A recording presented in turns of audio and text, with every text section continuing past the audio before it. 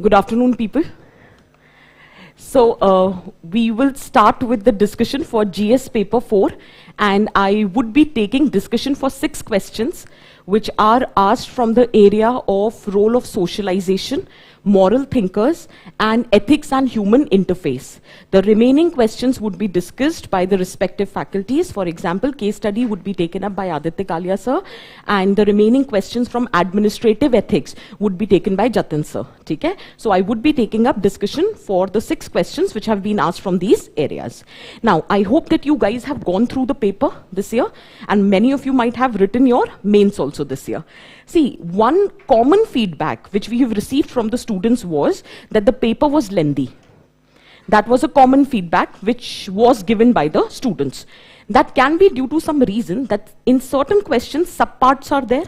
That's one thing, because there was a question of a 10 marker where 5 terms were given, and each term was of 2 marks. So obviously, while writing 2 marks, you cannot just confine yourself in 20-30 words. When you get down to write, you automatically exceed the word limit. As a result, the paper becomes lengthy. That's one aspect of it. Second aspect is, this time, the questions have been very long. Although the depth was not there in the question when it comes down to the content, but the longevity was there with respect to the statements which were given. So it was consuming a lot of time to read the statements. So there are certain factors which might have made the paper slightly lengthy. Okay. These are certain things. The third important thing which I have noticed with respect to the questions that I'm going to deal with, the paper was not difficult. At least the 6 questions which I'm going to deal, all the 6 questions were not difficult. All you need to do is prepare your base content well. And this we already have talked about time and again whenever the session happens, that first and foremost, you have to be very thorough with the syllabus. Good thing about ethics paper is, under every content, the detailed deconstruction of the syllabus is already been provided to us. For example, if you read ethics and human interface, they have clearly told the topics which they expect you to prepare. For example, attitude. They clearly says what is attitude, content of attitude, or structure of attitude, functions of attitude, moral attitude, political attitude, social influence, persuasion. So in every topic, detailed deconstruction is already being provided. Now it is our job to ensure that every topic is prepared beforehand. I am not saying that is the maximum that you should study. I am saying this is the minimum you should be prepared for. See, after that, if UPSC asks something beyond that, that would be new for everyone. But sticking to your syllabus is the minimum expectation that we have from the aspirants. That please prepare your syllabus well. Especially when it comes down to ethics paper, 250 marks are at stake. So start taking this paper very seriously and prepare your syllabus well. Second thing which I have noticed and which we have been saying also, prepare your terminologies well. It is very important to be prepared with every terminology in the ethics paper. And when I say that you should be prepared with terminology, I mean that you should be prepared with the definition. You should be prepared with the features, the characteristic features or the attributes. You should be prepared with the examples. And while preparing the example, you can prepare the examples from leadership. You can prepare the example from administration. You can prepare the example from sports. You can prepare the examples from cultural text, Ramayana, Mahabharata, etc. You can prepare the examples from your personal life. But you have to be prepared with the examples beforehand. In case you are not prepared, then it takes or consumes time to think about the example on the spot. Automatically, paper becomes lengthy. So it is very important that the examples have to be prepared beforehand, and there is no substitute for examples. Because abhi hum discuss karenge, if you are just hovering around the argument, you would not be able to write beyond 50 words. It is example which not only enriches your answer, but also enables you to elaborate the explanation part in your answer. Otherwise, you end up repeating the points in every other question. So you should have a good collection of examples. That will also help you not to repeat your examples in the same paper. For example, आप questions पूछते हैं integrity पे, compassion पे, तो अगर कोई administrative official का example आप देते हो तो वो इंटेग्रिटी में भी आ रहा है, कंपैशन में भी आ रहा है, विजडम में भी आ रहा है, करेज में भी आ रहा है. एक ही एग्जाम्पल हर जगह थोड़ी ना लिख देंगे. तो you should have at least collection of 7-8 examples from administration. You should have collection of 4-5 examples from leadership. You should have collection of examples from your personal life. Because many a times UPSC has a tendency to ask, explain by giving examples from your personal life. So in that case, it becomes very important. नहीं तो उस time पे अगर सोचने बैठते हो तो ऐसा लगता है पिछले 21 सालों में कुछ हुआ ही नहीं, क्योंकि पर्सनल लाइफ से कोई एग्जाम्पल याद नहीं आ रहा होता है और फिर वो टाइम अननेसेसरली वेस्ट हो जाता है. Is that very clear for everyone? Please refer PYQs. There is no standard book for ethics. That's the challenge as far as this section is concerned. Obviously, there might be some books which are available in the market, but those books are specifically for UPSC point of view. As in, कोई ethics पे बोलकर कोई standard book या academic book doesn't exist, right? So in that context, the reference point which will enable us to streamline the preparation is PYQ. And this time, one quotation-based question was ad verbatim repeated. The statement by Dr. APJ Abdul Kalam. The same question was asked in 2017. The same question is asked this year. So PYQs solve करने से दो फायदे होते हैं. पहला, you understand the themes based on which UPSC has been asking the question.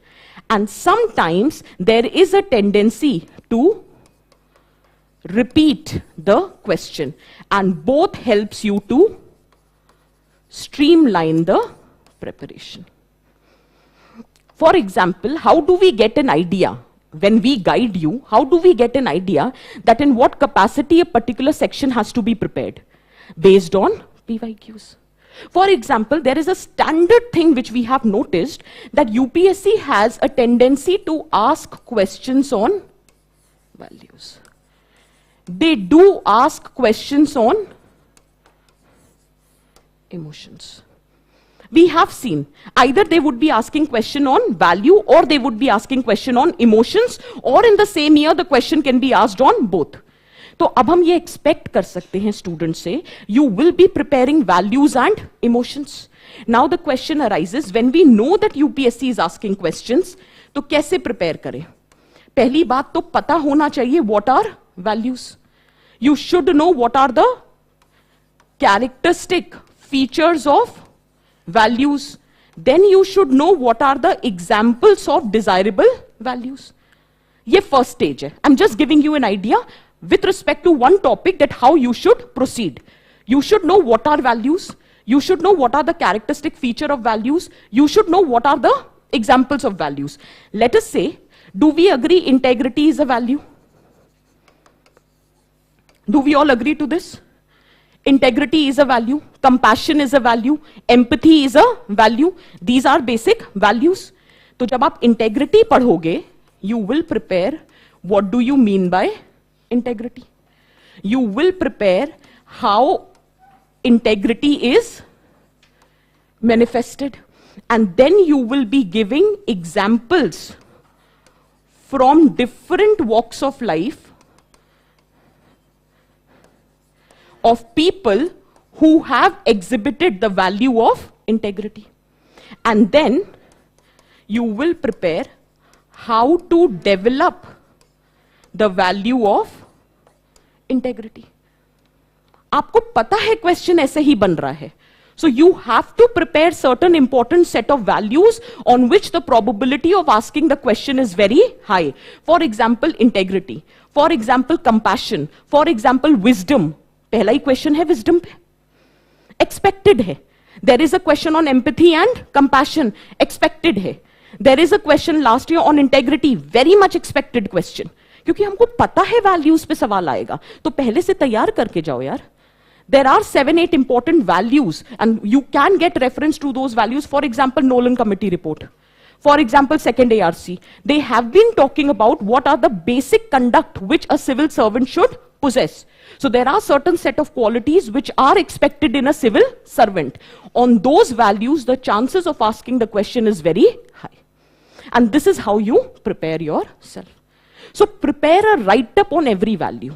For example, if the question comes, then आपका example भी पहले से तैयार होना चाहिए. और examples थोड़े innovative होने चाहिए, which every other person is not writing. Search on Google, example of efficient administrative officers in India. You will get, there are so many good administrative officers who have done commendable work. You will get the list of examples. We have Mr. Avnish Saran. We have Prashant Nair. We have Alex Paul Menon. You have so many, Armstrong Pambi. You have so many good examples of the administrative officials which have done significant work. Look for those examples and try to prepare the content. Hands down question would be there. So any investment made here would not be a bad investment if you go by cost benefit analysis. Even if this is not there in your ethics paper, this is preparing the fodder for your philosophical essays. Philosophical essays की भी तो यही theme होती है. Courage, integrity, compassion, इसी philosophies पे essays पूछे जाते हैं. So underlying essence में this provides you the fodder for your philosophical essays as well. Is that very clear for everyone? ठीक है. And lastly, no matter how much you are preparing, if you don't practice writing answers, the content would not help you. और उसका reason है, if you look at the essay questions, you all know the answers. Something or the other can be written. There would not be a single question in ethics paper which you will say, I cannot write. You can write something about everything in the ethics paper. But to secure more than 100 or 100 से ऊपर तो आजकल उतना matter भी नहीं करेगा, more than 120 in your ethics paper, the answers should stand out. You should learn the art of crisp answer writing. And for that, you need to practice your answer writing. And the best thing to, कभी-कभी लोग पूछते हैं कि ma'am, even if we are practicing answer writing, how to know that whether we are on the right track or not? Make the papers of toppers as your reference point. There are so many topper scripts which are uploaded on Vision's platform, on the resource tab. Go look for them. You will automatically understand that if that kind of writing is fetching marks, so whether you are in the right direction or not. Or you can join any test series or any guidance, whichever you find convenience. But at the stage of just initiating the preparation, with respect to answer writing, you can refer to the scripts of the topper. Trust me, it's a good reference point. It gives you a lot of good examples also. It gives you a lot of good style of answer writing.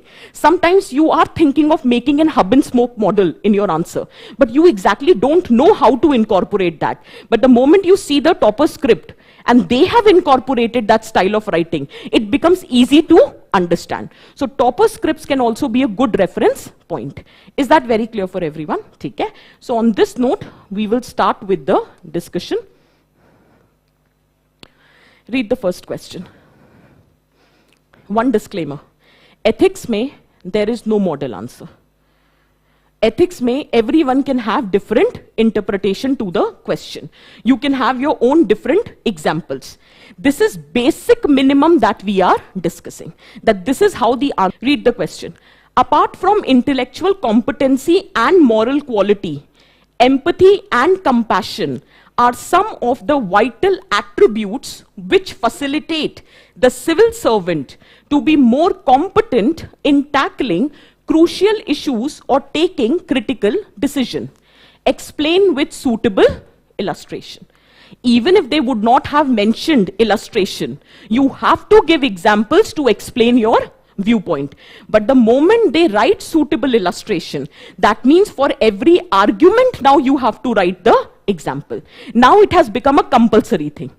Initially it could have been a choice, but the moment they mention, it means they are asking you to cite the examples to justify your arguments. Question पढ़ के क्या समझ आया? Clearly वो ये कह रहे हैं कि आज के टाइम पे critical issues होते हैं. decision making on crucial issues is required, for which there are 4 things which are required: intellectual competency, moral quality, empathy, and compassion. However, since the question says apart from intellectual competency and moral quality, that means they are assuming that this much you know, that to be a good civil servant, intellectual competency and moral quality are required. But what more is supposed to be done is value of empathy and compassion. So now the choice is कि intellectual competency and moral quality, you could have just written a statement that what is intellectual competency, what do you mean by having the moral quality, but that is not the main content. Main content is empathy and compassion through examples. That's the main content of your answer. Is that very clear? How you intend? It's a 10-marker question. I am giving you a detailed answer only because what if the same question is not repeated, and this time the question is asked where the focus is on intellectual competency and moral quality. So in that context, I'm giving you a detailed answer. But I'm telling you that what is or how it should be written. You start with a basic premise that in the growing time of social complexities which has been increased because of various factors, the responsibility of civil servant in order to deal with crucial issues has significantly increased. एक line में आप premise बता दो, जिससे क्या होता है, लगता है कि आपने क्वेश्चन को इंट्रोड्यूस करा है. चॉइस आपकी है, आप कैसे प्रिमाइस को देना चाहते हो और how you intend to initiate your answer, that choice is yours. I chose that since there is more rapid penetration of technology, there is pluralistic nature of society, there is growing inequality, hence the social complexities have increased. Therefore, the responsibility of civil servant has increased. There are certain attributes which are expected out of a civil servant. Now, what are those attributes? The first is intellectual competency and moral quality. इतने detail में आपको नहीं लिखना. ये content मैंने दिया, आप सिर्फ एक लाइन में लिखोगे. Intellectual competency refers to the ability of a civil servant to analyze the situation and come up with the innovative solutions. Or you can say that intellectual competency refers to the ability of applying the knowledge in the right capacity. Intellectual competency is not just about the knowledge, it is also about the wisdom to use the knowledge. For example, अगर आपको कोई policy लानी है जैसे कि data protection bill, या फिर with respect to digital India law, या financial policy you have to create, you need to have the intellectual competency. So having the intellectual competency is the necessary condition for efficiency in the administration. एक line में आपको बस ये चीज समझानी है. Then you will write that how the competency without morals is more detrimental. और ये लाइन पे क्वेश्चन अक्सर यूपीएससी पूछता है. एक मुझे याद है वॉरेन बफेट का स्टेटमेंट पूछा था यूपीएससी ने, that when you recruit people in the organization, you look for 3 qualities: integrity, intelligence, and energy. But in the absence of one, that is integrity, the other 2 will kill you. Did you get the point? You have the intellectual competency, but you don't have the morals. It would be more detrimental. Because chances of getting swayed away by corruption would be very high. Is that very clear? So, agar I have given the example of Alex Paul Menin because he is very upright officer. He is an example of not only having the intellectual competency, but also the moral quality. Is that clear? You can give more examples of honest, upright officers. There have been officers who have unfolded the corruption cases despite being the pressure which is being created by different lobbies. So you can give any example of IAS officers or other officers who have exhibited not only the intellectual competency but also the moral quality. Is that very clear? However, apart from these quality, there are 2 things which are very important. यहाँ से main content start होता है. यहाँ पे compromise नहीं करेंगे. For example, empathy and compassion. अब अगर आपने values तैयार करी हैं, तो हमने empathy की definition तैयार करी होगी. Imaginatively placing yourself in the position of others so as to understand their situation. But compassion is one step ahead of empathy, that you are not only understanding their situation, you are also providing the solution. तो आपने बताया what is empathy, आपने बताया what is compassion, and now you would be talking about the examples. So what I did was, in order to link, I am saying why empathy and compassion is required, especially among the civil servants, क्योंकि bureaucracy currently is confronting challenges from within the system. There is a problem of top-down approach. There is a problem of elitism. There is a problem of apathy. There is a problem of trivialization. There is a problem of large power distance between the administration and citizen. There is problem of corruption, red tapeism. So in this context, having empathy and compassion is indispensable. क्योंकि अगर empathy और compassion होगा, you will never neglect the needs of the common man. You will never be indifferent to the needs of common man.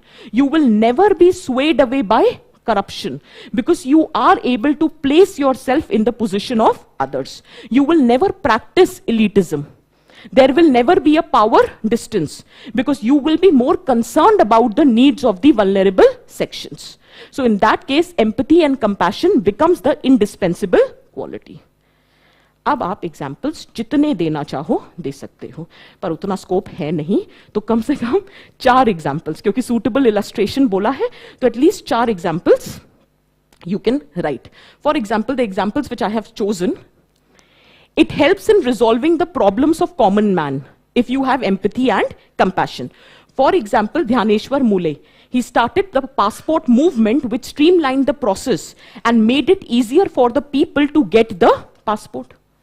You could have quoted the example of Kiran Bedi when she introduced the reforms in the prison, because she was compassionate, she was empathetic, she could understand the problems faced by the prisoner, and that is why she introduced the reforms in the prison. Again, that could have been the example which can be quoted. Similarly, it helps in understanding the hardships of the vulnerable sections and providing them the relief. I have taken 2 examples here. One is Sandeep Naduri. He has started a cafe able for differently abled people. He realized that among the differently abled people, one of the challenges is economic empowerment. And why economic empowerment is the challenge? Lack of job opportunity. So he initiated the concept, not only empathized, but shown compassion, and he initiated the concept of cafe able for differently abled people. So this can be written as an example.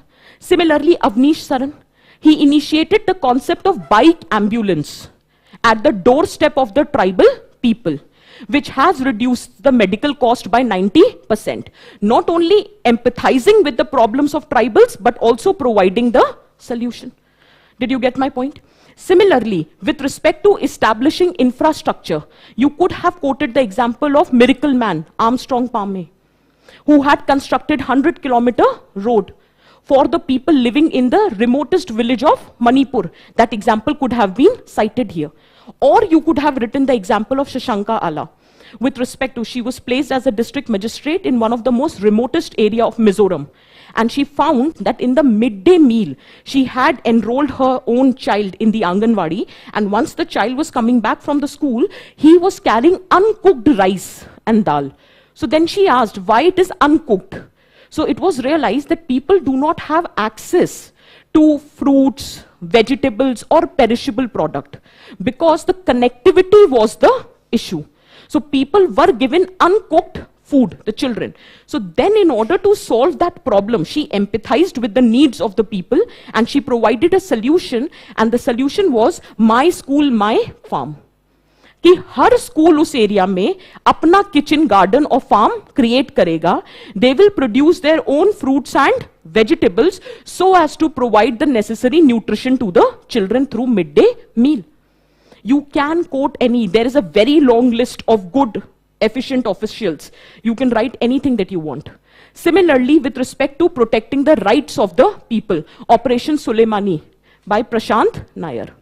Right to food with dignity.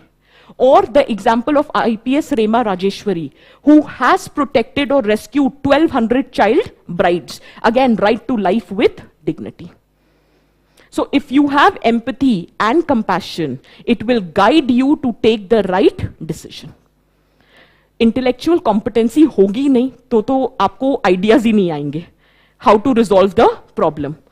Morals होंगे तो आप अपनी knowledge को right direction में ले जा पाओगे.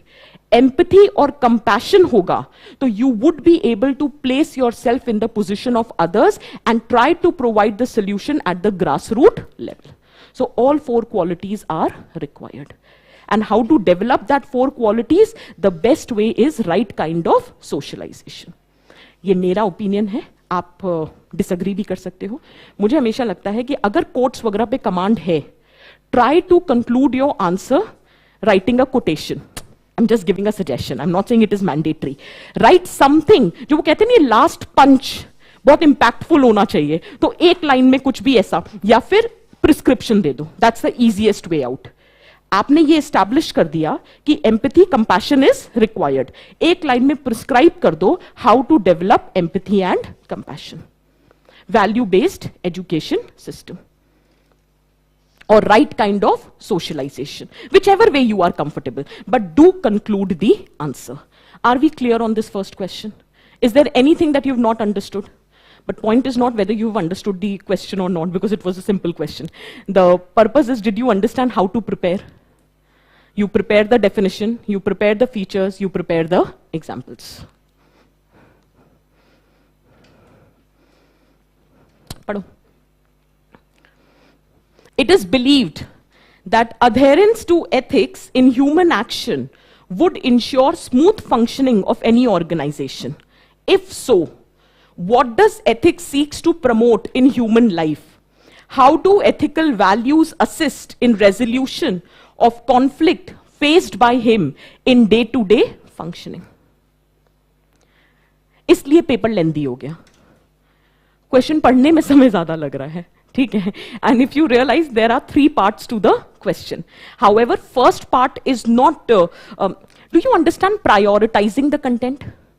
Right? So there are 3 parts, but all 3 parts have not to be given equal weightage. First part would be given less weightage and more weightage would be given to the second and the third part. So the first part says adherence to ethics in human actions would ensure smooth functioning. अगर सिर्फ ये statement करके छोड़ देते ना तो हम इसको मेंशन भी नहीं करते. उसके बाद उन्होंने एक चीज लिख दी, इफ सो, यानी वो आपकी ओपिनियन मांग रहे हैं इस स्टेटमेंट पे, इसलिए आपको एथिक्स की डेफिनेशन देनी पड़ेगी. अदरवाइज हम वो चीज छोड़ देते. अगर इफ सो नहीं लिखा होता और फुल स्टॉप देके आ जाता what does ethics seeks to promote, तो हम directly second part of the question पे आ जाते. बट इफ सो लिख दो, या in the context of this statement, या इलस्ट्रेट, अगर कोई भी कीवर्ड आ जाता है स्टेटमेंट के बाद, then it becomes necessary to deal with the statement. So in this particular question you can deal with the statement. For example, you can start with what is the definition of ethics, any definition that you like. So ethics is referred as a prescriptive code of conduct which helps in guiding the actor in a situation with respect to rightness and wrongness of the action. You can choose any definition. Ethics refers to a mental construct which acts as an instrument for behavior regulation. It guides our decision making, influences our choices, or directs our behavior. Any definition which you have prepared, you can write in the beginning. Is that very clear for everyone? ठीक है. Now the question arises that when you adhere to ethics, आपको एक बात समझ आती है, paraphrase करना, to remain connected with the statement or the question which has been asked. हम वो कर रहे हैं यहाँ पर अब, कि adherence to ethics will help us to differentiate between right and wrong, fair and unfair, acceptable and unacceptable. And if you are able to discriminate between these things, automatically it results into smooth functioning of any organization or society. अब second part आता है that what does ethics seeks to do in the human life, seeks to promote in human life. ये question UPSC पहले भी पूछ चुका है. Significance of ethics in human or individual and societal well-being. What is the significance of ethics in individual and societal well-being? This question has already been asked by UPSC in the past. Do you realize it's a similar statement? What ethics seeks to promote in human life? अब human life तो individual level पे भी देख सकते हैं और collective level पे भी. आप देख लो. At individual level, what it seeks to promote? Peace of mind, joy, happiness, sense of fulfillment. जब कुछ अच्छा करते हैं मन में खुशी होती है. Today we have done something right. It reduces cognitive dissonance. It helps in improving your credibility. If you are an ethical person, trust me, you have a lot of credibility in the society because you would be acting as a role model for many people out there. So ethics have a very significant role at the individual level. Similarly, it plays a very significant role at societal level. If all of us are ethical, there would be harmony, there would be peace, we will be more tolerant towards each other, conflict will automatically reduce. We all are morally virtuous because we are ethical. It will lead to establishment of morally virtuous society. It would lead to character building of every individual in the society. So this is the objective of ethics to promote in the human life at individual level and at collective level. But जो सबसे important objective आ जाता है, अगर हम सब ethical हैं और हमें अपने ethics पता हैं, it will help us in resolving dilemmas. We confront or we are confronted with dilemmas on a very daily basis. ये करें या ये करें. But अगर ethical हैं, तो it is becoming easier for us to resolve the dilemma. And it results into quick decision making. वही third part है question का. Read the third part. How do ethical values assist in resolution of conflict faced by an individual in day-to-day functioning?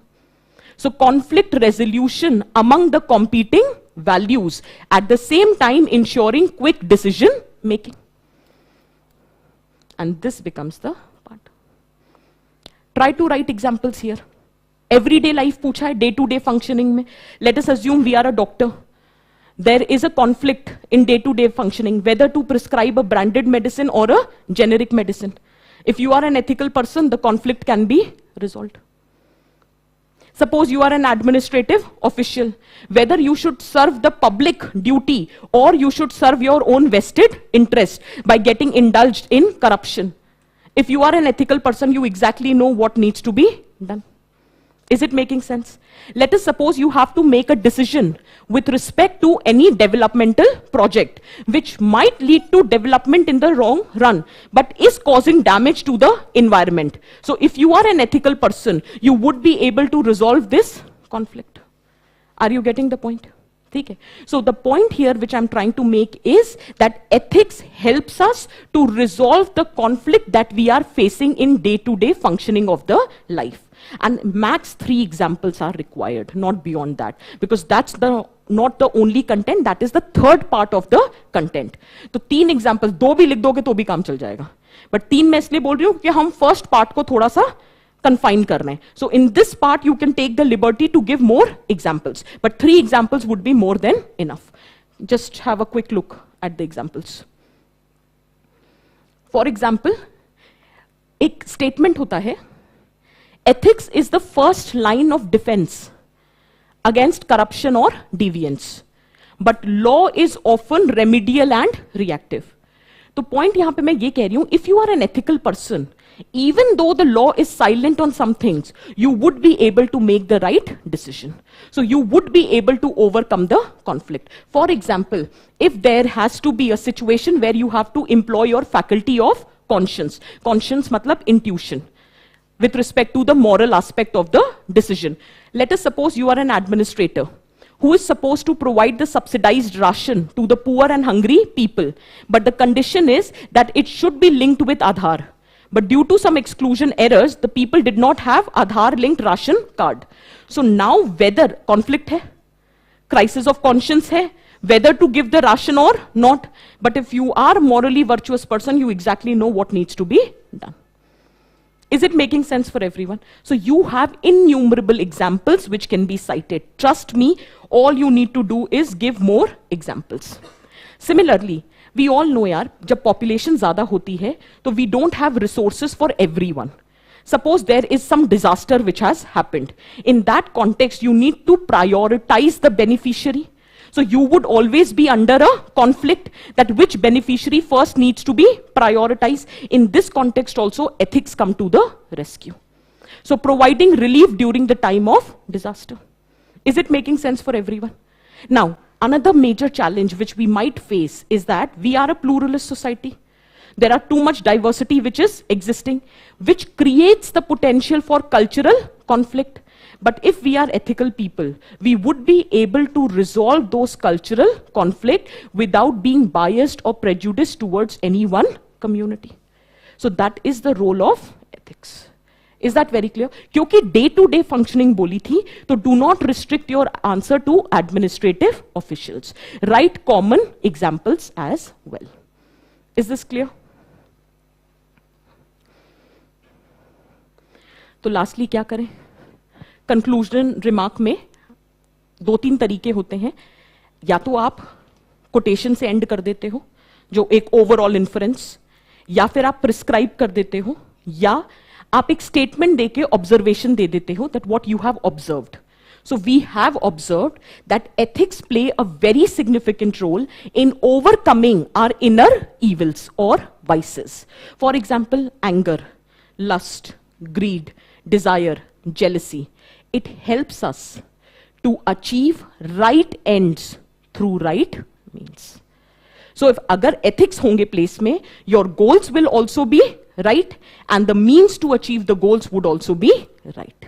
So that is the objective of ethics. So in that context, it would be easy for us to overcome the crisis of conscience or any kind of conflict resolution. Is it clear for everyone? Is everyone, even at the back, are you understanding what we are trying to discuss here?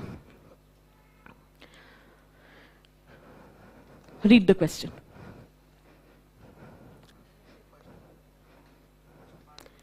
पिछले वाले question का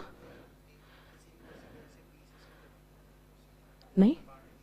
अच्छा, part B वो जतन sir करेंगे यार. I have to discuss 6 questions. I said in the beginning of the lecture, so I'm discussing. Acha, yeah. Next. Hanji. सिर्फ quotation based question को कोट से स्टार्ट नहीं करना चाहिए. Rest every question can be started. अभी जो हम question number 3 के 3 पार्ट्स डिस्कस करेंगे, those quotation based question, that should not be started with a quote because it creates a confusion which quote are you answering. So that should not be the case. Otherwise, you can start. Next, online methodology is being used in day-to-day meetings, institutional approvals in administration. For teaching, learning in education sector, telemedicine in health sector is also getting popular. No doubt, it has advantages and disadvantages for both beneficiary and the system. Full stop. Describe and discuss the ethical issues which are involved in the use of online method, particularly with respect to vulnerable section of society. What is the question here? It's a 10-marker question.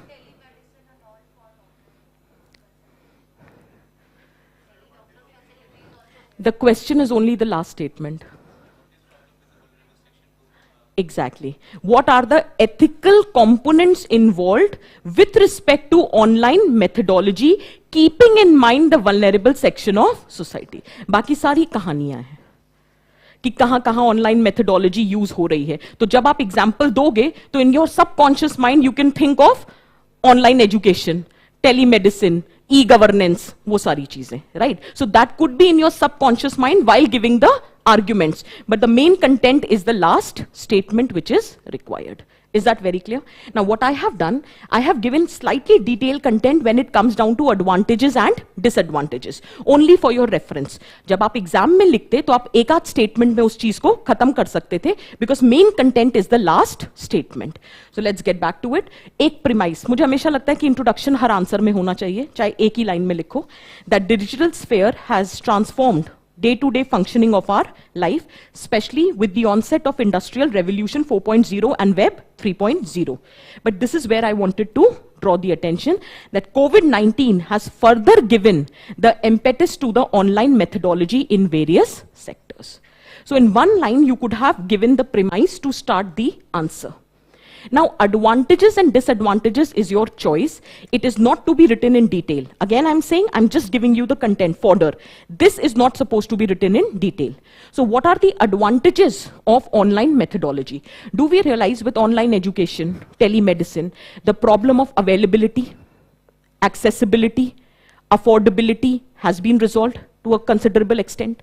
Second thing is, in online system, there is more accountability, more transparency, more governance. So in that context, it will ensure better efficiency with respect to service delivery.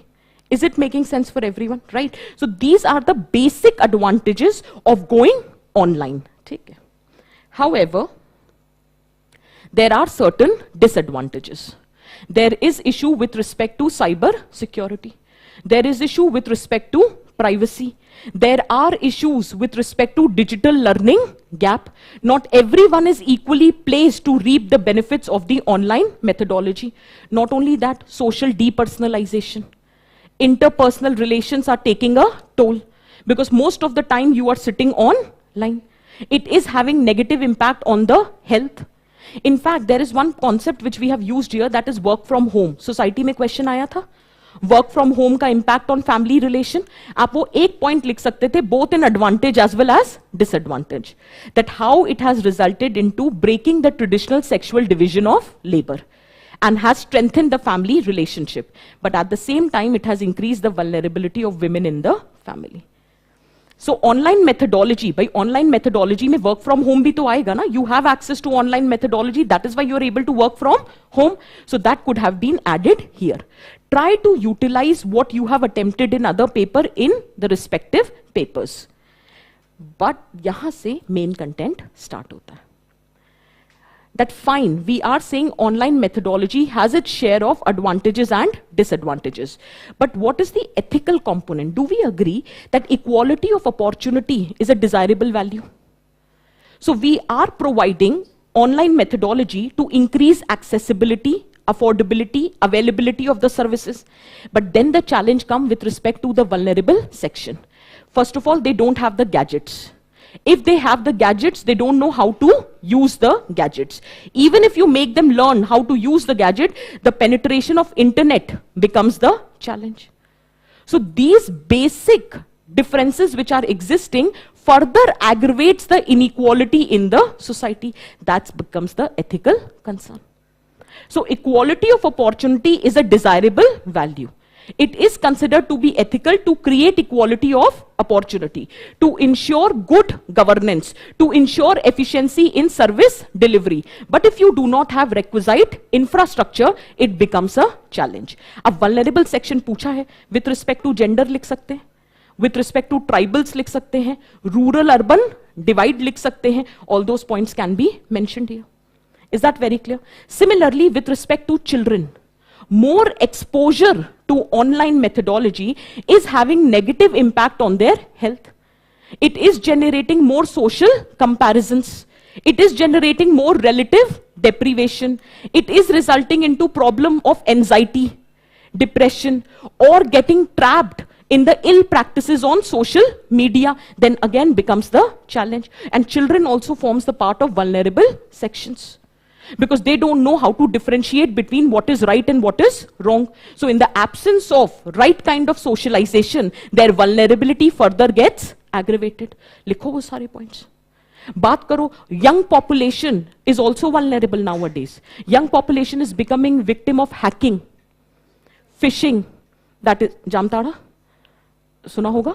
तो hacking, phishing, they are becoming the victim of that. Radicalization of youth. That is again another challenge which is emerging. Not only that, misuse of the data. The data which is being collected by various online platforms, it is breaching the privacy. There is cyber threats which are emerging. The same data is being misused to manipulate the people, or the misinformation which is getting spread. That again is becoming the challenge. Especially in context of old age भी लिख सकते हो. You are providing telemedicine, but old people is still not very comfortable with the idea of online health consultation which is being provided. That becomes a challenge. So in order to reap the benefits of online methodology, first of all, right kind of attitude, right kind of protection measures, right kind of infrastructure needs to be created, and most importantly, right kind of values, so that you do not misuse the technology. Is it making sense for everyone? It's just a 10 marker. इस बार questions बिल्कुल भी difficult नहीं है. You just have to write the right kind of examples. That's it. Is it making sense for everyone? मुझे ये मोहम्मद यूनुस का statement अच्छा लगता है. So whenever we talk about technology, I do tend to mention the statement, while technology is important, it's what we do with it that truly matters. So the problem does not lie with online methodology. In fact, that's a boon, right? But the problem is how you intend to use it.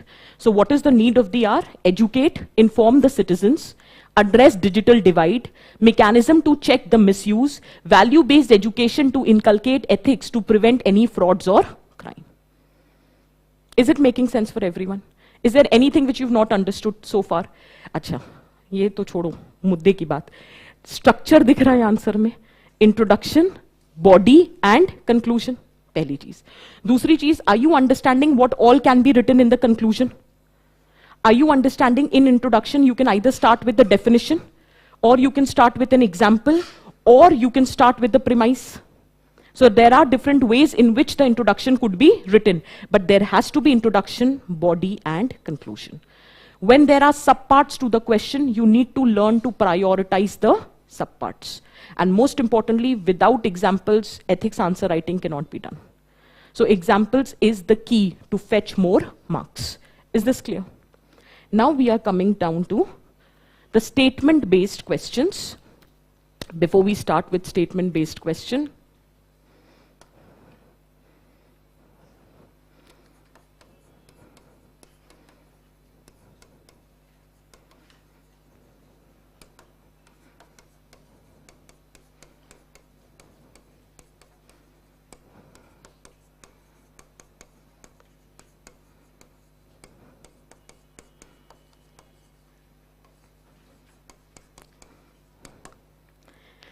standard way of writing.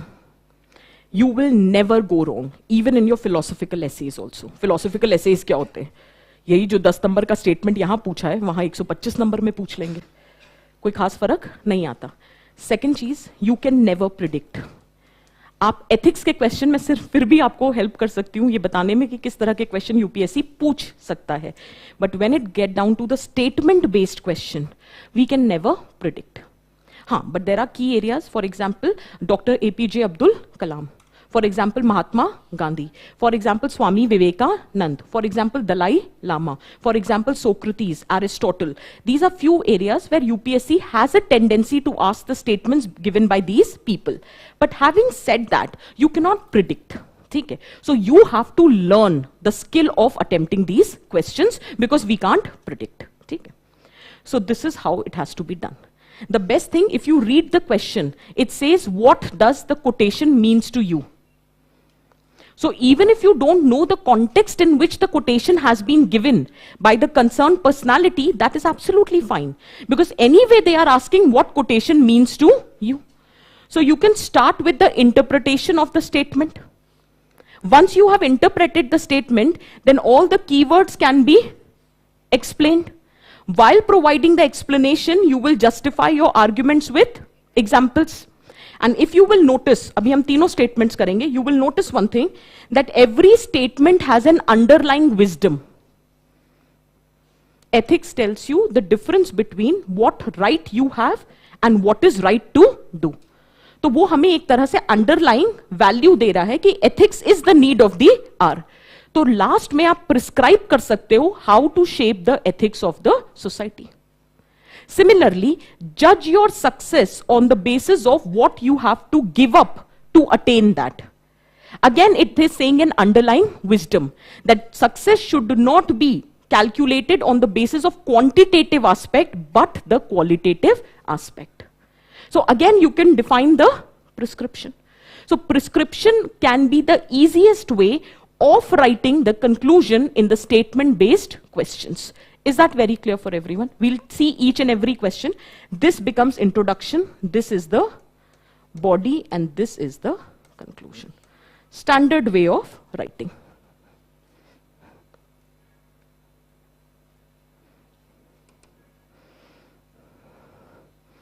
Read the question. ethics is knowing the difference between what you have the right to do and what is right to do. You tell me what the statement is saying. Simple, anyone in the class. What are you understanding by the statement? Exactly. So can we say, अगर हमें trace ही करना है कि syllabus में से कहां से आया है, so can this be ethics vis-a-vis law? You might have a legal right to do something, but that may not be the right thing to do. So that difference is what ethics tells us. Many, for example, we do not have the obligation to report a crime which is happening. You would not be legally penalized if you don't report a crime. Suppose there is an incident of domestic violence happening in your neighborhood. You are under no obligation to report the domestic violence incident. But do you think is it right not to report? So ethics tells you what is your right and what is right. So even though you are not under any kind of legal obligation to report the crime which is happening around, but it is the right thing to report the crime if it is happening. Suppose there is some accident which has happened on the road. Again, you are under no legal obligation to help the person. But what is the right thing to do? To help the person. Good Samaritan conduct.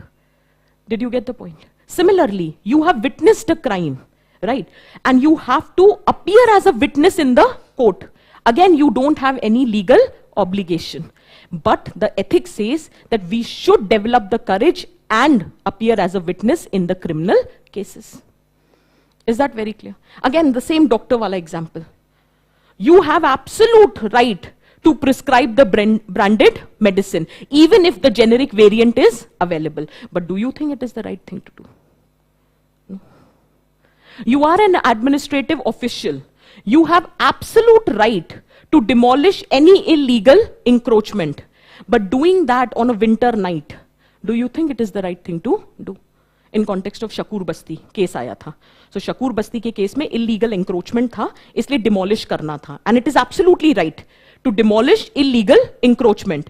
But doing that on a winter night was not the right thing to do. Mancading. It is absolutely legal because the rule says so. But many believe it goes against the spirit of the game.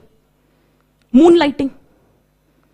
Overarching law नहीं है. विप्रो ने अभी हटाया है 300 staff को due to moonlighting. But overarching law is not existing. आपके individual contractual obligation हो सकते हैं with respect to different companies, but overall the law is not existing. But do you think it is the right thing to do? You're not doing justice to any of the organization for which you are working. That goes against the value system of commitment, loyalty, conflict of interest. Absolutely, yes. So did you get my point, what I'm trying to say? अब ये सारी चीजें दिमाग में आई, यही लिखना है. बस इतना सा आंसर था. There is nothing else which is required. So you start with what is ethics. And you mentioned, remember, ethics is the first line of defense. Or where law ends, ethics begin. Breaking promises between friends. Absolutely fine, legally. You cannot be put behind the bars for that. But do you think it's the ethical thing to do? Obviously not. That's our friends for. There should be something called loyalty, commitment towards your friends. These little things can make examples in your answer. Because it shows that whether you are able to apply the statement to the bottom root level or not. So give academic examples, give everyday examples, that's totally your choice. But do not repeat the examples. Give less examples but don't repeat. ठीक है? Otherwise it seems as if हम गिनती के वो 5 example तैयार करके आए थे और वही हमारा आंसर में दे रहे हैं. इसीलिए मैं कह रही हूं पहले से तैयार करके रखो.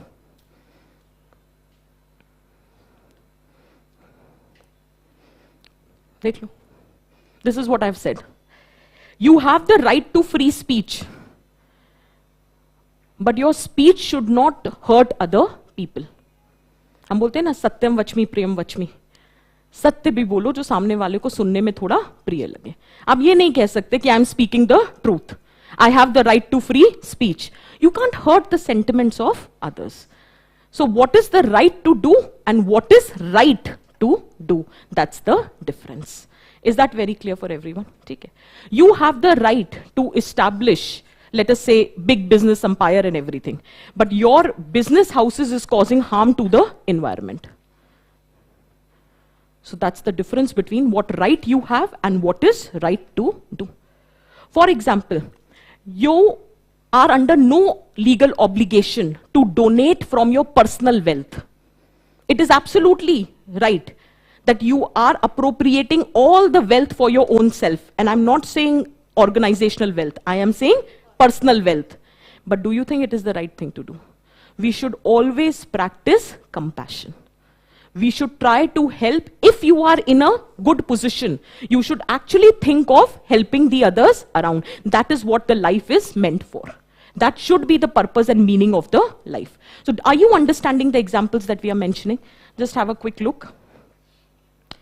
It helps in differentiating what is permissible to do and what is not. For example, choosing not to report a crime witnessed by you. Similarly, on matters where law is silent, for example, doctor prescribing branded medicine. Now, you have the right to consume goods. पैसा है, honestly, आप चोरी नहीं कर रहे हो. You are paying for the goods and you are consuming. But do you think culture of consumerism is the right thing to do? Gandhi ji says, there can be an end to your need, but not to your greed. When you go for conspicuous consumption, culture of consumption, consumerism, you are denying a certain section of society legal access to the resources, because then there is crisis with respect to the resources. Availability of resources decline. So again, you have the right to consume the good. You have the right to spend your money in the legal manner. But culture of consumerism, do you think it is ethical to do? Give examples. Is that clear? Next, you don't have obligation to donate. We have already discussed this example. I think we have discussed all the examples.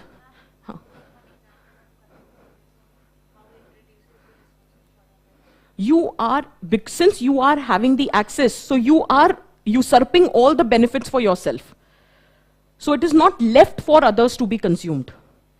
For example, during the period of COVID, the people who had the resources were just stocking the, or let us say, hoarding the medicines and everything, because they have the ability to pay for it. But in that process, you were denying the vulnerable section the right to the resources. So that becomes the challenge. Absolutely.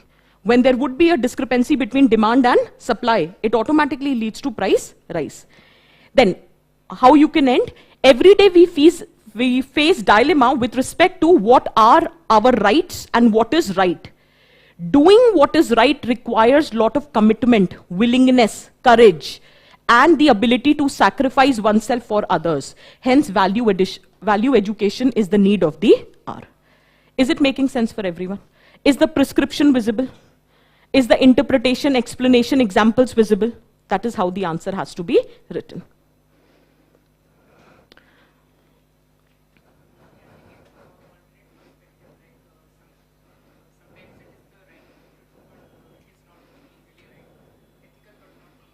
Absolutely.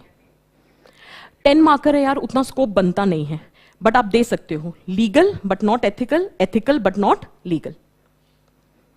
Next, if a country is to be corruption free and become the nation of, this question was ad verbatim repeated. It was there in 2017 also, and the same question is asked again.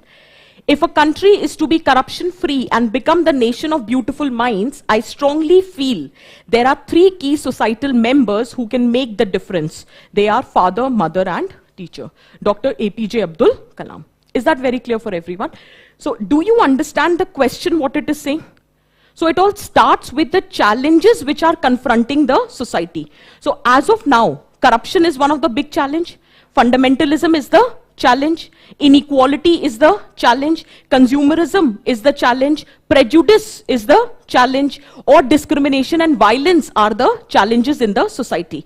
Now, all these challenges are existing because there is lack of desirable values. Now the question arises, what are the desirable values? empathy, compassion, integrity, honesty, courage. These are nothing but desirable values. So how do you get values? Socialization. That's a topic in your syllabus. Role of socialization. So how the values are inculcated in the individual, it is through the process of socialization. And within the process of socialization, there are three important agencies: mother, father, and teacher. So it's a very simple question. You could have just started with a premise where you are identifying the challenges confronting the society. However, in the body of the answer, you have to talk about role of parents, you have to talk about role of teachers. Now see, the choice is yours. Either, if you don't have much space, because it's a 10 marker, you can write role of parents and role of teachers. Or you can write role of mother, role of father, role of teacher. Choice is yours. Is that clear? Now, if you have prepared role of socialization wala topic, you know what is socialization, and it leads to inculcation of values. Within that, there are certain mechanisms to bring about socialization: observation, learning, role taking, or for that matter, conditioning or trial and error. Okay? Now, there are different agencies. You have mother, father, and teacher. You have to make use of this content because the content is already available as a part of your syllabus. Now, when we are talking about role of mother, mother plays a very significant role in shaping the value system through the secured attachment. What kind of attachment a mother is having with the child shapes the value system of the child. So if the relationship is warm, if the mothering is consistent, if mother is acting as a rational role model for the child, automatically the desirable values are shaped. For example, courage. For example, high self-efficacy. For example, compassion, cooperation. Automatically these values are shaped if the mother-child attachment is secured. You can talk about that. In fact, family is the first informal agency of socialization and mother is the first informal agent of socialization. So you can start with that understanding and you can write the answer. Similarly, father plays a very significant role in socialization through observation, learning, through conditioning. Conditioning matlab rewards and punishment. So father is playing a very significant role in this context. And then you can talk about, for example, shaping your life goals, shaping your occupational goals, shaping your behavior. Father acts as a role model, especially for the sons. So you can mention about that aspect. For example, leadership quality. For example, determination, discipline. We learn from our fathers. But having said that, father plays a very significant role with respect to behavioral aspect. For example, boy learns gender appropriate behavior from father and girl learns to make heterosexual adjustment from father. You can mention all these things. But having said that, you can mention examples to justify. For example, जब हम mother की बात कर रहे हैं, we can quote or we can mention the quotation which was given by Abraham Lincoln, who says, whatever I am today and what I will be, I owe that to my angel mother. Role of mother in the life of Abraham Lincoln. For example, role of mother in the life of Mahatma Gandhi. It is being said that the personal ethics, compassion has been imparted in Mahatma Gandhi by his mother. You can cite those examples. Similarly, role of father, Fogart sisters. Father played such an important role in breaking the shackles of patriarchy and playing a sport which was known as a male-dominated sport. It was the courage of the father. So that is what the role of father is. That is why I said a girl learns to make heterosexual adjustment from father. Life goals, determination, courage you are getting from your father. And how do parents do that? आप कुछ points लिख सकते हो. For example, democratic parenting. For example, walking the talk. You are practicing what you are preaching by telling stories to the children, by providing them life lessons. These are the means through which the parents shape the value system of the kids. But important aspect was to give example to justify your answer. It will make your answer different from others. Similarly, role of teacher. Again, role of teacher becomes very important. Teacher is referred as the great role model for the children because teacher is shaping the value system in their impressionable age, growing age. And how does teacher do that? By showing unbiased behavior. अगर teacher खुद ही prejudiced है automatically that would be reflected in the value system of children. So unbiased treatment, walking the talk. If the teacher is showing commitment, diligence, punctuality, automatically that would be reflected in the behavior of the students. Similarly, motivation, courage, very encouragement. For example, kabhi-kabhi hota hai, teachers enable us to dream. Teachers enable us to realize those dreams. यहाँ पे आप example दे सकते हो मिताली राज का. Mitali Raj has given the credit to her first coach, late Mr. Sampath Kumar. And she mentioned very clearly that if that coach would not have been there, she would have never been able to play cricket. And she would not have been able to take Indian women cricket to new heights. So that is the role of a teacher. Not only shaping your dreams, but also turning it into reality. Is that very clear? Constructive criticism.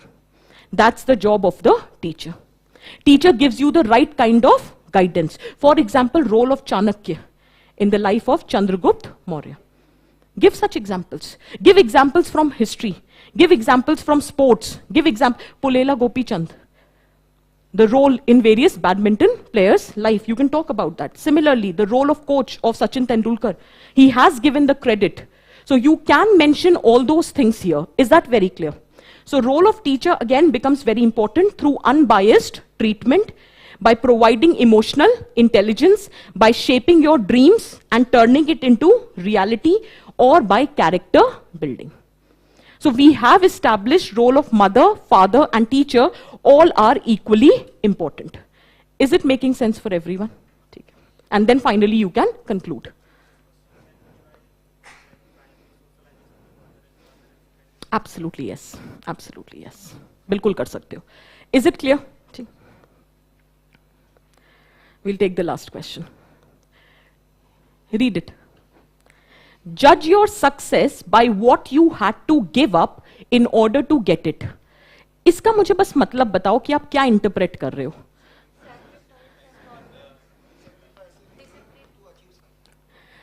Read the statement again. नहीं मन में पढ़ो.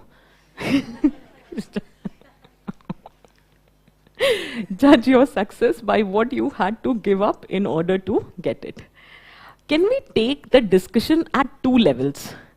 One where you are giving up on the right things, and one where you are not giving up on the right things. For example, what is your interpretation of success?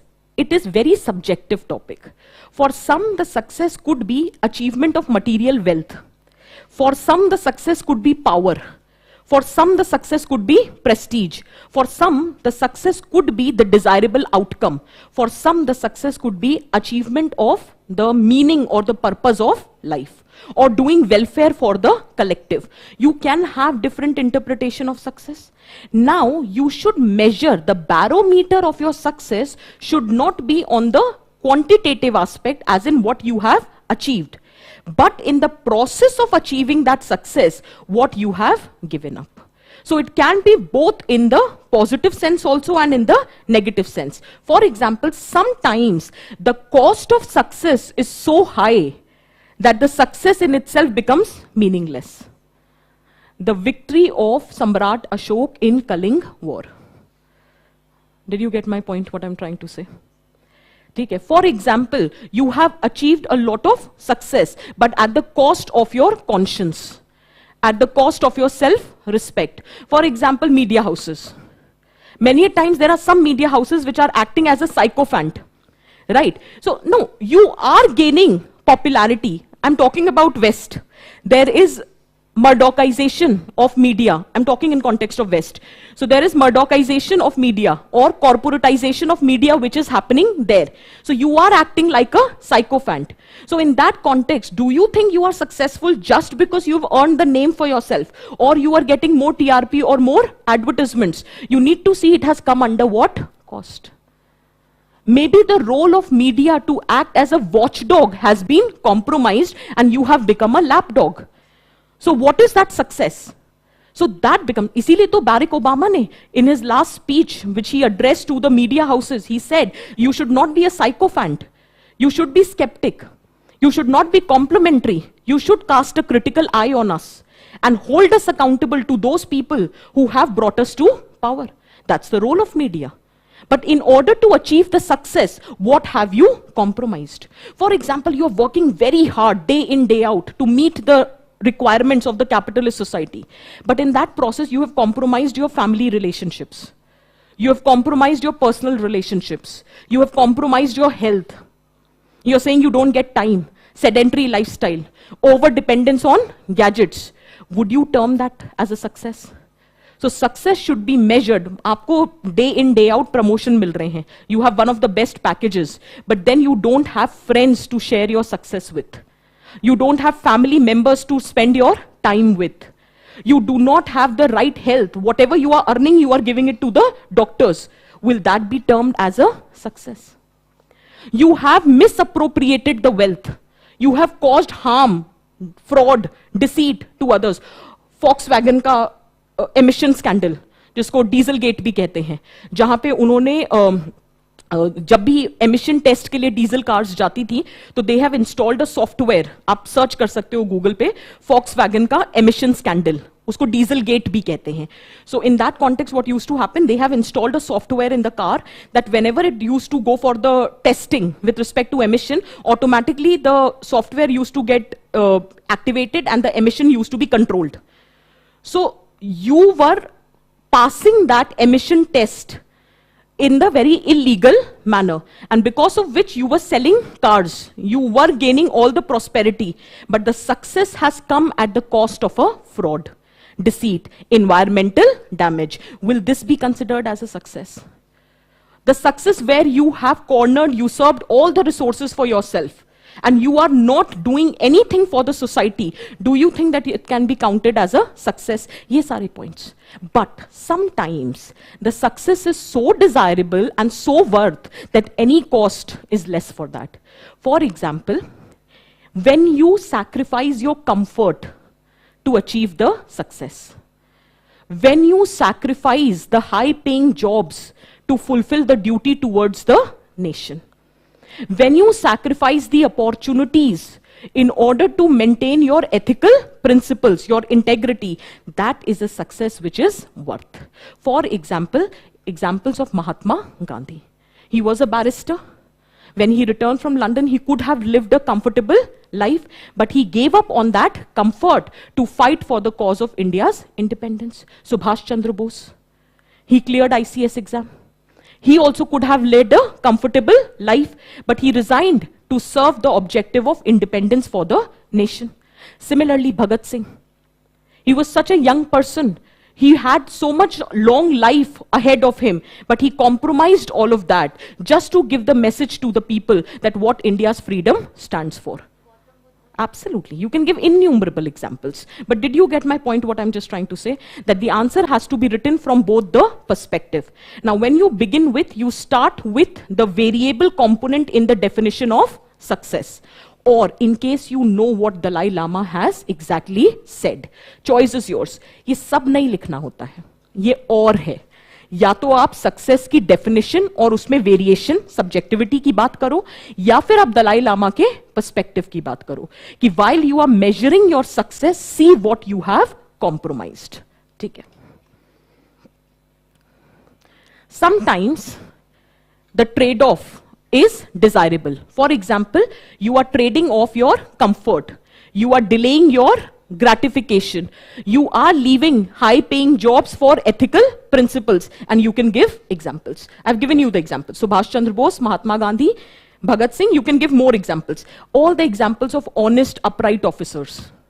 There are many officers who have been tried to be lured by corruption or the offers made to them, but still they don't give up on their integrity. That is what is the success in real terms. It is not about the wealth that you have accumulated. It is the integrity that you have ensured, the character with which for you stand for. So this can be mentioned. But when success comes at a cost, when you are compromising your self-respect, when you are compromising your conscience, when you are causing harm to others, when you are causing damage to environment, when you are causing harm to vulnerable sections, or you are practicing any kind of prejudice, then that success is not desirable. And sometimes the cost is very high. For example, judge your success on moral grounds. Success of Ashoka in Kaling war. The extent of loss of life and property. With respect to corruption. Let us say you have established a developmental project which you believe has provided or brought you a lot of success. But what is the purpose of that success if it has led to tribal displacement? You are causing harm to the vulnerable section. Similarly, sedentary lifestyle or clearing the patch of forest to construct a mall. You are generating job opportunities by constructing a mall. But what are you trading off? Environment. And in long run, this is not a right decision. All of these points can be written. Similarly, how can you conclude? Be kind, work hard, and never compromise your morals. अच्छी बातें लिखो. जितना अच्छा लिखोगे, जितना अच्छा सोचोगे, अच्छे भी बनोगे और मार्क्स भी अच्छे मिलेंगे. ठीक है? See, what I'm just trying to say is that our attitude, value system is being judged through the answers that we write. So please choose your examples very carefully. Is that very clear? Okay. So whatever we have discussed so far, is everything clear? Okay. So on this note, I'll conclude these 6 questions. The basic takeaway which I want you to remember is please prepare your content. Please do not miss out on any topic which is given in the syllabus. Please refer to PYQs to give you the right kind of guidance, the direction in which the discussion should be taken. Is that very clear?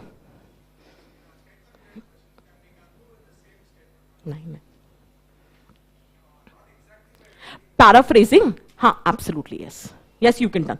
In fact, you will agree to the statement by paraphrasing. Absolutely you can do. In fact, one of the style I'll tell you in statement-based question, instead of concluding, in the introduction we can start with, in the above statement, so and so person, whosoever has said, has very rightly said. And then you can interpret the statement. Because I want that it is advisable that instead of paraphrasing in the conclusion, give the prescription. Futuristic vision, what needs to be done. That is better way of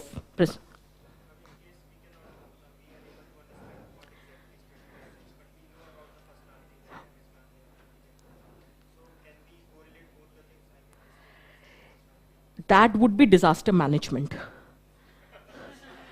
Because what you will be writing would not be content-wise wrong, but it might not be contextually correct. So that should be the last option. When you cannot think of anything else and you want to complete the paper, because बूंद बूंद से घड़ा भरता है, तो क्या पता एक आध नंबर 2 नंबर मिल जाए. So that's the last thing. But I will never prescribe that. Because that's the last option. तो जब disaster लग रहा है तो उसको manage कैसे करना है, so that's the step. ठीक है? Anything else? Absolutely yes. Absolutely.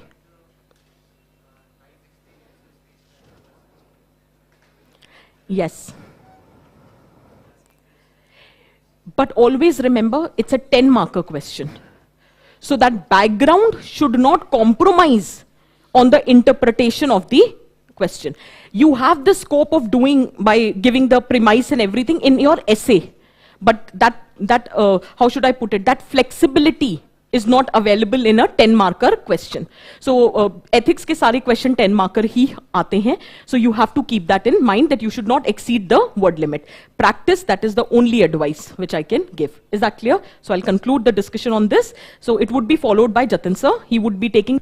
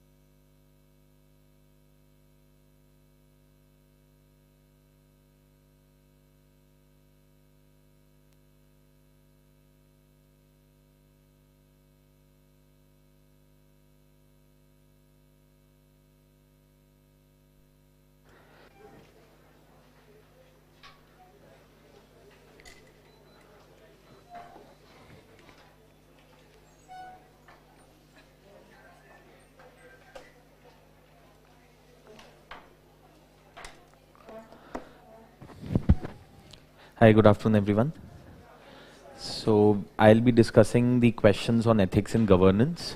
And even though there is a slight overlap which is there between ethics and governance and whatever questions have been discussed by Smriti ma'am, say for example, the topic of foundational value of civil services, I generally tend to cover the part of the topic of empathy, compassion, etc. But since there is a lot of overlap as far as the ethics topics are concerned, so it's very difficult to segregate these topics at times.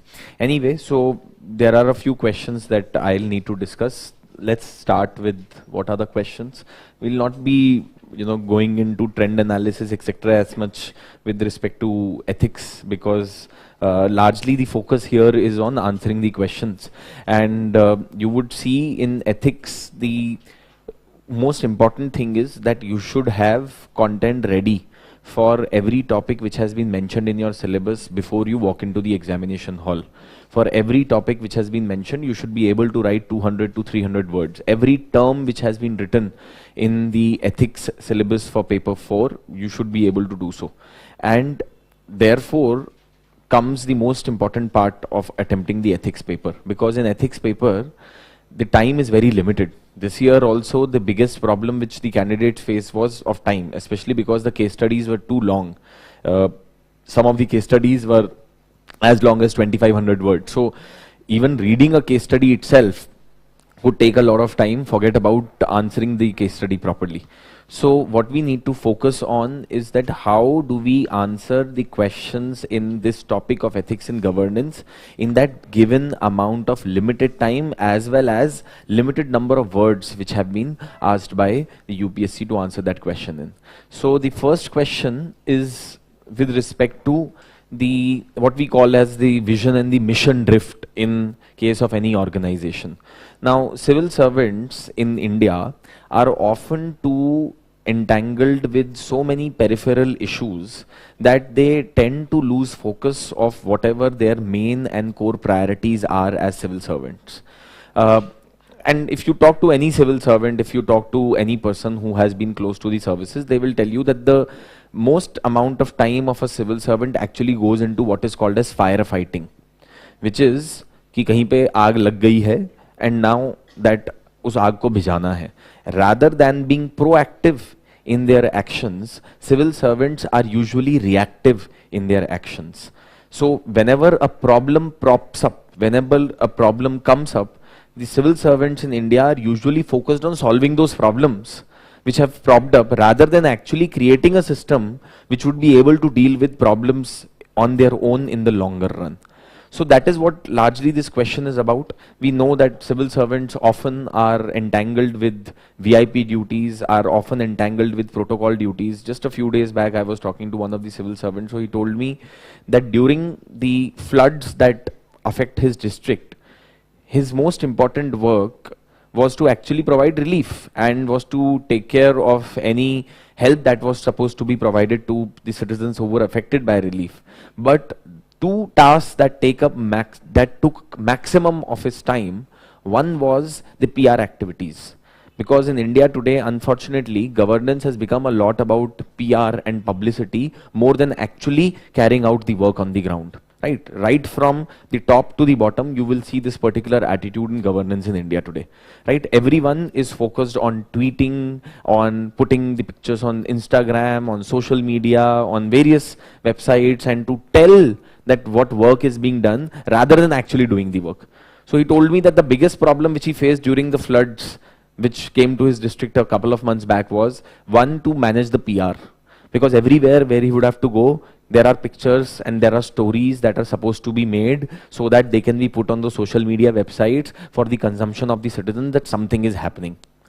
And the second is the protocol duty. He would say that every second day there was some minister or an MP or an MLA who was visiting the district, and my most important activity and task of the day was to entertain them, to ensure that they feel at home, to ensure that I go and greet the minister, meet the minister, I go and meet the MP, MLA, etc.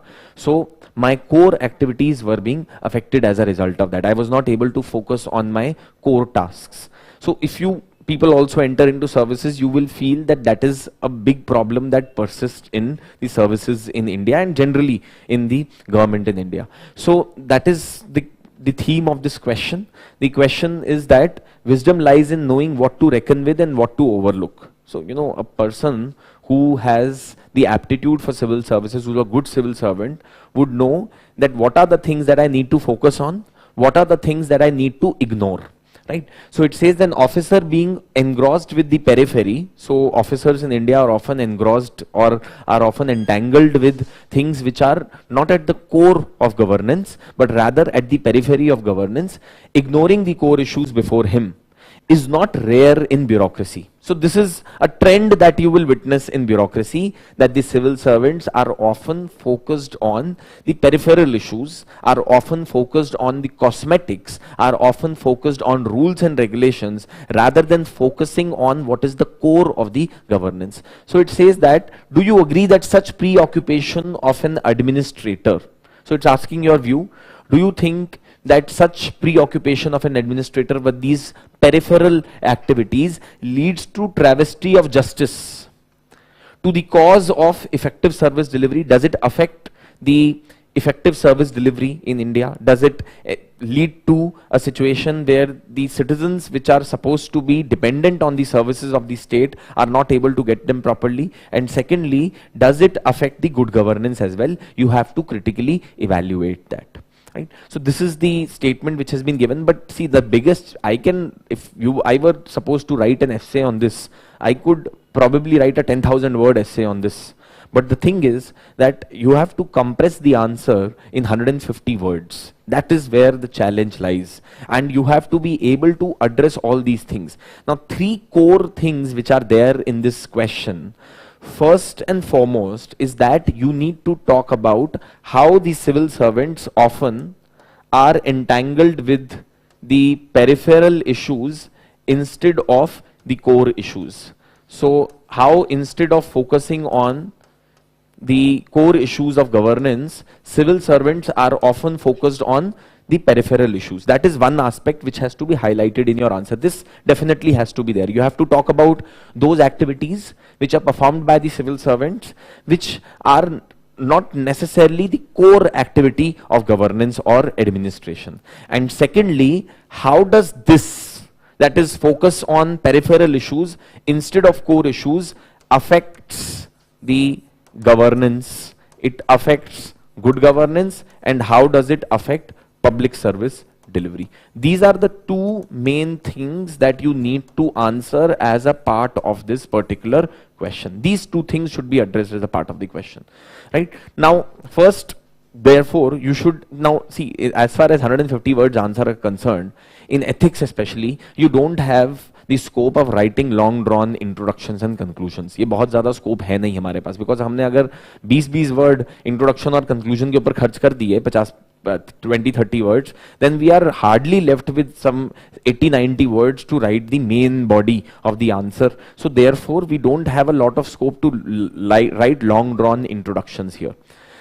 Perhaps one of the introduction to this particular answer could be, and this is just one, okay, there can be multiple introductions which can be written. One of the introductions could be that you could talk about that how the civil servants are supposed to be dedicated towards the cause of public interest at all the times. That is what is the purpose of civil services, or that is what is the purpose with which the civil servant should always be driven. But at times it is seen that civil servants, instead of focusing on their core tasks of providing goods and services to the citizens, addressing their problems, addressing the issues that they are facing, are often entangled with a number of peripheral issues. So that could be one of the ways to introduce the answer to this particular question. Or the other introduction could be, and see, again, there are multiple introductions. Another introduction could be that you could talk about that how a civil servant, an efficient civil servant, should always know how to segregate those tasks which are more important and ones which can be performed later. An efficient civil servant should know how to prioritize his tasks. A good civil servant should be able to decide the priorities of the civil services or the government effectively and focus on the prioritized tasks. So that is what you could begin with, and then you could take them to the body where you could say, but at times it is seen that civil servants are often entangled with the peripheral issues rather than focusing on the core issues. So that could be another way of writing this particular answer. You have to choose how you want to write the introduction, but these are two possible introductions which could be there to this particular question. Now let's talk about what are some of the examples of how civil servants focus more on the peripheral issues and move away towards the move away from the core issues. So let's look at that. So first and foremost, let me also tell you that there was a question that had been asked in 2018, which I would not say is the same as what has been asked this year, but the theme of that question largely remains to be the same. This question was asked as per a statement given by Abraham Lincoln in 2018, where the question was that you have to tell what this statement means in present context. The true rule in determining to embrace or reject anything is not whether it has any evil in it, but whether it has more evil than good. There are few things which wholly evil or wholly good. Almost everything, especially of governmental policy, is an inseparable compound of two, so that our best judgment of the preponderance between them is continually demanded. So this is perhaps the closest one could see this particular question in terms of a previous year question. But anyway, let's focus on the question that has been asked this year. Now, what are the things which can be mentioned by you as to highlight why civil servants are usually focused on the peripheral issues rather than being focused on the core issues? First one is that often civil servants give undue emphasis to rules, laws, procedures, which leads to red tapeism within the government, because the civil servants usually tend to be rule bound. We have created the concept of rule bound civil services. As a result of that, the focus of civil servants is more on observing the rules and the procedures rather than actually achieving the desired objectives. There are so many examples that keep coming in the newspapers from time to time. I remember particularly, for example, that a poor lady being denied the ration because her Aadhaar was not matching with her fingerprint, or because of the biometric scanner not being able to detect her fingerprints because of various reasons, she was denied ration, and as a result that resulted in death of that poor lady and her child. Right? So that's one example of how often the civil servants are too much focused on rules, procedures, etc., and they lose focus of the fact that they are there to serve the citizens of the country. Now, see, you don't have a lot of words to write this, okay? So you don't have the scope of writing long drawn sentences. When you would have given the introduction and when you would talk about what are the various examples of how civil servants focus on the peripheral issues rather than focusing on the core issues of governance, you could just write it down in these many words and then probably give an example again in short. For example, denial of ration to a poor lady due to the biometric mismatch in the identification process. ऐसा कुछ करके लिख सकते हैं. But see, this is a skill which you would have to learn, right? Which you would have to acquire over a period of time by practicing that, how you can express yourself in the shortest amount of time and in the least number of words. This is not something which comes naturally to us. You have to acquire that skill through practice. Second example that you can give is that often civil servants are too worried about their postings. They are too worried about appointments, transfers, etc. And as a result, they are more focused on pleasing their political bosses rather than focusing on the issues which are faced by the citizens.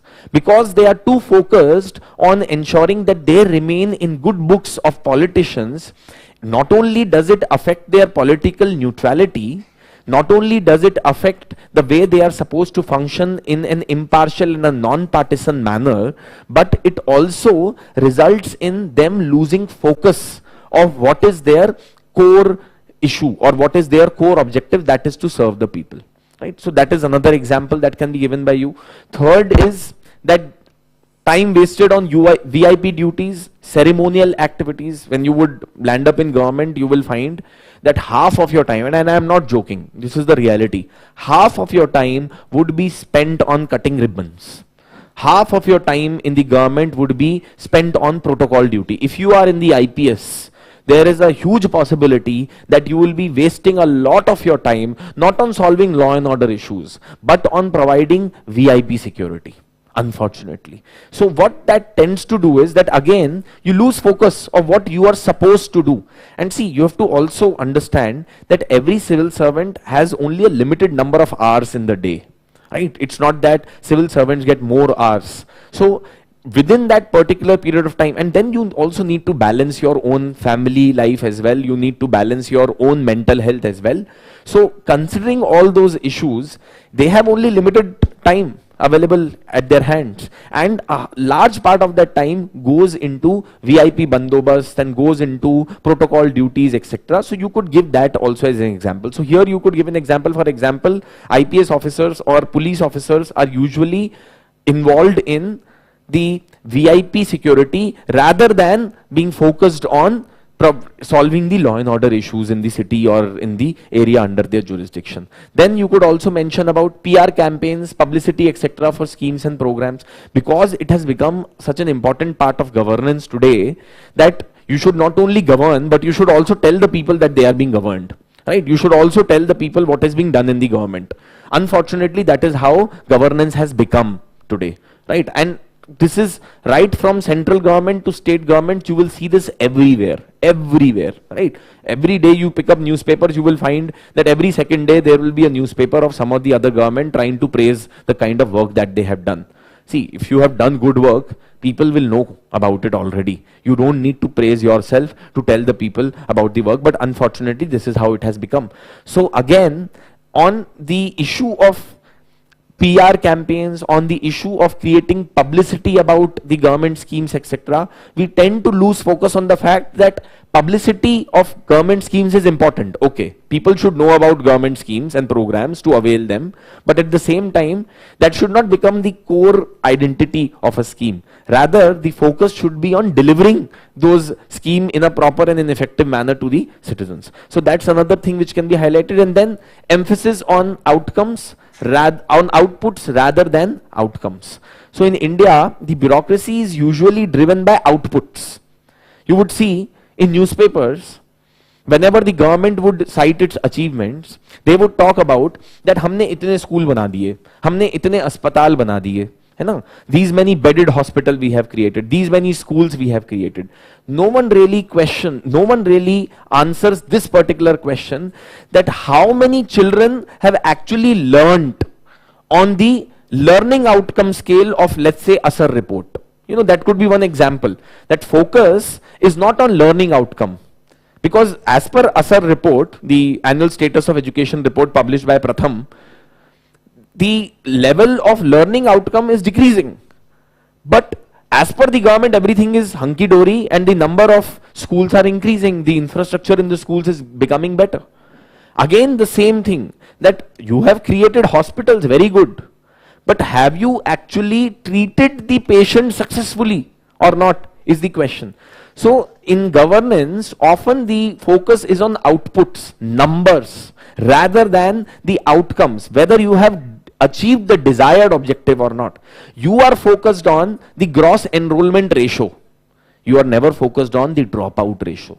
You are focused on how many students got 90% plus marks, but you are never focused on how many students got less than 50% marks. You are focused on how many skill centers were set up, but not on how many people got skilled and got jobs as a result of entering into those skill centers. So these are some of the things which can be mentioned by you as examples. See, there are numerous things which can be mentioned in this, but these are some of the examples which came to top of my mind, which could be written in lesser number of words to highlight that how civil servants and bureaucracy often tends to lose its focus on its core task and starts wandering here and there and starts meddling into those issues which are not supposed to be the core activity of the civil services. Now, how does all of this impact the service delivery and good governance is the next thing which should be highlighted in your answer. So one is that how does it affect the service delivery?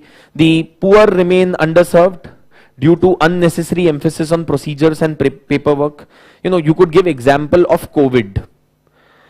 COVID के समय में again the emphasis was too much on rules and regulations rather than actually taking care of the fact कि जो आदमी सड़क पे मर रहा है उसको पहले मदद करो, right? Instead of focusing on whether people would be able to travel back to their hometown or not, we were more focused on imposing a strict lockdown, right?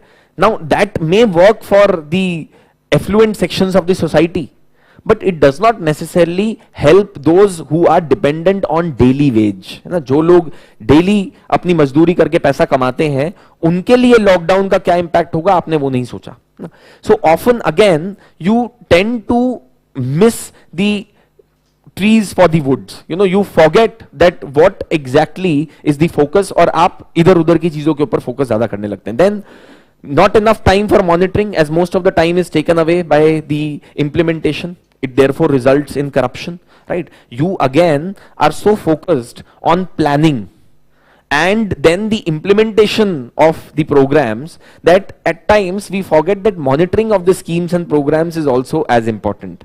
At times we are so focused on allocation of funds to these schemes that we tend to lose the idea that whether the scheme has actually achieved its desired purpose or not, right? So those are some examples that can be given. Again, see, you don't have a lot of scope to write a lot of things here. एक दो point लिखे, examples दिए, and that should be enough. And then in your answer you should also highlight that how good governance is affected. See, first and foremost you should know what is good governance, right?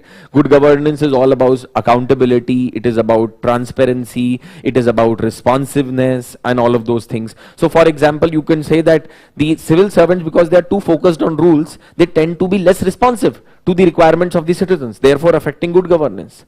Because the civil servants are too focused on the rules, they tend to forget the fact that maintaining transparency in governance is also an important aspect, right? So because they are so secretive in the process of saving information. So you could talk about transparency measures are affected as a result of that. Effectivity and efficiency is compromised.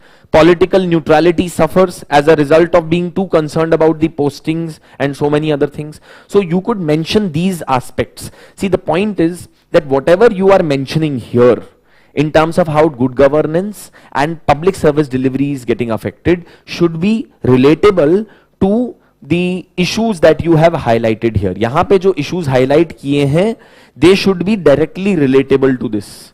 अगर इनमें mismatch होगा, then your answer does not make any sense, because ultimately the question is saying that how it tends to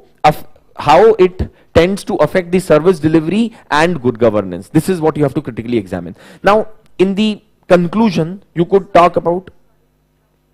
I wanted to ask, when we are quoting transparency, accountability, Can I just finish, then you come back with your question? If you have a question, please let me finish, and then after that you can always ask your question, right? Now I lost my trail of thought. See, I'll tell you something very simple, that when you people would be appearing in front of ministers, MPs, etc., they will throw you out of the room the day you start interjecting them. है ना? So please understand that basic behavior etiquette which you need to have. ये बहुत simple सी चीज है. आप prime minister के सामने बैठे हैं, प्राइम मिनिस्टर बोल रहे हैं, आपने बोला सर, तो बोलेगा इसका नाम बताओ मुझे पहले तो, और उसके बाद जो आपके साथ होगा वो तो पता नहीं क्या होगा. डिसिप्लिनरी एक्शन तो लिया ही जाएगा, बट वहां पे बेइज्जती भी कर दी जाएगी आपकी। तो ये बेसिक एटिकेट है, कोई भी किसी का भी सेशन कुछ भी अटेंड करने के लिए एक बेसिक एटिकेट ये है कि सवाल अगर पूछना है तो हाथ खड़ा कीजिए और सवाल पूछिए, और तब पूछिए जब आपको अपॉर्चुनिटी दी जाए सवाल की, रादर देन इंटरजेक्टिंग समवन, है ना। Basic rules, basic etiquettes, manners.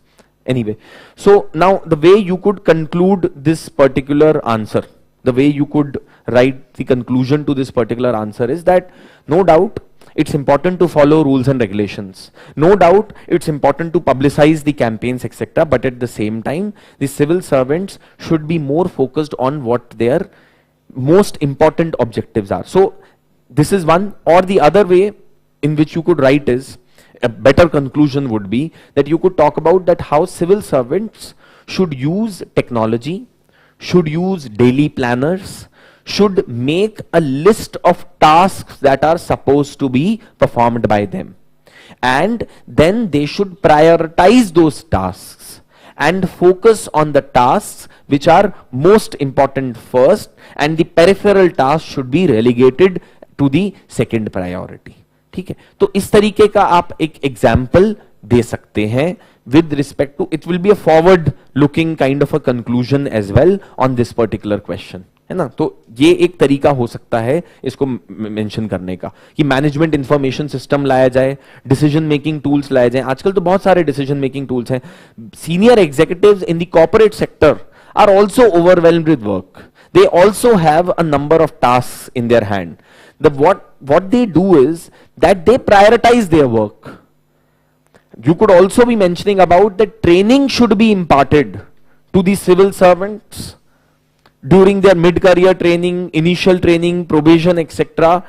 to prioritize work. They should know what are the most important things that they should do and what are the things which are on the periphery, right? So that's one of the way in which you could conclude. एक दूसरा तरीका देखिए यही है कि जो आपने सब कुछ लिखा है उसी को समराइज कर दीजिएगा. But if I were in your place, I would write a forward-looking conclusion. It's completely your choice, the way you write it.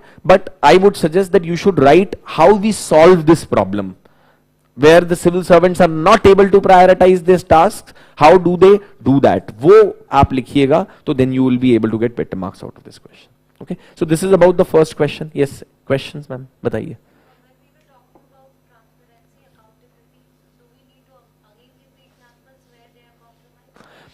Not necessarily, because things have already been mentioned here. That would become a rhetoric. So do we need to give examples of transparency, accountability, etc., and how this is getting affected? Here again my answer would be no, right? In fact, see, another way of writing the answer to this question could also be, when you are writing these issues, there itself you relate them to how they affect public service delivery and how they affect good governance.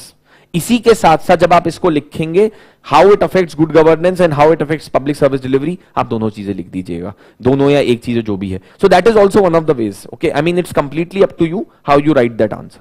ठीक है, any questions? Okay, so let's move forward now. The next question is about rules and regulations. Now, see, this question, more than rules and regulations actually, this question is about the discretionary powers that are vested in the civil servants. See, rules and regulations are made for the purpose of making governance easier. But at the same time, rules and regulations that have been made for the purpose of governance are not completely strict in nature. They leave a bit of room for the discretionary powers of the civil servants to be exercised in certain situations. And that is what this question is about. This question is actually talking about two things. One, that these discretionary powers that get vested in the civil servants, either they can look at these discretionary powers and just ignore them and have a pacifist approach, because they may say ki, "Arey, what will happen as a result of using this power?" Or the other could be that they could use these discretionary powers in the favor of the citizens. The second perspective of this question is also as to how rules and laws at times can make the civil servants too rule bound, same thing which we were discussing earlier, too rule bound, and as the result of that they may look at it as a prohibition on doing something. On the other hand, a positively minded civil servant may look at it as a direction provided by the rule to do something. So these are the two dimensions in which the question needs to be looked at. We'll first look at the question. So this question was, the rules and the regulations provided to the civil servants are same. So if you look at it, you know, for example, RTI Act के अंदर आप public information officer हैं. Section 8, which is providing exceptions to the RTI Act in cases where you can deny giving information to a person under the RTI Act, is the same for everyone. It is the same for a person sitting in Delhi as it is for the same for the person sitting in Kolkata. But the way these rules and regulations would be interpreted depends upon the authority who is interpreting those rules. So interpretation of laws is to a large extent in the hands of the civil services. Here we are not talking about interpretation of laws as such, but interpretation of rules, for which you would not go to the courts, but rather they have to be decided within the four walls of an office only. So it says that yet there is difference in performance, despite the rules and regulations being the same for all the officers. There would be one set of officers, say, I'll give you an example, TN Session. Now, TN Session was also a chief election commissioner. There have been other chief election commissioners as well. And the same powers have been, ऐसा तो नहीं है कि when TN Session became the chief election commissioner, he was given a separate law book, or he was given a separate constitution, or he was given a separate ROPA. It was the same law, it was the same election commission, it was the same machinery. He decided to use it in such a manner that the Election Commission of India has wide and unbridled powers to ensure that the elections happen in a free and fair manner in the country. So when TN Session was the chief election commissioner of this country, the word that used to spread around the one country was that politicians in India are only scared of two things. One is God and the other one is TN Session. Right? Because during elections, TN Session had all the powers to take all the kind of actions, and he had the gumption and the guts to take those severe actions against the senior most of the politicians in the country. So that's an example of how rules and regulations depend upon who is interpreting them or who is implementing them. Ultimately, because of the wide discretionary powers that have been vested in the hands of the civil servants, it's important that you use those powers in a very responsible manner. So it says that positive-minded officers are able to interpret the rules and regulations in favor of the case. Now see, focus on the question itself is giving you hints that this question is about how positive-minded officers, or officers those who are efficient and effective, are able to interpret the rules. Interpretation of the rules is in the hands of the officer. Please remember that. In favor of the case. In favor of the case मतलब कोई case की बात नहीं हो रही है, but in favor of doing something, right? And the achieve success. Whereas negative-minded officers are unable to achieve goals by interpreting the same rules and regulations against the case. Now see, here in this question, examples are very important. And how you read the newspapers is also very important. Every day or other day you will find in newspaper some positive story of a civil servant going out of the way and doing something to interpret the rules and regulations out of their way. मतलब बहुत सारे आपको ऐसे examples मिलेंगे. You know, Pame Armstrong for example. So now, see, everyone of course knows a story that in Tamenglong district of Manipur, from where he belongs, there was lack of road connectivity, and it still exists, okay? And there is still the connectivity in those areas in that part of the country is very, very poor. It's really poor.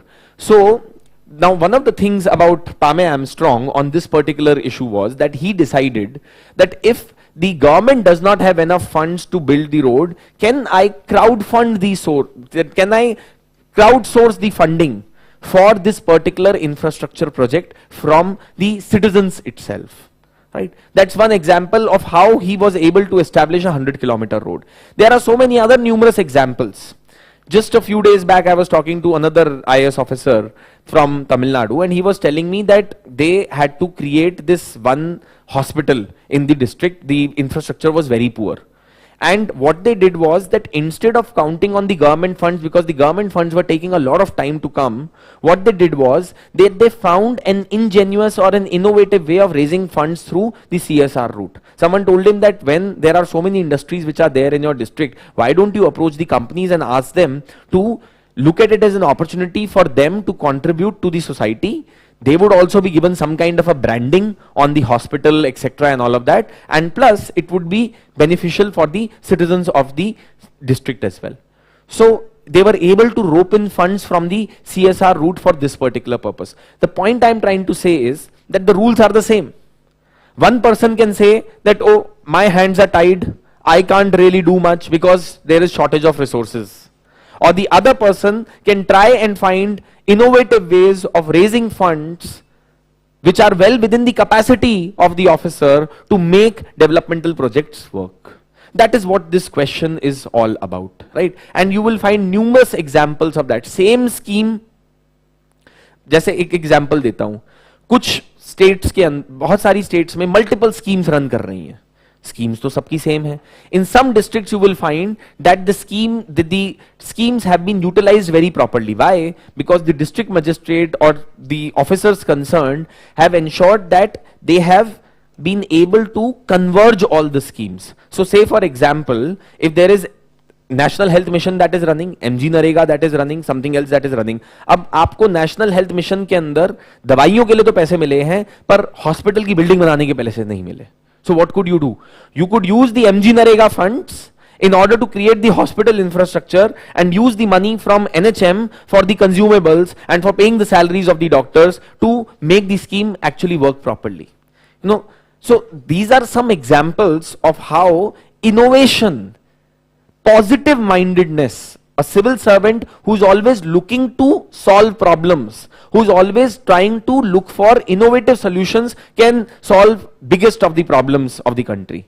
But someone who is negative minded, someone who is always having this fear and reluctance that I don't want to do this may land me up into trouble, is another negative minded attitude. So these both the attitudes have to be shown in your answer, right? You have to, in this answer, the most important thing is that how you have to give examples, discuss with illustrations. You have to give examples of how a positive minded civil servant may be able to achieve the desired objectives despite adversity.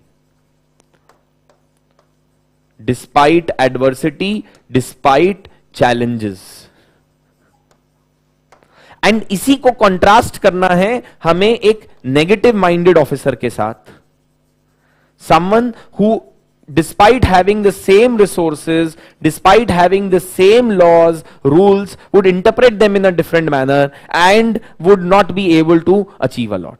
That is what this question is all about, and you have to explain this with the help of illustrations. Now, illustrations do not necessarily mean that you have to give real life examples always. Illustrations could mean cooked up examples also. Illustration could be, say for example, जैसे RTI वाला मैंने आपको example दिया, that a request was received for providing information by a public information officer. One officer using the same rule may deny giving information to the citizen by stating that it is against national interest and so and all of that. He may even cite Official Secret Act, and at the same time another officer may use that information because he's positive minded, because he's not scared, because he believes that transparency is a very important principle in governance. He may actually be more keen on sharing that information with the citizen when it has been asked under the RTI. Right? So illustrations don't need to be necessarily examples from real life. Illustrations could be cooked up and fictional examples as well.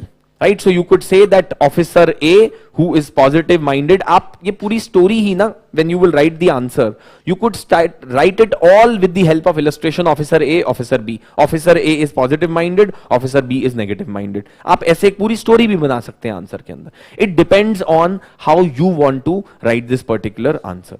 Now, is there any inspiration for this particular question? I would say no, because there was a question that was asked by UPSC in the year 2020, which was distinguishing the rules and laws. But I don't think that this question is so much about rules and regulations as it is about the positive attitude and the negative attitude of a civil servant. As much it is about the positive outlook and the negative outlook of a civil servant. That is what this question is more about, rather than being about rules and regulations. So now, what are the ways in which you could possibly introduce this particular answer? What are the ways in which you could write the introduction to this? So see, you could say that again, civil servants enjoy wide discretionary powers under their hands, and it often gives them the power to interpret rules and regulations as well. How these rules and regulations would be interpreted depend upon the personality of the officer. It depends upon the training that officer has undergone. It depends upon the values of that particular officer. For example, and then you will give certain examples to justify that, right? So what are the kind of examples that can be given? So see, the rules and regulations are generic, they are same, but they need to be applied and implemented in specific situation as per the work and realities on ground. Here the mindset and the attitude of the civil servant comes into play with respect to exercising these rules and regulations, right? So what is the, यहाँ पे आप इसी के साथ साथ ये भी mention कर सकते हैं कि रूल्स एंड रेगुलेशंस को अपहोल्ड करने की इंपॉर्टेंस क्या है. Briefly you can mention that as well, why it is important to have rules and regulations in place. But if you don't write this then also it will be fine. अगर आप अपने answer को पूरी तरीके से example से भर दें, and if you just write about how a positive minded officer and a negative minded officer in the same situation would act differently. More important in this question is that you should give examples in that in this situation there is one positive officer and there is one negative minded officer and how they would react. वो contrast draw करना बहुत जरूरी है आपके answer में, right? So rules and regulations play a very important role in upholding the rule of law, preventing arbitrary exercise of power, ensure corruption-free governance, consistency in action of civil servants, etc. You may write this. Even if you skip this, I don't think that this is going to have any effect. In my opinion, this is something which is completely optional in this particular answer. Now, what are some of the examples that you can give in which the rules may be interpreted differently by different persons or by different civil servants? For example, you could mention about lack of resources to carry out developmental work. A positive minded officer such as Pame Armstrong would look at multiple sources of raising revenues through the CSR, crowdsourcing, etc. in order to fund that project. On the other hand, a negative minded officer would look at it as a constraint on resources and would think that we will not be able to do much, right? And adopt a pacifist approach. Secondly, rules related to anonymity. Now see, as such, if you look at the All India Civil Service Conduct Rules, Central Civil Services Conduct Rules, etc., they say that any officer should observe anonymity as much as possible in their conduct and behavior. But now there are two ways of interpreting this anonymity and or maybe looking at this rule as well. इसको अगर हम दूसरे तरीके से देखें तो एक officer anonymity को इस पर्सपेक्टिव से देखेगा कि मेरी freedom of speech and expression को कर्ब किया जा रहा है. They are not allowing me to speak. They are not allowing me to criticize the government. And this person in his close circles may say the same to other people. On the other hand, the other officer would look at it as a positive aspect, where he would say that I should be anonymous as a civil servant because the politicians are supposed to be the ones who are supposed to be the face of the policy making and the government in the country. We are supposed to be playing the supporting role behind the screens and helping the politician in achieve the objectives which have been outlined by them on the basis of the requirements of the people. This is also a way to ensure discipline. तो आप same rule को, anonymity के rule को आप interpret negatively भी कर सकते हो, पॉजिटिवली भी कर सकते हो, right?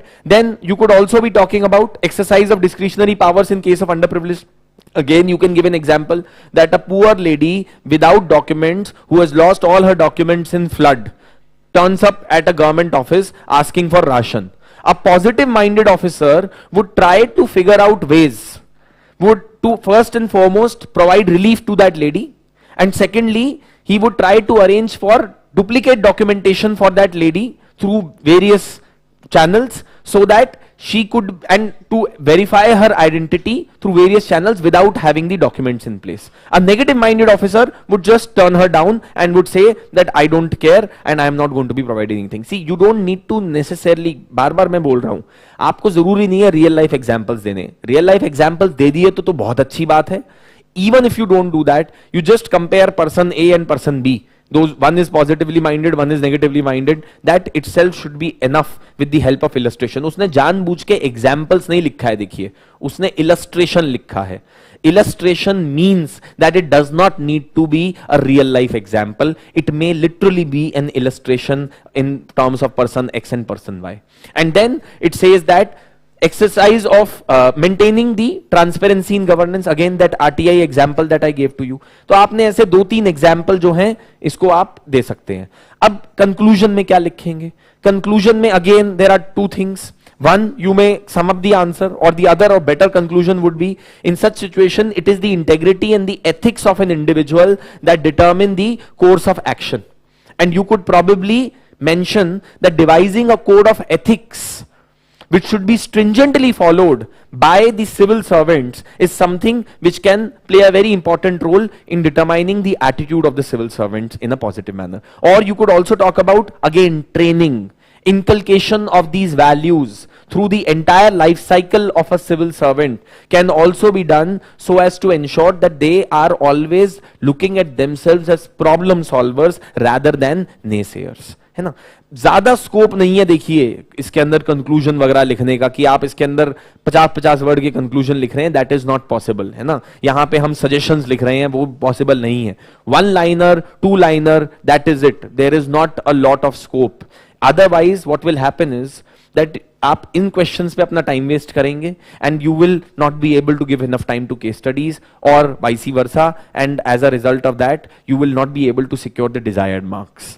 In the ethics paper 4, one key that I have found after talking to all the successful candidates, those who have done well in ethics paper, is that they knew that we have to be very, very sharp and precise in our answer writing when especially it comes to theoretical questions. Even in case studies, our answers should be very sharp and precise. We don't have a lot of room to beat around the bush here and there in the ethics paper. Okay, so this is about this particular question. Any questions, any doubts? Yes, sir.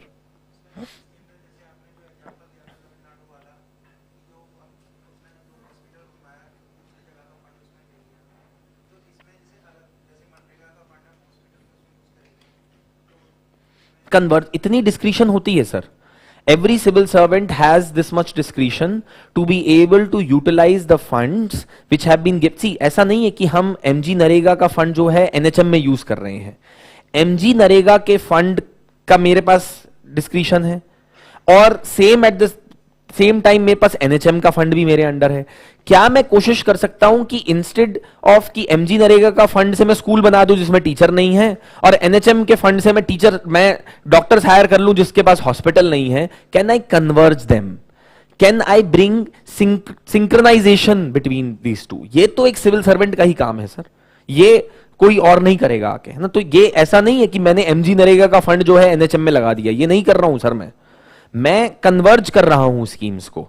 अगर प्रधानमंत्री ग्राम सड़क योजना में, NHM में और MG NREGA में मेरे पास तीनों जगह पे फंड आए हुए हैं, instead of making a road for the school where teachers don't come and making a hospital where doctors don't come, can I make a road and hospital as well as hire doctors under 3 different schemes and focus on one thing completely rather than distributing funds in that manner. That is what I am talking about.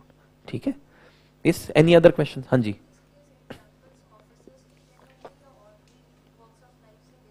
Ma'am question तो officers का ही है, तो of course you will give examples from the life of the officers, right. This question is, आप civil service exam के लिए तैयारी कर रहे हैं, है ना.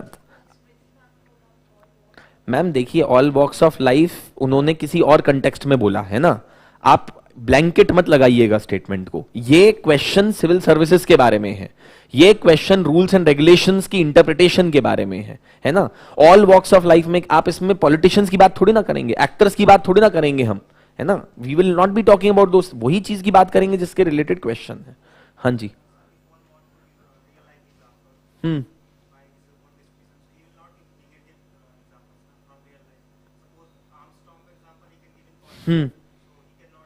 No, why not? You can. But my point is that will also show me. So the question is that can I be writing positive examples? Of course you can. But can I be writing negative examples as well of officers, etc.? Now see, there it shows me 2 things about your mindset. That you are so focused on the negative things in the news that you even remember the names of people, those who are doing negative things. As an examiner, it will tell me कि यार ये आदमी तो खुद बहुत negative है, ये तो गलत लोगों के नाम याद रख रहा है पॉजिटिव के साथ साथ. आप समझ रहे हो बात को? ठीक है. So yes, you can write, but I think it comes with its own cost. ठीक है. So that is what you have to keep in mind. ठीक है. Yes, any other questions? Okay, so let's move forward now. Let's move ahead. Now the next question that was asked by UPSC was very simple. I think this was the simplest question in ethics. In fact, this year I feel that the ethics paper was relatively very simple. The only thing was of time. Problem was of time and the length of the case studies, etc. Otherwise, questions में कुछ ऐसा बहुत ज़्यादा difficult नहीं था. Now this question is, what do you understand by the term good governance? And how far the recent initiatives taken in terms of e-governance steps by the state have helped the beneficiaries? Discuss with the suitable examples. Now see, it is trying to ask 2 concepts within one question. One, and दोनों concepts related तो हैं एक दूसरे से, पर दोनों parts of the question में कोई relation नहीं है. As we can see, one part of the question is that you have to just explain the term good governance. So nothing more, nothing less. Do not unnecessarily waste your time by writing any introduction in this question. Simply hit the bullseye and start with the introduction through explaining what is good governance. Simple. बहुत ज़्यादा scope नहीं है हमारे पास, because second part of the question ज़्यादा time ले लेगा. Second part of the question is that how far the recent. अब देखिए यहाँ पे question आ गया है how far.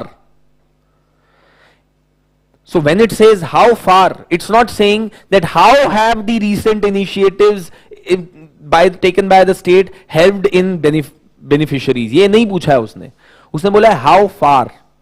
Now when it asks how far, it means that you have to write challenges and negatives also, or shortcomings of how e-governance initiatives have not been able to achieve the desired objectives and have not been able to help the beneficiaries. You have to discuss with suitable examples. देखिए यहाँ पे भी वो चाहता तो illustration use कर लेता, उसने example use किया है, because it wants you to tell what is actually happening in reality.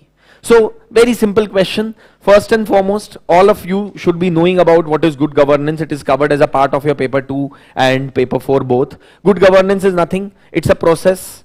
It's the way the governance is carried out, where public institutions, public officers are concerned about achieving the desired objectives of governance with keeping a concern on rule of law, realization of human rights, etc. This is one. Or the second way you could see good governance का concept आया कहां से था, आप उसके बारे में अगर जानते हैं तो उस context में भी लिख सकते हैं. ये नहीं कि आया कहां से था.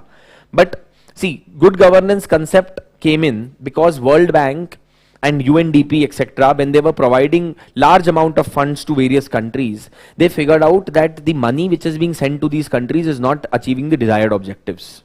Why? Because they realized कि केवल पैसा भेजने से काम नहीं होगा, हमें इन कंट्रीज में सिस्टमिक रिफॉर्म भी लाना पड़ेगा. हमने पैसा भेज दिया, वहां पे करप्शन है, entire money will be siphoned off, it will never reach the intended beneficiaries. So World Bank devised this concept of good governance, that not only should the government be having enough resources etc., but the government, in order to achieve the desired objectives, should focus on governance on the basis of certain elements.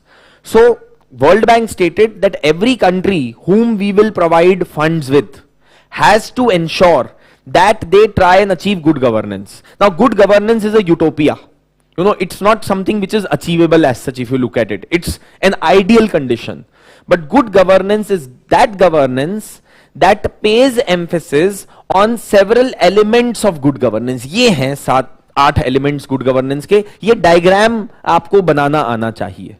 Right? You should know to create this. You should know that I should be able to create this diagram, because then आपको फिर ये पूरा सब कुछ explain करने की जरूरत नहीं है. So other way of writing the introduction to this answer could be that the concept of good governance given by World Bank emphasizes on governance processes where the focus is on achieving all the elements of good governance, so as to achieve efficiency, so as to achieve effectivity, so as to reduce corruption, and to deliver the services to the citizens in the best manner. Right? You could talk about various good governance measures that have been taken in India, various schemes that have been taken in India to introduce the monitoring of these schemes etc. State level पे, central level पे इतने सारे examples हैं. You could give any of them. फिर second part of the question is more important, which is that how far have the e-governance initiatives initiated by the state been able to solve the problems of the beneficiaries. So first you should know in this question what are the e-governance initiatives. देखिए अब इस question में ये सब scope देंगे कि हम e-governance explain करें. कुछ लोग क्या करते हैं, आदत से मजबूर है ना, कि जो हमें आता है हम वही लिख देंगे. जो आपको आता है आप वही लिखेंगे तो एग्जामिनर भी वही मार्क्स देगा जो उसको मन करेगा. ठीक है. अगर आपको एग्जामिनर से डिजायर्ड मार्क्स चाहिए, so you have to answer the question. Question is how far e-governance initiatives have achieved the desired objectives. Question is not what is e-governance. So ये स्कोप है ही नहीं हमारे पास कि हम ई गवर्नेंस एक्सप्लेन करें, क्या होता है क्या नहीं होता है. No, nothing. You simply start with writing about how what are some of the e-governance initiatives and how they have achieved the desired objectives, and then you should talk about some of the shortcomings. ये होना चाहिए approach. So इस question के अंदर अगर broad approach की मैं बात करूं, first you have to explain good governance and maybe give an example of good governance, and ये डायग्राम बनाना बहुत जरूरी है. ठीक है. ये प्रिंसिपल्स लिखने गुड गवर्नेंस के बहुत जरूरी है, बिकॉज इसके बिना गुड गवर्नेंस नहीं है, फिर वो गवर्नेंस ही है. And secondly you have to then talk about examples of e governance initiatives and how they have helped the beneficiaries.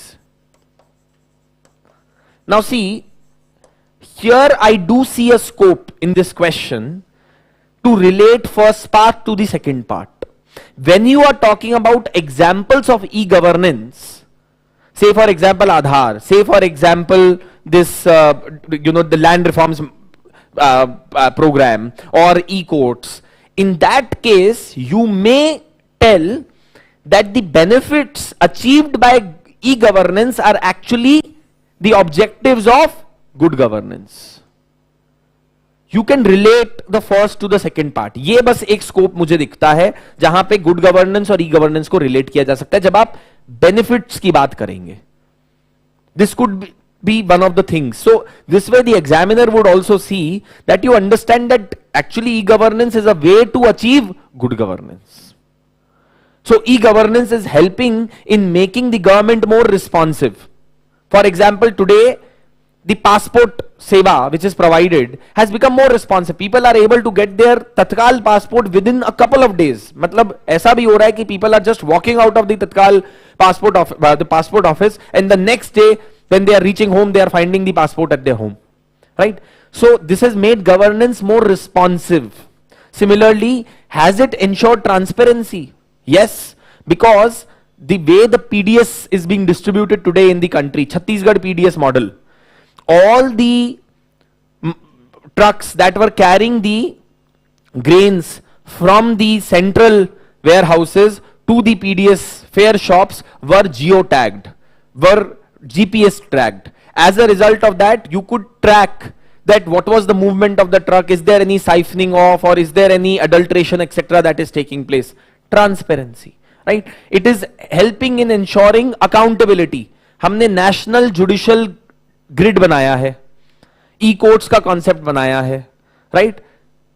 Now today, the Supreme Court's constitutional benches, all the proceedings are being televised, are published for the consumption of the people. What is it doing? It is ensuring accountability, transparency, right? So there are so many examples that you can give as to how e-governance has helped in achieving the elements of good governance. So now what are some of the examples that can be given? I'm not going to spend a lot of time on this because all of you know a lot about e-governance and so many questions have been asked in the past in paper 2, etc.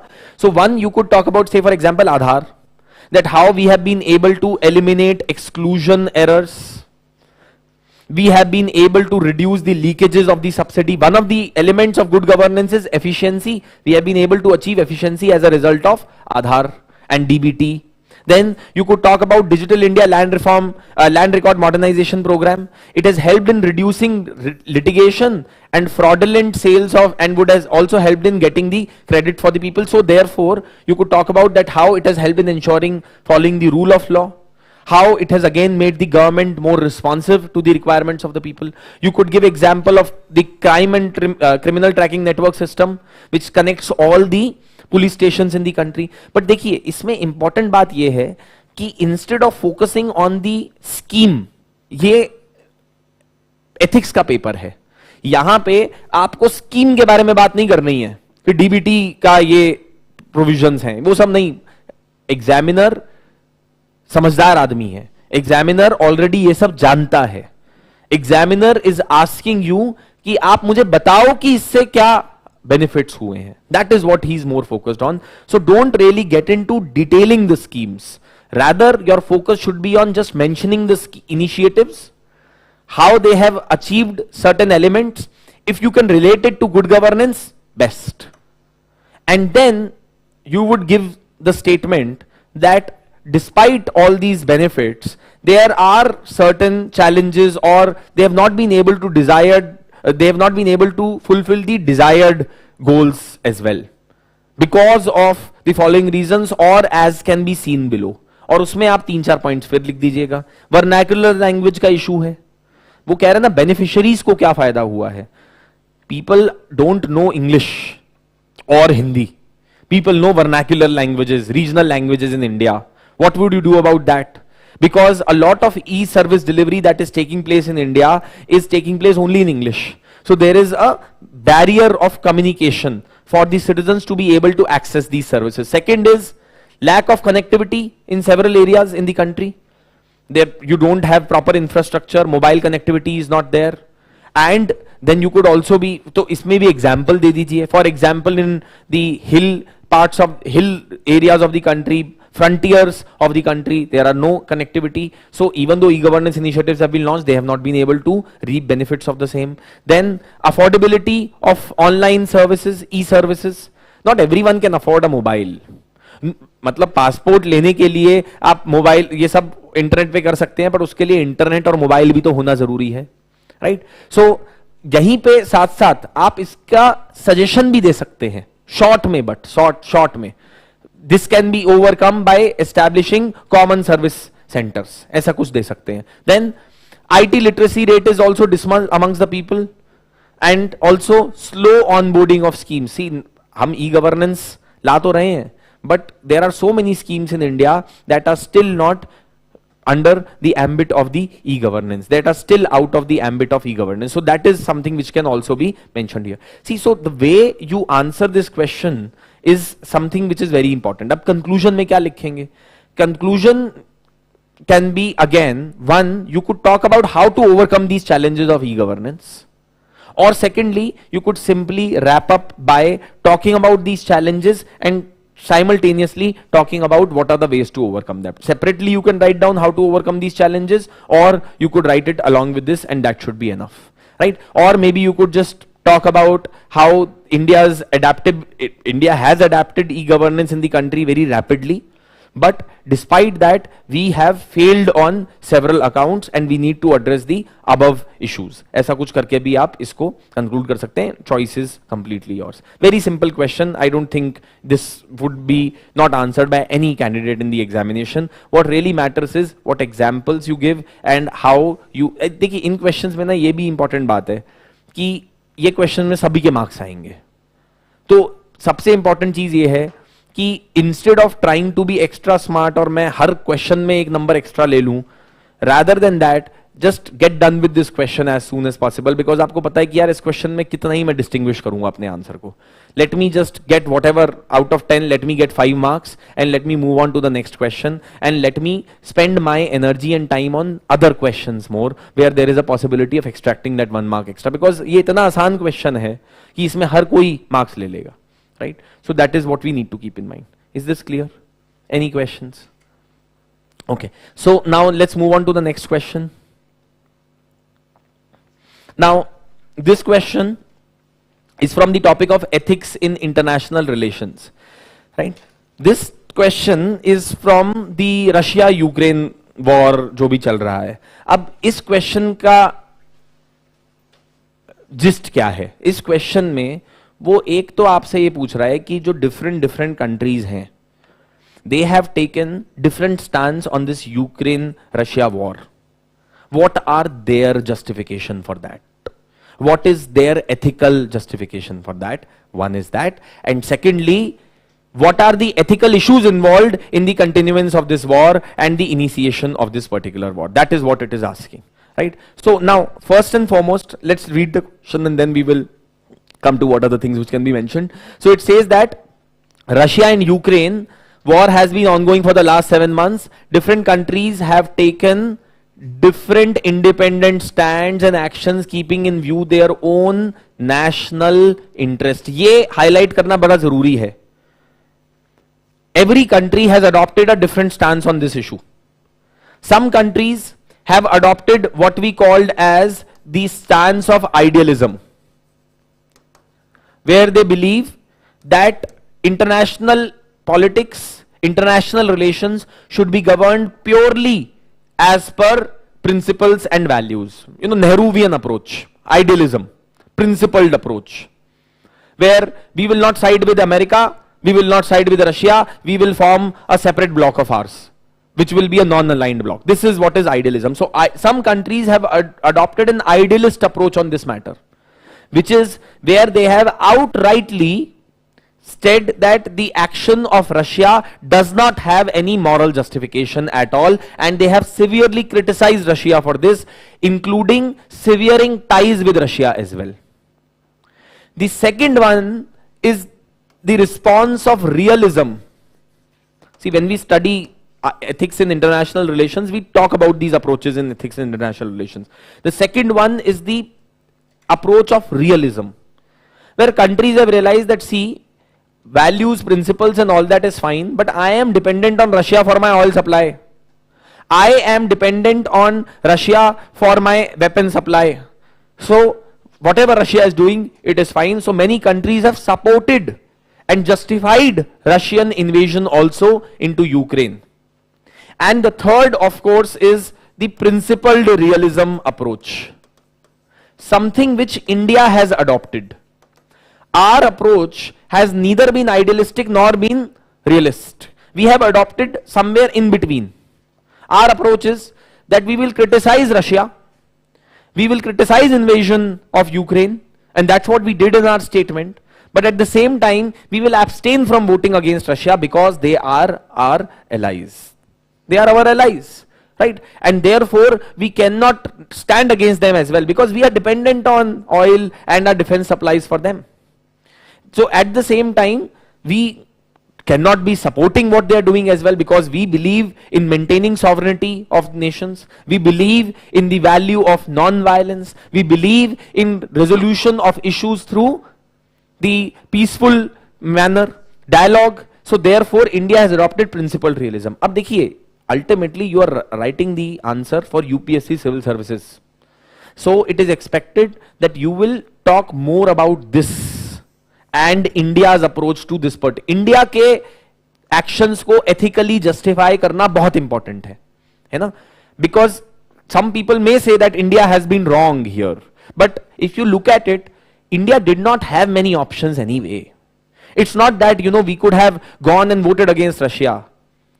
हमारे जो tanks हैं उनके spare parts Russia ही बना रहा है, वो ही हमें दे रहा है, हम तो यहां पे नहीं बना रहे. Everything in India will become obsolete if Russia turns against us, if we break our ties with Russia.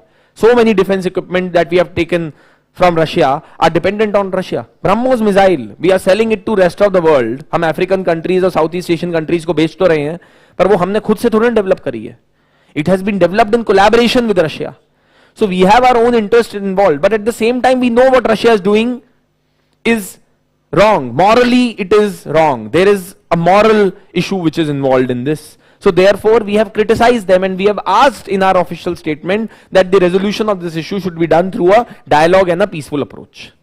Right? So let's read the question further. We are all aware of its own impact on different aspects of society, including human tragedy. यहीं पे वो आपको hint दे रहा है ethical issues का, कि एक ethical issue तो यहीं पे उसने बता दिया कि human tragedy है सबसे बड़ी war. Right? What are those ethical issues that are crucial to be considered by launching the war and its continuation so far? Illustrate with justification the ethical issues involved in the given state of affair. Let's try to understand. First and foremost, in this question, you could just begin by saying that different countries have shown different approaches to the Russian-Ukraine war. And these approaches have been driven by these three particular set of elements or these three theories: idealism, realism, and principled realism. You could just explain them in short, but this should be emphasized more. This is one way. Or the other is that you can simply talk about how some of these states have responded to this Ukraine-Russia war. First and foremost, some countries responded to the invasion in form of moral and political support for Ukraine, and they largely were rhetorical and they just demonstrated ethical condemnation of what Russia has done, but not anything more than that. This, you can say, is a principled approach, but the problem is that they stopped short of taking some action. Then the second one is the next level of response by some of the countries was the non-intercourse act with Russia, travel bans, closing of airspace, etc. This, you can say, is again a principled approach, but which has been taken in an aggressive manner by some of the nations. And then the third one is, even before Russian forces attacked, some countries such as United States and Turkey were actively supplying defense material, supplies, etc. to Ukraine. Right? This, one can say, is an example of a realist approach. ये realist approach का example है. ठीक है, जब आपने बोला कि भाई वॉर हो गई है, अब हम इसको क्या करें, या तो हम इसको कंडेम कर सकते हैं जैसे और कंट्रीज कर रही हैं पैसिफिस्ट अप्रोच अडॉप्ट करके, और we can start supporting Ukraine so that they can fight back. Right? So this is how you begin the answer. Now the other thing is that in this question it is also stating that what are those ethical issues that are crucial to be considered while launching the war and its continuation so far. So what are the crucial issues to be addressed while launching the war? See, one is that whether the war is a just war or not. That is the most important thing. So what is the purpose of the war is an important crucial issue to be addressed while launching a war. Is the purpose of war to prevent genocide, say for example, then it may be ethically justified. Is the purpose of war self-defense? Some other country has attacked me and I am trying to save myself, then it would be justified. Or is the purpose of war merely expansion of one's territory? So is it expansion? Or is the purpose of war self-defense? Or is the purpose of war to, let's say, prevent something like a genocide? These are some ethical considerations that may be taken into consideration while initiating a war, purpose of war. Second ethical consideration to be taken into consideration while initiating a war is what will be the result of the war. Purpose is important. What will be the result of the war? So second point which you will mention about is the ethical consideration in launching a war is the result of the war. What is the result of the war? Would it result in establishing peace?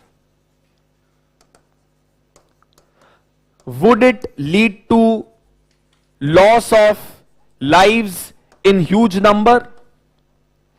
These should be the considerations which should be taken into account by any country while launching a war.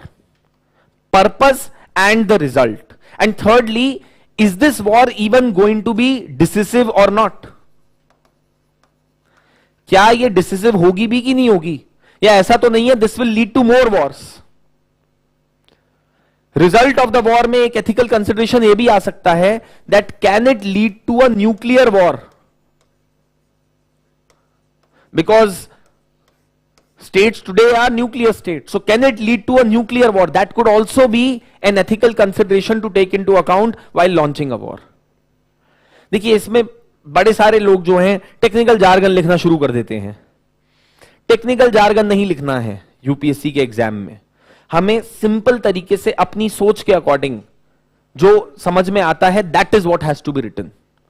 In this question, when it is saying that what are the ethical issues to be considered while launching the war, you should talk about purpose of the war, whether we should go to war with them or not, what will be the result of the war, that should also be the consideration, and in that you should also be talking about whether it may result in nuclear war and establishing peace, etc. and all of that. Then is about the continuance of war. So now several countries have told Russia that they should stop the war. Several countries have told Ukraine also to not retaliate to the Russian action. So continuance of war, what are the justification? Continuance of war के क्या justification है? Continuance of war का एक justification है, first and foremost, does Ukraine not have right over its territory? If Russia has taken its territory, should it retaliate or not will depend upon whether it should be having the right to maintain sovereignty over its territory or not. So that is one ethical consideration which is supposed to be taken into mind with respect to continuance of war, that is whether Ukraine can continue to maintain sovereignty over its territory. This is one consideration to take into mind, whether the war should be continued or not. The second consideration to be taken into mind with respect to continuance of war is that what are the damages that are inflicted, one on the civilians and on the entire global community as a result of continuing the war. So damages on the civilians and damages caused to the global community as a result of continuance of war, whether we should continue the war or not. The third consideration which could be taken into account here is that whether external powers should support Ukraine or not? Because if you are supporting, some countries believe that by supporting Ukraine, you are only furthering the war. You are only extending the war. Rather, you should have just tried to get the war to an end. आपको war खत्म करने की तरफ move करना चाहिए था, rather than trying to continue the war. Right? So whether external support should be provided or not. एक और continuance of war में एक और consideration है, whether war will actually result in something or not. ये war initiate करते वक्त भी सोचना पड़ता है, and this should be taken into consideration while continuing the war also. ऐसा तो नहीं है stalemate हो गया है. Both the countries are not able to do anything. One is making some gains, the other one is losing something, then the other one is making gains and the other one is losing something. But this is eventually leading to loss of lives, loss of resources, loss of infrastructure. Should that be the case or not? So these are some of the ethical considerations or ethical aspect which it says should be taken into consideration while launching the war and the continuation of the war. And then it says, illustrate with justification the ethical issues involved in the given state of affair. Now, you may separately also highlight some of the ethical issues involved in this particular case. So what are some of the ethical issues if you look at it separately, apart from justification for launching the war or apart from the continuance of the war? First is that, are Russia's action a challenge to sovereignty of a nation or not? This is one ethical consideration जिसके basis पे हम ये decide कर सकते हैं कि ये war just है कि नहीं है, कि क्या रशिया ने जो किया है उससे किसी एक कंट्री की सॉवरेनिटी अंडरमाइन हो रही है कि नहीं हो रही है. Second is that, is Russia justified in killing of the civilian? Russia ने यूक्रेन को बोला कि आप अपनी सिविलियन फैसिलिटी से लोग इवैक्यूएट कर दीजिए, और जैसे ही वो इवैक्यूएट करने लगे they started to attack them. So is this justified और not? Then third is, has this war led to a refugee crisis? That is also another ethical issue that should be involved. देखिए, ये सारे जो aspects हैं, you may write them like this, or you may write them the way I told in terms of continuance and initiation of the war.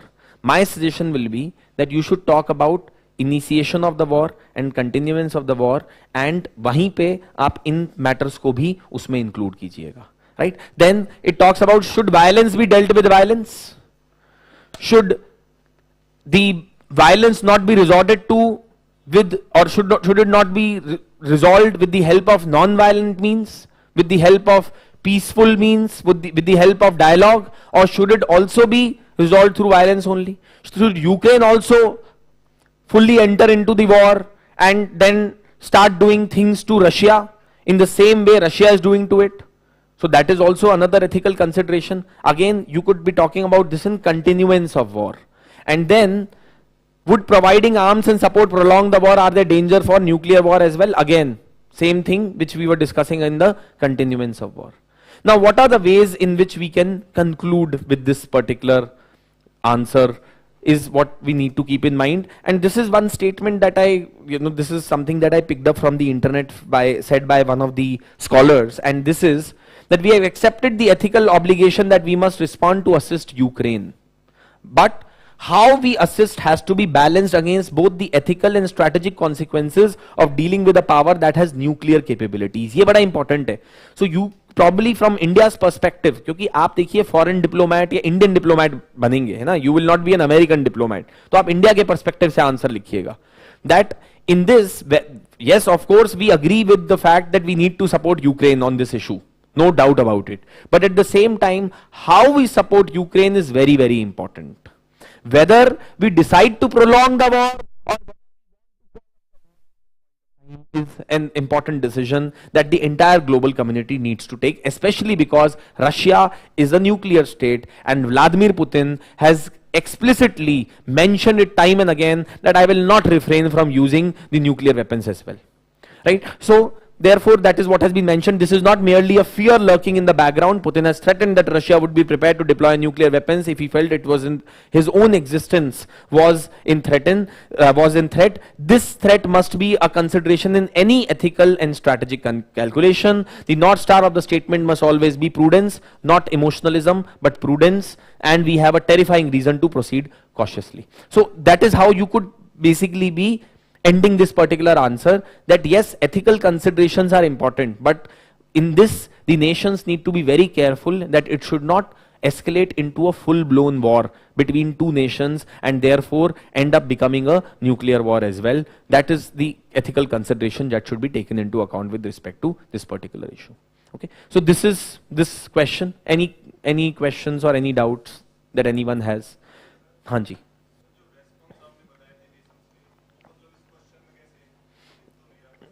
Sir बिल्कुल है ना question के अंदर.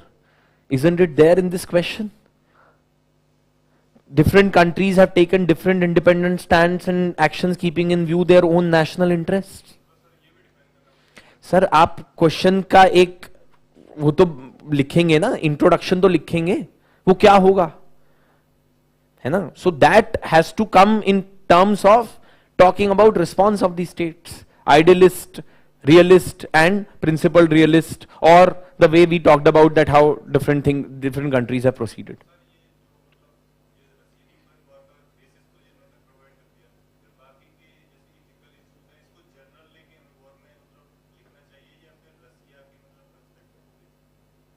सर आप इंडियन सिविल सर्विस एग्जाम के लिए appear कर रहे हैं, तो आपको रशिया का पर्सपेक्टिव नहीं लिखना सर, आपको इंडियन पर्सपेक्टिव से लिखनी है चीजें.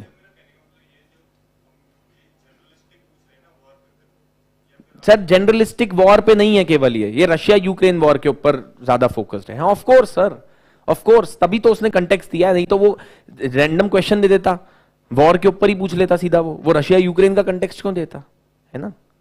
ठीक है, okay. Now let's proceed further. Next question. This was a question in which you had to write in 30 words each. I really don't know how UPSC expects you to write about these things in 30 words each. You know, it's not possible. So my expectation is that ultimately every candidate would end up writing 40 to 50 words only. That is what will happen in this answer. Because 30 words is too less to write anything of any sense. आप केवल definition ही लिख पाएंगे बस 30 words में तो. Anyway, so these were the 5 things that were asked. Constitutional morality, ये तो इतनी बार UPSC ने सवाल पूछ लिया इसके ऊपर. There is question which have been asked in mains last year in paper 2. Questions have been asked in prelims as well on this particular topic. So if you see, there is so not in prelims, in ethics as well question has been asked. So constitutional morality के ऊपर 2019 में ethics में question आया and 2021 में mains में paper 2 में question आया. So very easy. Constitutional morality is nothing but steadfast adherence to the principles of the constitution. Not just following the constitution in letter, but in spirit as well. Keshwananda Bharati case is an example of Supreme Court of India invoking the doctrine of constitutional morality. Constitution में तो नहीं लिखा ना कहीं पे that Parliament cannot amend the entire constitution. But Supreme Court of India is stating that Parliament cannot, because then the entire purpose of the constitution will be defeated if you give unlimited powers to the Parliament to amend the Indian constitution. So you just write the definition, give an example of how the principle of constitutional morality comes into play. Or because it's an ethics paper, in this you should give an example from the perspective of a civil servant. That there are certain situations in which civil servants are faced with an ethical dilemma, whether they should be listening to their political boss or whether they should be concerned about the citizens. The principle of constitutional morality says, listen to the citizens. Simple as that, right? Principle of equality should be followed. Similarly, let's say constitutional morality can play such an important role in resolving the ethical dilemmas that whether you should be, there are 2 villages which are asking for your help. One which is your hometown, home village, and the other one is the other village. In that case, whether a civil servant should be acting for the welfare of his own people or for the other people, principle of equality enshrined in the Constitution of India should govern your action. तो आप example ऐसा दे सकते हैं, अगर आप कोई real life example दे सकते हैं तो बहुत ही अच्छी बात है. Otherwise you either give Kesavananda Bharati, Sabarimala case, any such court example, but then it will become more an answer of polity rather than remaining as an answer of ethics. So if it has to be an answer of ethics, you have to answer it like how the questions are answered in ethics. Okay. Then the next one is, so constitutional morality, steadfast adherence to principles of constitution in a democracy. Constitutional morality is not just limited to following the constitutional provisions in their literal sense, but also includes a commitment to an inclusive democratic political process, actually adhering to the spirit of the constitution. That is what constitutional morality is. Now, second is conflict of interest. Again, questions have been asked by UPSC on this topic time and again, 2015, 17, 18. 3 times questions have been asked on the topic of conflict of interest. I mean, so many questions have been asked that I actually stopped teaching this topic in the class, because I decided that, I mean, if anyway this has been asked so many times, you people may just go and refer it on your own from the previous year questions. So, conflict of interest. What is conflict of interest? It's a situation in which a person who is in a decision-making capacity, when his own personal interest conflict with that of the interests of the public, or with the interest of what he's supposed to achieve as a civil servant. So it says that a person who is in a decision-making position has a private or a personal interest sufficient enough to appear to influence the objective exercise of a person's official duty. Example दीजिएगा. For example, a civil servant sitting on an interview board where his son is appearing in the interview. This is a conflict of interest. Simple. एकदम एक line के अंदर खत्म. Or a judge is sitting in a particular case where his own relative is the accused. Right? Example of conflict of interest. Right? So in situations of conflict of interest, an official's private interest could improperly influence performance of official duties. देखो इतना ही लिखने में 30 word खर्च हो गए. तो आपके पास क्या स्कोप है ना, आपके पास बस इतना ही स्कोप है कि आप बस इतना लिख सकें, इसको एक एग्जाम्पल दे दें, और उसके बाद importance of conflict of interest अगर आप लिखना चाहें तो आप उसको अगेन 5-10 वर्ड में लिख सकते हैं. दैट, और what are the harms of conflict of interest लिख सकते हो. Right? that it may lead to misutilization of public funds, it may lead to corruption as well, trust deficit between civil society and civil servants, lack of objectivity in decision making. But बहुत ज्यादा scope है नहीं unfortunately, right? Otherwise लिखने को तो conflict of interest के ऊपर बहुत कुछ है लिखने को, actual conflict of interest, potential conflict of interest, how to resolve conflict of interest, and so many other things. But just give basic definition, give an example, and maybe talk about what are the harms of having a conflict of interest in the services or in the administration. Then the next term which was asked was probity in public life. Probity is nothing but adherence to the values of integrity, and not only that, but actively trying to pursue higher values such as transparency, accountability, efficiency, etc. in services is what is called as probity in public life or probity in governance. Probity is same as integrity for an individual. Probity is for an institution as integrity is for an individual, right? And then you could talk about importance of probity probably, or maybe you could talk about how to ensure probity in governance. देखिए केवल इतना बस लिख दिया probity क्या है, marks नहीं मिलेंगे. You will have to either maybe give some examples of probity, or you will have to talk about how to ensure probity in governance, or you will have to talk about importance of probity. Choice is yours, but do mention that. इसको लिखने में ज्यादा words नहीं खर्च हो रहे हैं, है ना? Just RTI, citizen charter, social audit, बस इतना लिखा, measures to ensure probity. RTI, citizen charter, social audit, code of conduct, code of ethics, deployment of technology. That's it, done. Right? Next, challenges of digitalization. Again, please don't explain digitalization. Question is simple. Please write a short note on challenges of digitalization. That means you write 2-3 challenges and probably you write 1 or 2 ways to overcome those challenges. Okay? So, for example, I have mentioned here, digitization has created distinction between haves and haves not. It has created a digital divide. Second is anonymization of citizens' problems. अभी क्या हुआ है? Because of digitization, it has the citizens have merely become a number. because you don't have a direct interface with the citizens, everything is done to technology, you don't really have a humane touch, a human interface. आपको आदमी की problem नहीं पता, बस आपको mail पता है. आपको आदमी की प्रॉब्लम नहीं पता, बस आपको एक नंबर पता है. That is the problem. But it is making governance inhumane in nature in many ways. It is making governance robotic in many ways. And decision making is also becoming robotic. So as a result of that, the human touch to governance is getting lost, right? Then technology may also carry inherent bias. There are data protection issues as well with digitalization. Lot of sensitive personal data of individuals is with the government as a process of digitalization. So you can mention that. Then the next one is devotion to duty. One of the foundational values of civil services, dedication to public service. Okay, ये वही है. What is dedication to public service or devotion to duty? It is the quality of an individual who applies his time, attention, and self completely to a particular activity, cause, or objective.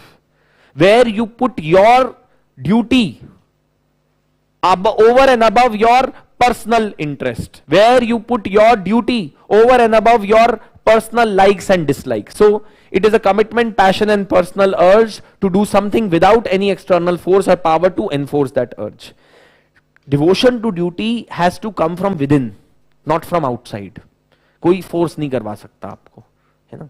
So then significance of devotion to duty in public service, maybe you could just write down one or two things and wrap it up. For example, the very purpose of civil services is to actually serve the people.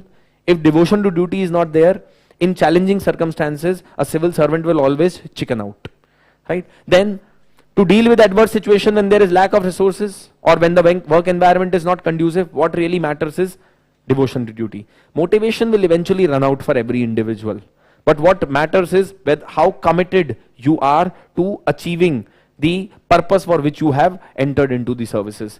Without this value, a civil service will eventually run out of motivation. Civil servants enjoy huge discretionary powers that can be used for personal gains. That is where devotion to duty comes in. A civil servant encounters social obstructions.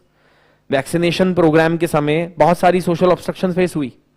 But civil servants, those who knew that we need to overcome these challenges, they personally reached out to the citizens to carry out the vaccination drive, right? So ऐसे कुछ एक दो examples आप दे सकते हैं and then you can wrap this up. But important ये है केवल आप definition मत दीजिए और वहां मत छोड़िएगा. Either example or some of the ways to inculcate these values is something which you, or importance of these values is something which should be writing in your answer. जब भी ऐसा कोई definition वगैरह वाला आंसर आए, examiner expect कर रहा है आपसे कि आप उतना लिखेंगे. उसको भी पता है कि 30 वर्ड दे दिए हैं, कितना ही लिखेगा, but at the same time if you even exceed word limit, you have to be ready for such things. See, the good thing about this question is that everyone is prepared for such questions, because these are the terms which are mentioned in your syllabus or already questions have been asked related to them. So you should anyway be having 100 words to 200 words ready content in your hands when you walk into the examination hall.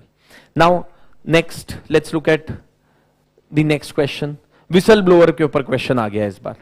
Whistleblower पे question था that whistleblower who reports corruption and illegal activities, wrongdoing and misconduct to the concerned authorities runs the risk of being exposed to grave danger, physical harm and victimization by vested interest, accused person and his team. What policy measures would you suggest to strengthen protection mechanism to safeguard the whistleblower? दो parts हैं question के. एक, the kind of threats, intimidation, physical coercion which is faced by the whistleblower. That will form the introduction of your answer. And secondly, how to address these problems which are faced by the whistleblower. Now, please remember one thing, that this question is not asking you to write down the definition of whistleblower. Why? Because the answer, the question itself is providing you that definition. So please don't seem like a fool by writing that in the answer, that whistleblower is a person who brings, वो बोलेगा भाई ये तो मैंने पहले ही लिख दिया था क्वेश्चन में, तू 150 वर्ड में क्यों खराब कर रहा है अपने वर्ड्स. ठीक है, तो ये बहुत इंपॉर्टेंट चीज है, मैं इसलिए बोल रहा हूं because I see answers repeatedly written by students. What they do is that they write what they know, they write what they think should be the way. क्योंकि हमें किसी ने बता दिया है कि कोट से आंसर स्टार्ट कर दो, क्योंकि हमें किसी ने बता दिया डेफिनेशन से आंसर स्टार्ट कर दो, है ना? ऐसे नहीं होता है. You have to answer the question. आप पूरे भले अपने पूरे 9 के 9 पेपर्स में एक कोट मत लिख के आइएगा, आप पूरे अपने 9 के 9 पेपर्स में एक डेफिनेशन मत लिख के आइएगा, आपका तब भी सिलेक्शन हो जाएगा. And I can tell you so many examples. But आप कोट से भर के आ जाइए अपना आंसर को, तब भी आपके मार्क्स नहीं आएंगे. What really makes the difference is whether you are answering the question or not. वो सबसे इंपॉर्टेंट चीज है ना. सो अब इस क्वेश्चन में वो बोल रहा है कि भाई this poses grave danger etc and all of that. Now let me tell you first and foremost, this question has to do as much with ethics as much it has to do with governance. One is that, and secondly, this question, there was an editorial that had come in the newspapers. This was written by Justice Madan Lokur, 30th of July 2022. He had talked about, ignoring the fact that he had talked about how RTI activists are attacked for highlighting the corruption and wrongdoings in the government. And he had given statistics also. I have not got those statistics here, but he had given statistics like that there are more than 2,000 people, those who have been attacked in the recent past. In Bihar, he specifically pointed out that there have been several cases of RTI activists being under threat and so on and so forth, right? So you could mention that to begin your answer with. Anyway, I'll come to this particular thing as to what suggestions he has given, how to strengthen the whistleblower protection and all of those things. But what are the ways in which you could write the answer to this question? So you could begin by talking about that whistleblowers, those who expose the wrongdoing within the government and the private organizations, have to often face the wrath of those who are complicit in such crimes. Several whistleblowers have been threatened, injured or even killed as a result. In civil services, whistleblowers are often shunted to punishment postings as well. Civil services से relate करना जरूरी है. आप civil service का exam दे रहे हैं, है ना, ये प्राइवेट कंपनी का रिक्रूटमेंट नहीं हो रहा है, तो आपसे एक्सपेक्टेड है कि जब आप आंसर लिखेंगे तो सिविल सर्विसेज के रिस्पेक्ट में लिखेंगे answer, right? Then what is the importance of whistleblower protection? Maybe you could just highlight that it plays a very important role because whistleblowers are essential to encourage the reporting of corruption, to ensure probity in governance and transparency in governance. So you could talk about why protecting whistleblowers is so important. Now what are the challenges, or what are the, उसमें question उसने simple पूछा है, what are the steps to improve whistleblower protection in India? देखिए सबसे पहले तो ये है जो जस्टिस लोकूर ने भी लिखा है अपने आर्टिकल में. Whistleblower Protection Act was passed in the year 2014. 2016, Supreme Court of India gave a strong rebuke to the central government कि आपने इस एक्ट को अभी तक नोटिफाई क्यों नहीं किया है. 2014 का पास हुआ एक्ट 8 साल हो चुके हैं. Government has still not notified that law. This in itself is the biggest fraud that can be committed on the constitution of this country. One, because it shows that even if the legislature passed the law, the executive can just continue to not implement that law by not notifying it, which is very unfortunate. And the second and the biggest problem is that it also shows that perhaps the government is scared, or those in power are scared of notifying this law, because they believe that then the wrongdoings by the politicians and the ministers will be exposed by the whistleblowers and they will not be provided any kind of way out of it. So this is very unfortunate. Anyway, that's not the focus of this question. We have to talk about steps. पहली तो चीज आप ये लिखिए कि भगवान की कृपा करके उस लॉ को नोटिफाई कर दीजिए, है ना. Protection of Whistleblowers Act, Whistleblower Protection Act 2014 should be notified as soon as possible without any delay by the government. That is the first. And secondly, you can say that till the time, and this is what Justice Lokur has also suggested in an article, till the time the central government is not notifying the law, what is stopping the state governments from passing their own law and protecting the whistleblowers within their state? If they are so committed to taking on corruption head on, then they should pass their own laws and not wait for the center. See, a lot of opposition parties are saying no, that the central government is corrupt. If you are not corrupt, then you introduce the whistleblower protection law. What is stopping you from doing that? This is completely under your purview as well. You could do that. One. Second thing which you could talk about is that currently the law which is proposed is limited to public servants and does not cover private companies, but whistleblowers are required in private companies as well. रैन बैक्सी के अंदर इतना बड़ा scam हुआ, गड़बड़ हुआ, that was exposed by a whistleblower only. In several other countries of the world, this protection has been provided not just to public organizations but private organizations as well. Then the act does not allow anonymous complaints. You have to reveal your identity to the complaining authority. There is a danger. What if the complaining authority is having some kind of a relationship with the person who's being complained against? So there is a danger involved in this. We need to do away with this. Third, you could mention about is that the Companies Act makes it mandatory for the entities listed on the stock exchange to set up an audit committee to investigate whistleblower complaints, but they do not provide any kind of mechanism to protect them. In fact, in some of the countries, they have laws to protect retaliatory steps taken by private companies against their employees when they blow whistle on corruption. भाई मैंने अब एक अपनी company के अंदर गड़बड़ हो रही है, उसको whistle blow कर दिया, the possibility is that company may fire me, so my job is also gone.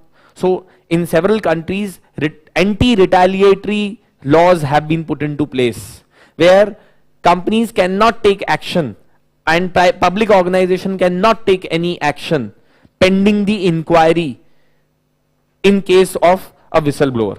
And then there are concerns about impartiality and unfair investigation of complaints which may lead to wrong and unfair decisions against the whistleblower. So can we have some kind of an independent machinery to be created to take care of this? So these are some generic suggestions. Apart from this, if you look at the article that was written by Justice Lokur, there also you will find a number of things. For example, in this article, he had suggested that state governments must direct law enforcement agencies to expeditiously and in a time-bound manner complete investigation in all the cases where RTI users are harassed. Secondly, available evidence clearly shows that information requested by murdered RTI users was information that should have been mandatorily disclosed in the public domain under Section 4 of the RTI Act. Therefore, state governments must take immediate efforts to institutionalize proactive disclosure of actionable information. खुद government transparency लेकर आए, whistleblow करने की बात ही नहीं आएगी. And third is that in all the cases of threats or attacks or killing of RTI user, the State Information Commission must immediately direct the relevant public authorities to disclose and publicize all the questions raised in the answers given to the user. Right? So these are some additional steps that could be mentioned by you. अगर आपने ये newspaper article पढ़ा होता, इसी 3 points को भी अगर आप मेंशन कर देते, and you could have just mentioned 1 or 2 other generic points, I think that would have been more than sufficient to gain marks in this question. Right? And of course, if you would have read this article, you could have mentioned some statistics also with respect to attacks on the whistleblowers, RTI activists, etc. in the recent past. That could have given you added advantage over other candidates in the exam. Right? This was in the Hindu. Okay, ये Hindu का article है 30th of July 2022. Now, let's move to the next question. The last question. In contemporary world, it says that corporate sector contributes in generating wealth and employment. Doing so, they are bringing in unprecedented onslaught on climate, environmental sustainability, and living conditions of human beings. So they are affecting these things as well as a result of their activities. In this background, do you find that CSR is efficient and sufficient? Is it able to achieve the purpose, and is it alone enough in order to fulfill the social roles and responsibility that the corporate world needs to perform under the mandated CSR? You have to critically examine this particular issue. So what are the things which you will be writing in this? See, first and foremost, you could just start by talking about the role that the private sector plays and also the effect that they have on the functioning of the environment and the living standards of the people, etc. So you don't need to explain what is CSR, please.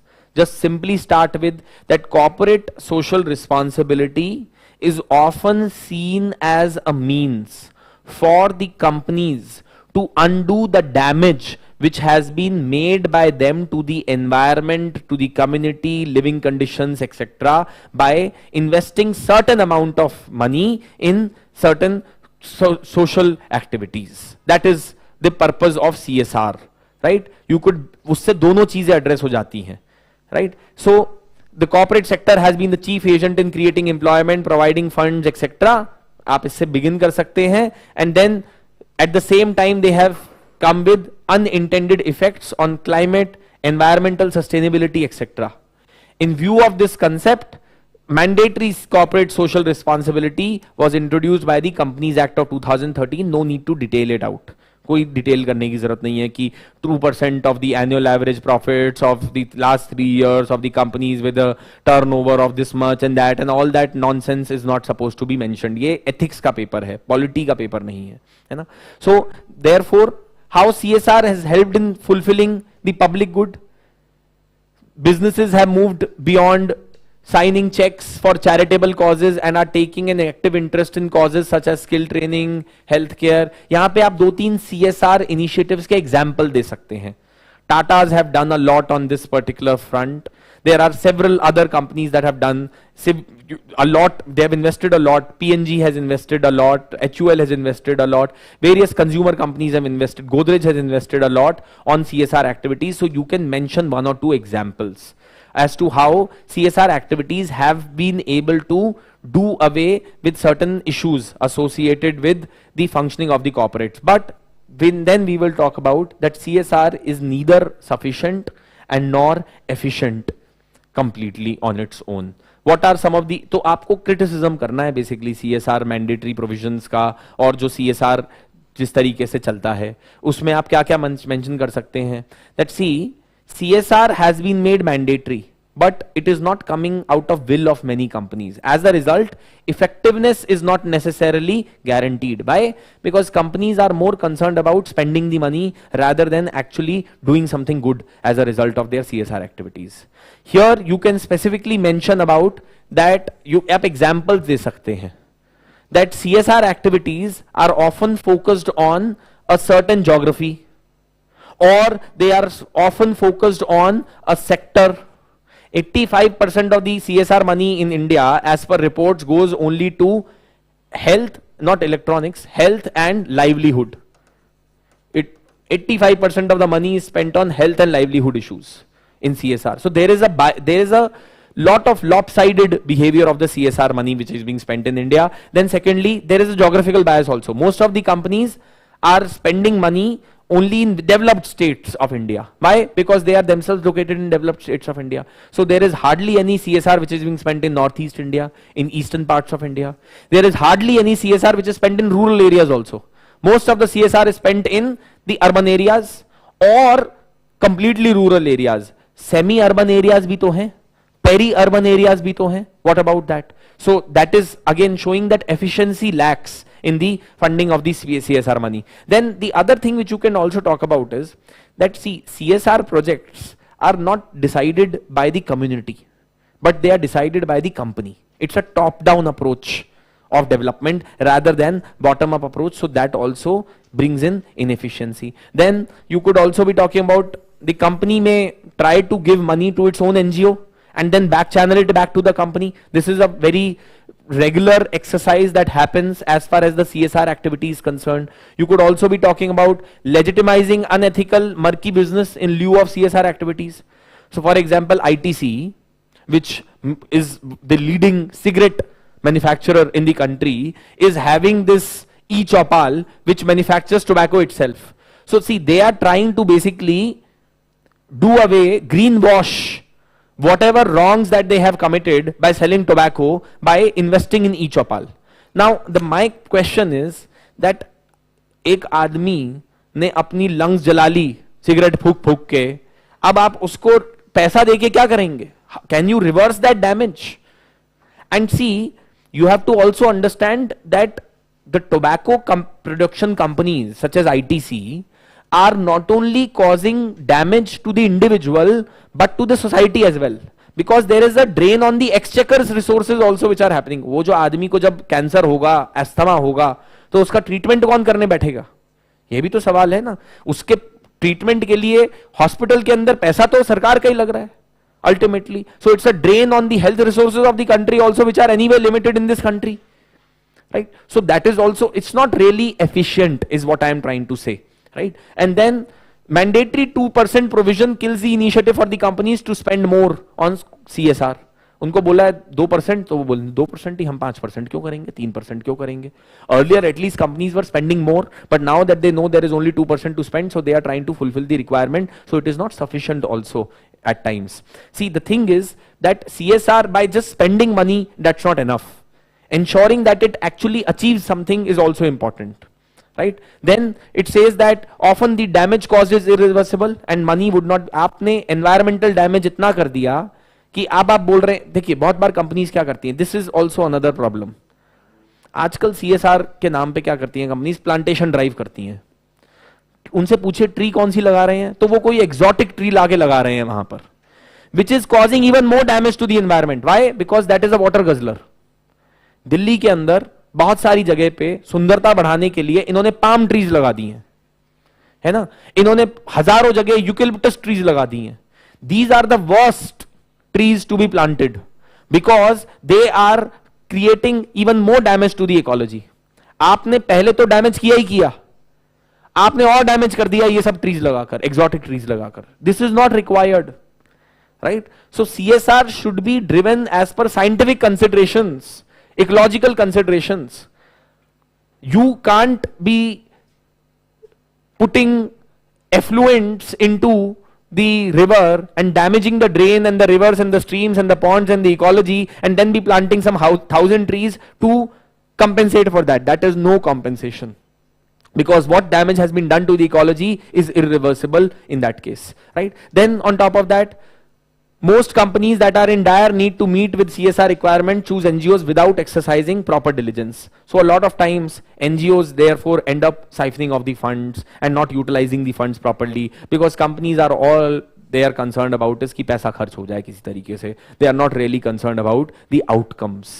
So these are some of the things which you can talk about, the CSR provisions being made mandatory, etc., and how it is not efficient as well as sufficient on its own. So therefore towards the end, conclusion में आप थोड़ा सा कुछ इसमें suggestion दे सकते हैं that how we can improve the functioning of the CSR funds and how we can ensure that CSR operates in a proper manner. So some of the things can be mentioned, that to support a strategic shift towards impactful results, organization need a strong and coherent monitoring and evaluation framework should be there in place. Simple user friendly system should be there. You should involve the local community while deciding the CSR projects. Due diligence should be observed in adopting or in partnering with the NGOs who will implement your CSR projects, etc. So those are some of the things. फिर इसमें और भी बड़े सारे चीजें लिख सकते हैं. दर्पण पोर्टल क्रिएट किया है, जैसे for example ministry of education ने, वेयर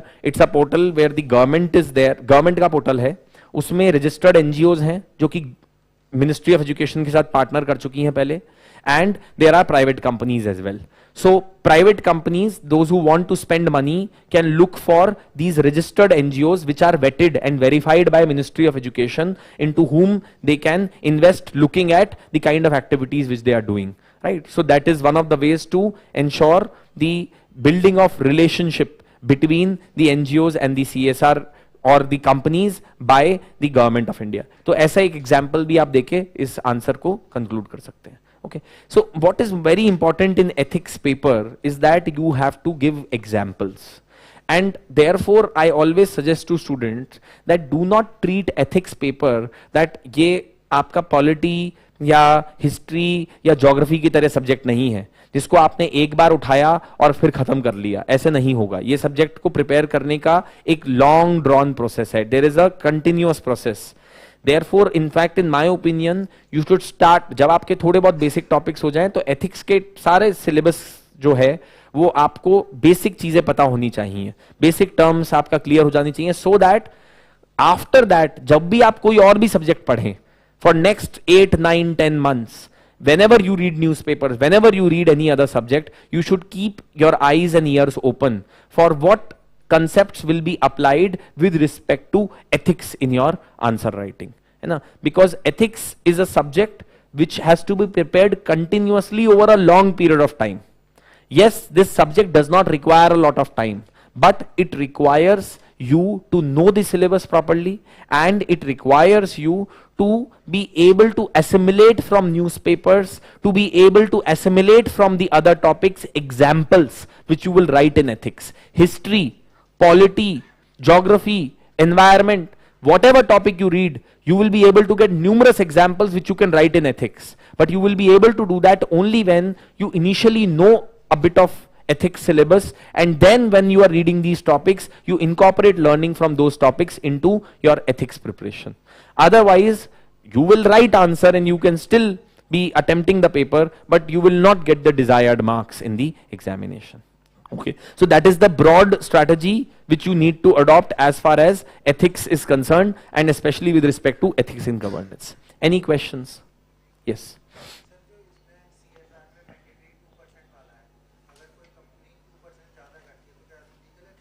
नहीं, लीगल एक्शन क्यों होगा यार? So if any company spends more than 2% of the mandatory CSR, क्या उनके खिलाफ लीगल एक्शन होगा? क्यों लीगल एक्शन होगा सर? तो हाँ, दिक्कत ये है कि आपने 2% मैंडेटरी कर दिया तो कंपनीज अब बोलती हैं कि मैं इसके ऊपर खर्च नहीं करूंगी. आपने देखिए, आप किस तरीके से नैरेटिव सेट करते हैं वो इंपॉर्टेंट है.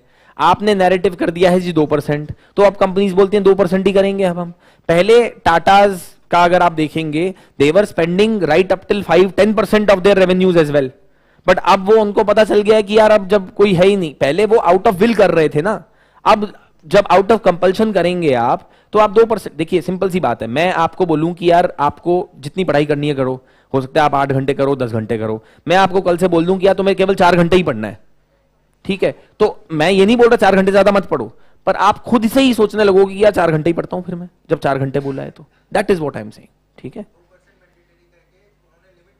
हाँ, लिमिट बता दिया है, तो उससे क्या हुआ है कि now companies even by their own will don't want to go beyond it, because they know कि यार 2% है तो सेटिस्फाई हो तो रहता है. अब क्या, फिर उनको जस्टिफिकेशन देना पड़ेगा. 2% के ऊपर जाएंगे तो इंटरनली कंपनी में जस्टिफिकेशन देना पड़ेगा ना, शेयर होल्डर्स को जस्टिफिकेशन देना पड़ेगा. 2% ज्यादा क्यों किया? जब 2% ही था तो 10% क्यों कर रहे हो? ये प्रॉब्लम है. ठीक है, yes. Any other questions?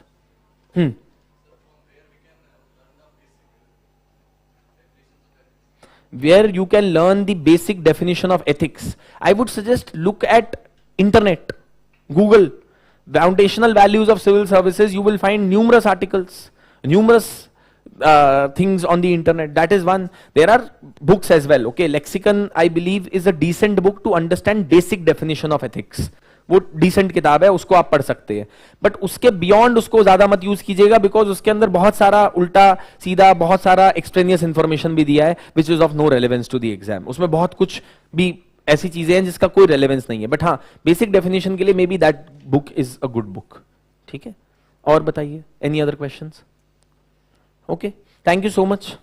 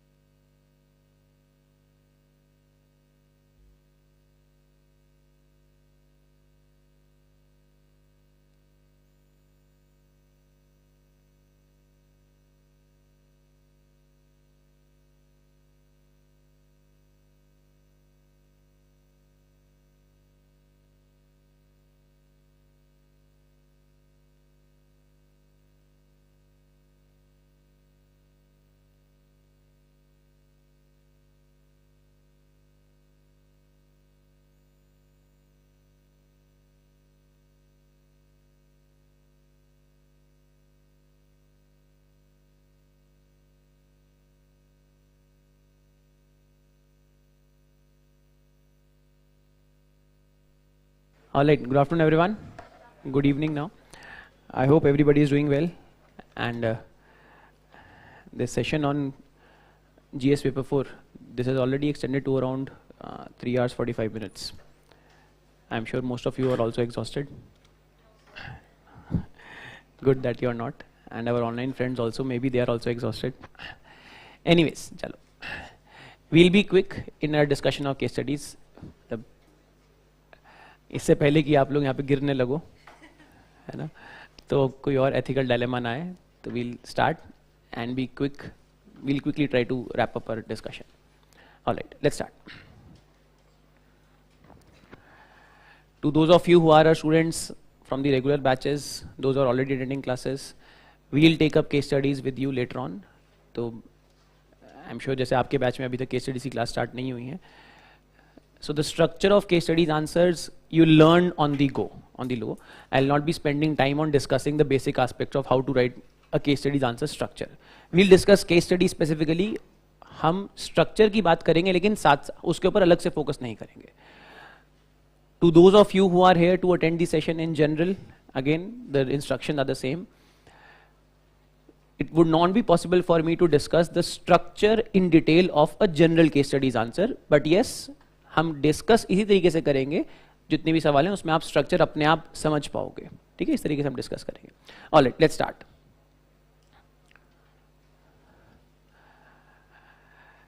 Case studies this year, I personally find, the opinion might be subjective, I personally find that case studies of this particular year were obviously yes very lengthy.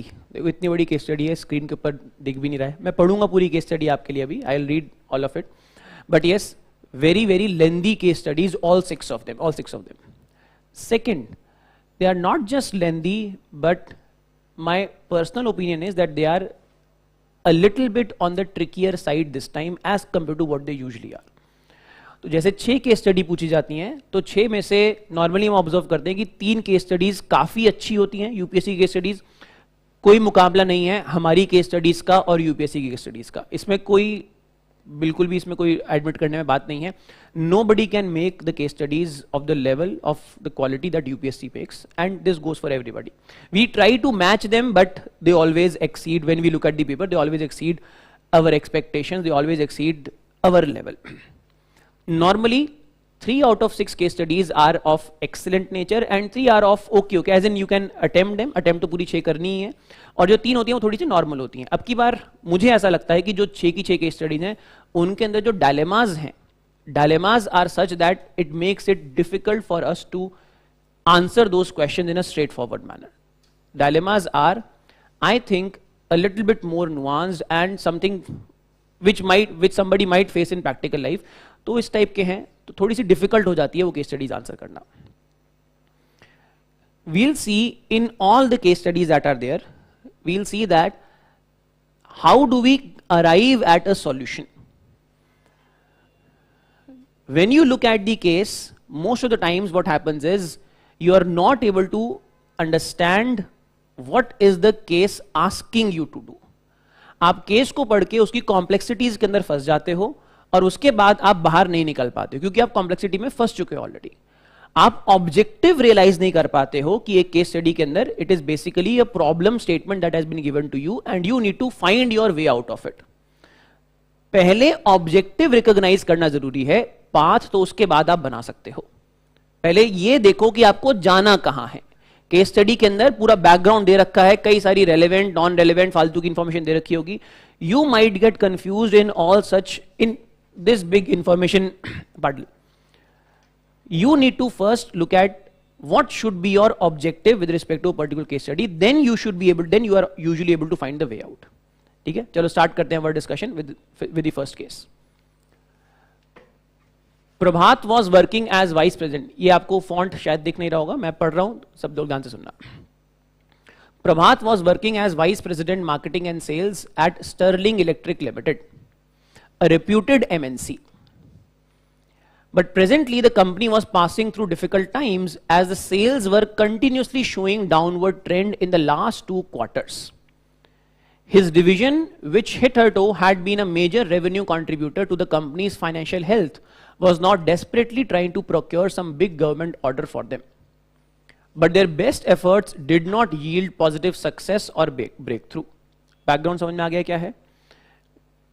You have a person working at some senior position.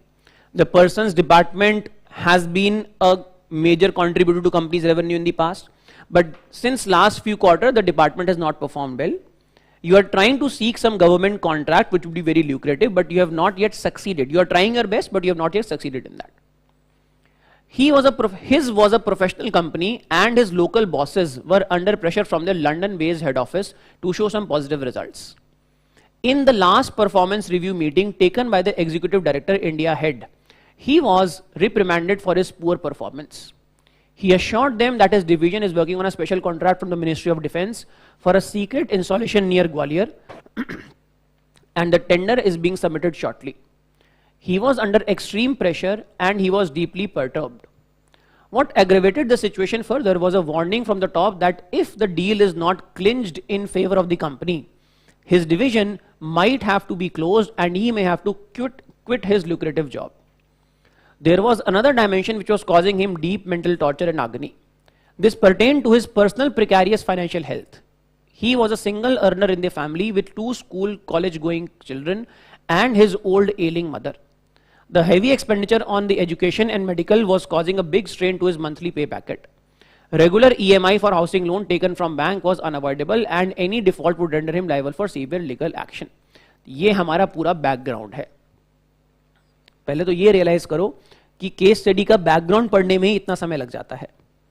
You have got 3 hours and in those 3 hours you have 6 case studies, each so lengthy, and apart from that 13 questions. Ethics के paper में अगर आप practice करके नहीं गए हो, trust me, लिख के ले लो, आप एथिक्स का पेपर पूरा नहीं कर पाओगे. All GS papers, GS paper 1, 2, 3, 4, all papers, you do not have 1 second of extra time in either of these papers. But GS 1, 2, 3, you still may be able to complete in some manner. जैसे तैसे करके खींच के complete कर पाते हो GS 1, 2, 3. लेकिन paper 4 वो पेपर नहीं है जो कि आप खींच के कंप्लीट कर दोगे, कुछ भी लिख के कंप्लीट कर दोगे. पेपर 4 के अंदर जब तक आपने प्रैक्टिस नहीं करी है, पहले से प्रिपेयर्ड नहीं हो, तब तक आप एक फूल्स पैराडाइज में जी रहे हो कि ये पेपर आसान है और आप इसको इजीली कंप्लीट कर पाओगे. You looked at the questions, theoretical question अभी स्मृति मैम ने और जतिन सर ने डिस्कस किए. You looked at these questions.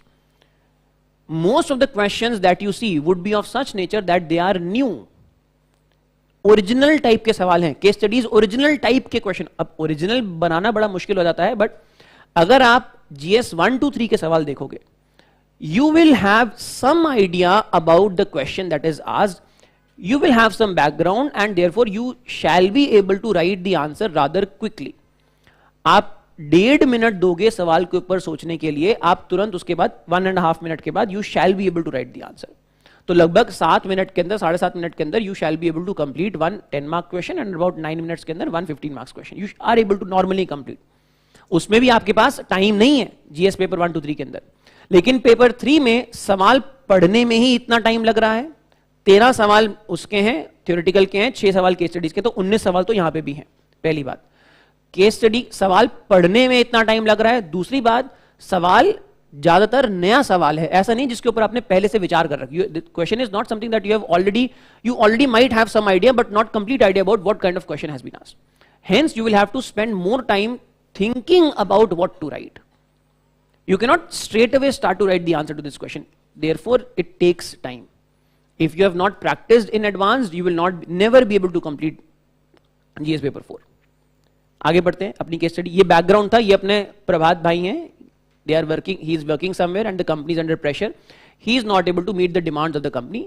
Plus, there is some personal financial issues. There are some personal financial issues which are given here. Next. In the above backdrop, he was hoping for some miracle to happen. There was a sudden turn of events.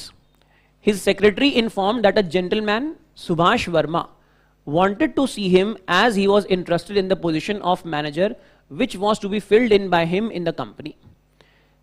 प्रभात के secretary ने inform किया है that there is a person called Subhash Verma. This person wants to see Mr. Prabhat because this person is interested in the position of manager in the company and this position was supposed to be filled by Mr. Prabhat. तो प्रभात ने इस position के लिए interviews लेने थे. प्रभात क्या है? Vice president है, मैनेजर के लिए उसने इंटरव्यू लेने थे, तो एक पर्सन आया है, उसने अप्लाई किया है इस जॉब के लिए. He further brought to his notice that his CV has been received through the office of Minister of Defence. During interview of the candidate Subhash Verma, he found him to be technically sound, resourceful and experienced marketeer. He seemed to be well conversant with the tendering procedures and having knack for follow-up and liaising in this regard. Whatever is expected by a person who is doing marketing, he possesses all those qualities. On top of that, the CV has come from the Ministry of Defence, जिसका contract ये लोग seek कर रहे हैं. तो person के अंदर desired qualities सारी हैं, प्लस पर्सन के पास एक रिकमेंडेशन भी है मिनिस्ट्री ऑफ डिफेंस की. Prabhat felt that he was the better choice than rest of the candidates who were recently interviewed in the last few days. Subhash Verma also indicated that he was in possession of copies of the bid documents that Unique Electronics Limited would be submitting next day to the Defense Ministry for their tender. He offered to hand over those documents subject to his employment in the company on suitable terms and conditions. He made it clear that in the process, Sterling Electric could outbid their rival and get the bid and hefty Defense Ministry order. He indicated that it will be a win-win situation for both him as well as the company. आगे समझ में क्या है? सुभाष वर्मा जी क्या कह रहे हैं? He is saying that I will join your company on the terms and conditions favorable to me. I will offer bidding documents prepared by Unique Electrics, जो कि एक competing firm है Sterling Electric की. मैं उस फर्म का employ हूं, कैसे भी मेरे पास उसके डॉक्यूमेंट्स आए हैं, मैं आपको वो डॉक्यूमेंट्स दूंगा जिससे आप अपनी बेहतर बिड प्रिपेयर कर सकते हो, so that you can outbid that company unique electronics. Hefty defense, he indicated that it would be a win-win situation for both him and the company.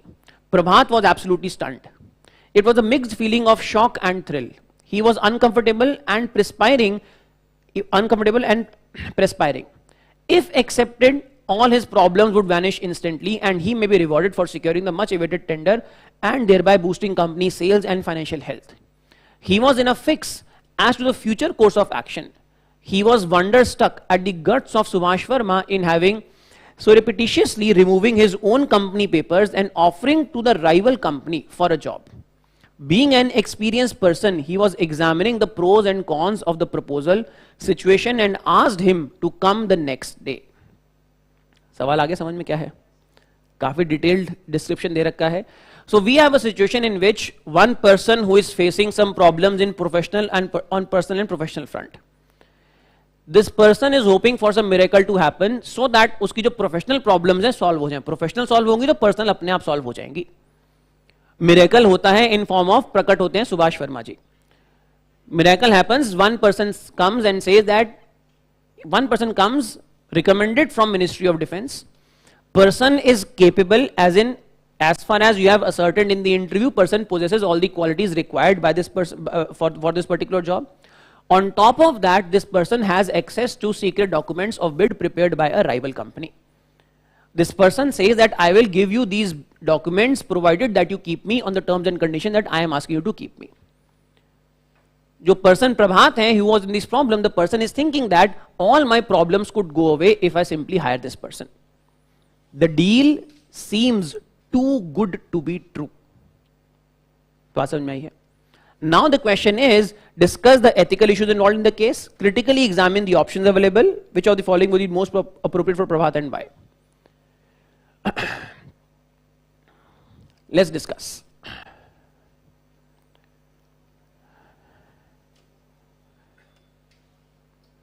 What are the ethical issues involved in this particular case? पढ़ने की जल्दी मत करो, मैं तुमको पढ़ के सुनाऊंगा, एक एक सवाल एक एक पॉइंट हम डिस्कस करेंगे. What are the ethical issues involved in this particular case? Well, the basic ethical issue is that of integrity. Integrity क्या होता है? अभी डिस्कशन होता है कि किसी सवाल में इंटीग्रिटी के ऊपर कोई सवाल था क्या थ्योरेटिकल में? इंटीग्रिटी क्या है? Integrity is integration, all the small parts being summed up into one big whole. Integrity होता है when every value, your integrity is when what you think is what you speak is what you do. You are behaving as a one whole unit. ऐसा नहीं है कि आपका mind कुछ कह रहा है, आप एक वैल्यू कुछ और फॉलो कर रहे हो, कभी फॉलो कर रहे हो, कभी फॉलो नहीं कर रहे हो. You are working, you are behaving as a one integral whole, as a one complete whole unit.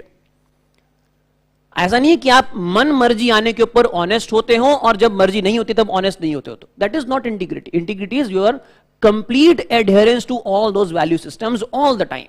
Integral integrity. The main issue in this case is integrity. Integrity of whom?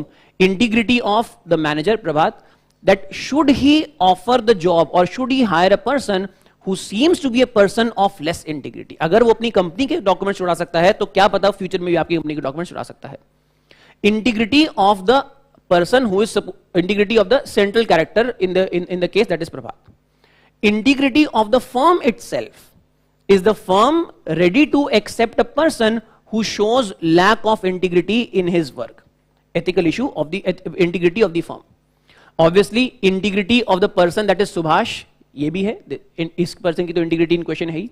So ethical issue, main ethical issue in this case is that of integrity. That whether the characters in this case, the central character that is Mr. Prabhat who is facing all these dilemmas, the firm because of which the firm which is putting a pressure on Mr. Prabhat is the firm's behavior reflecting integrity, and the person who is offered to solve the situation is the person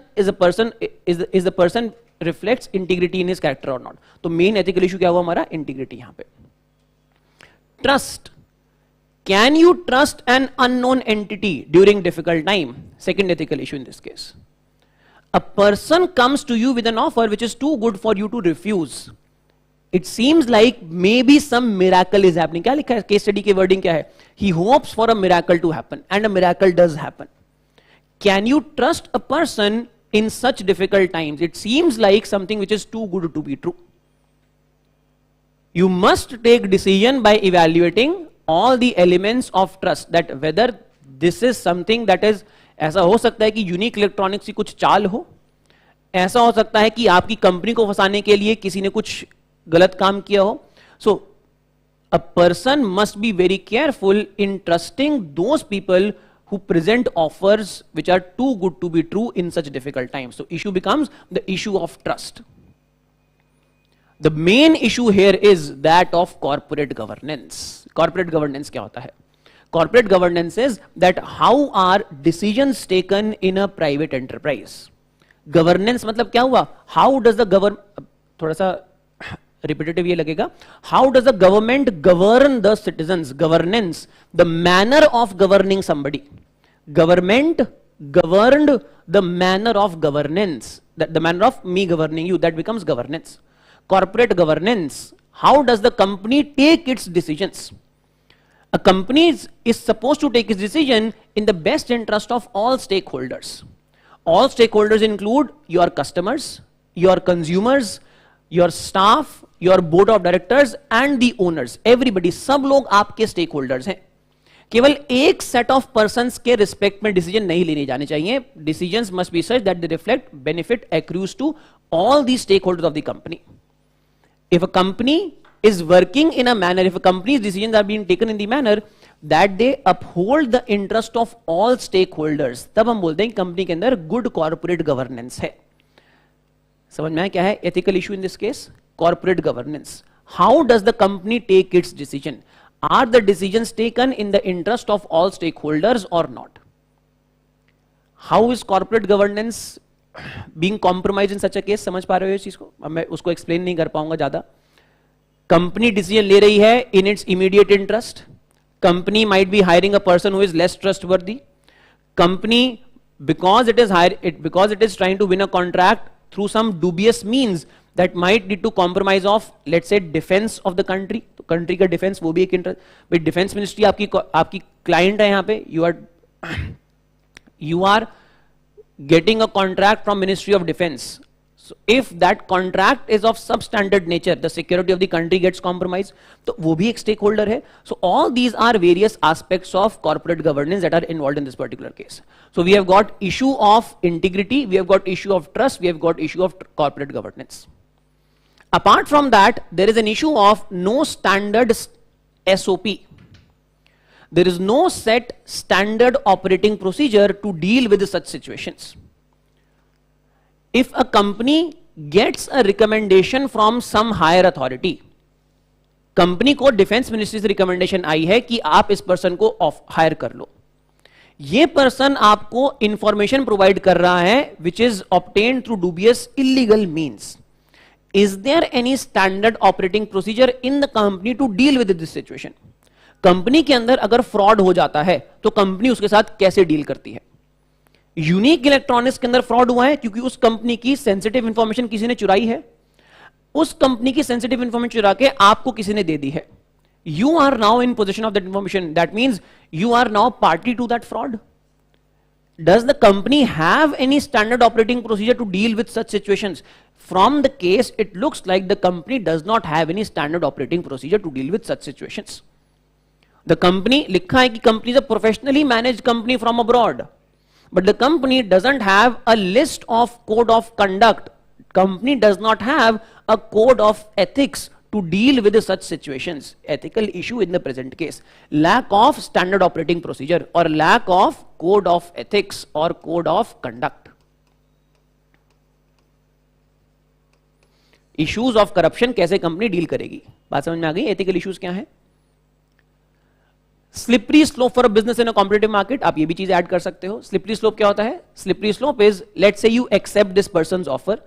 If you accept this person's offer, it is a competitive market. Probably somebody may go from your company and offer your documents to the other company. तो competitive market है. If such practices become acceptable, then this will lead to anarchy. Complete loss of trust.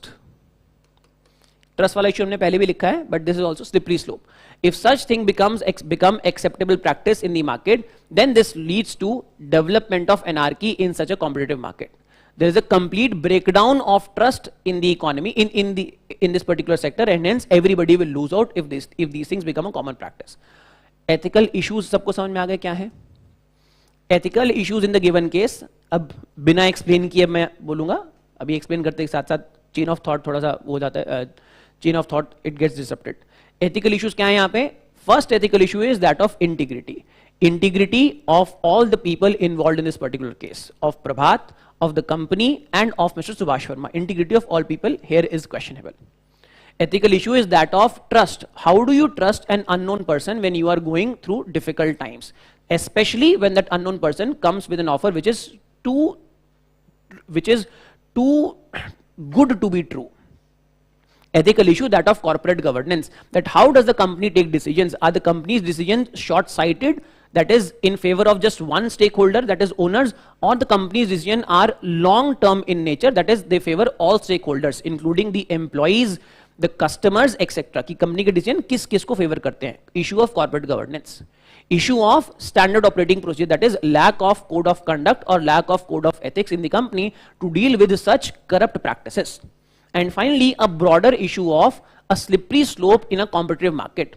If such practices become acceptable, then the entire sector, all the industries associated with this are going to suffer. It will become a long-term lose-lose situation for everybody, even though it may be a short-term win-win situation for the company. सबको समझ में आ गया ethical issues क्या हैं? These become the ethical issues in this case.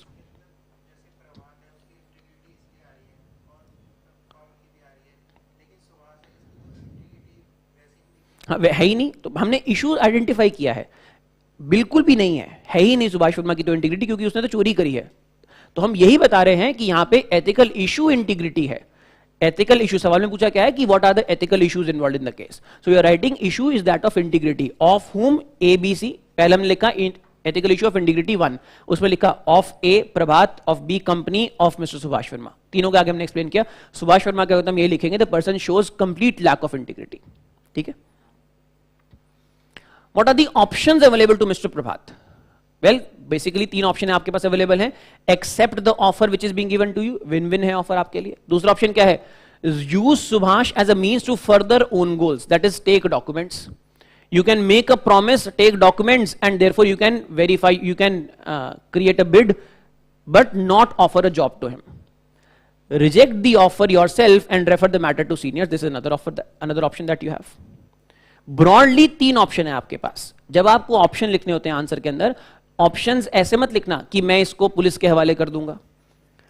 I will accept the offer, I will reject the offer. ये एक word या एक लाइन के ऑप्शन नहीं लिखने होते आंसर के अंदर.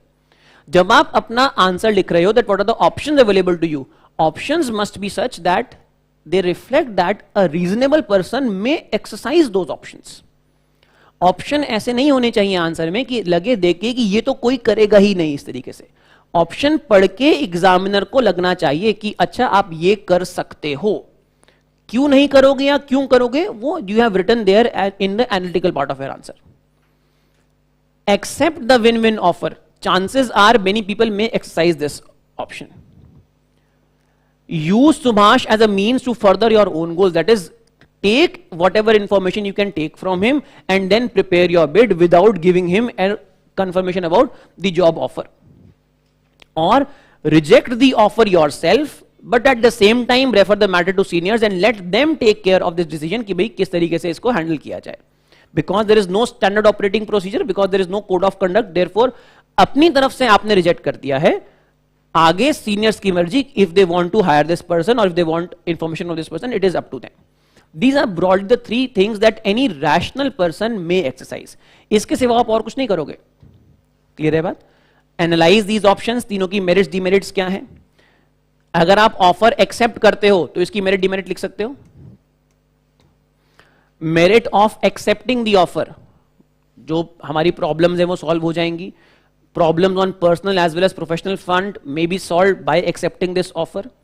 The company may be able to win a contract by getting knowledge about what information the competitors are using in order to prepare their bid. So company may be able to prepare the better bid and hence win the contract, so on and so forth. ये तो हो गई merit.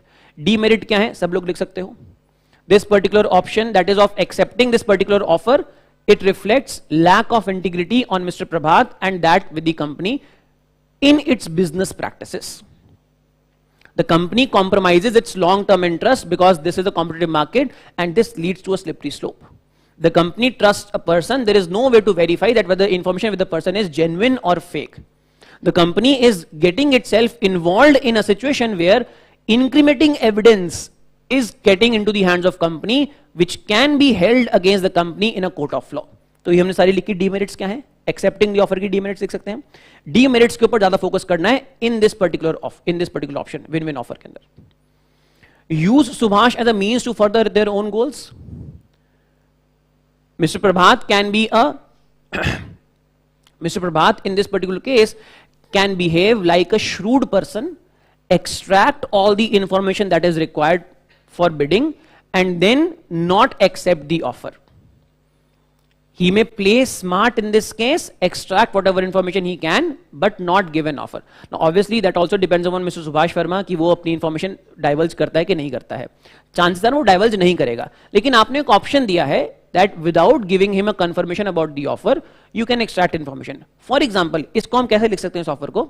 That give an appointment to Mr. Subhash Verma conditional upon company winning the contract. Company जो contract जीतेगी उसके ऊपर offer को conditional कर दो कि अगर कंपनी जीतती है तब आपका ऑफर पक्का, अगर नहीं जीतते तो आपका ऑफर नहीं स्टैंड करेगा. ये बात क्लियर है? Conditional offer that if the company gets into any legal trouble because of your action, then all the responsibility will lie with you. You will take responsibility that you have prepared this bid without the knowledge of the company. तो आप ये लिख सकते हो अपने option के अंदर that company can give a conditional offer to Mr. Subhash Verma that conditional offer to Mr. Subhash Verma that his job would be confirmed only if the company wins the contract along with all the legal responsibilities lying upon him. इसके merit और demerit क्या है? Merit लिख सकते हो कि company contract जीत जाएगी plus company साथ में अपने आप को इंश्योर करने की कोशिश करेगी कि हमने कोई गलत काम नहीं किया है. डीमेरिट क्या है? It looks like company is using Subhash Verma's services but is itself trying to promote its interest through these dubious means. Company भले ही अपने आप को लीगली बचा के रखे, लेकिन कंपनी उसकी सर्विसेज इस्तेमाल करके अपने आप को पूरी तरह लीगली बचा भी नहीं पाएगी, हेंस इसके अंदर डीमेरिट है इस पर्टिकुलर ऑप्शन के अंदर। ठीक है,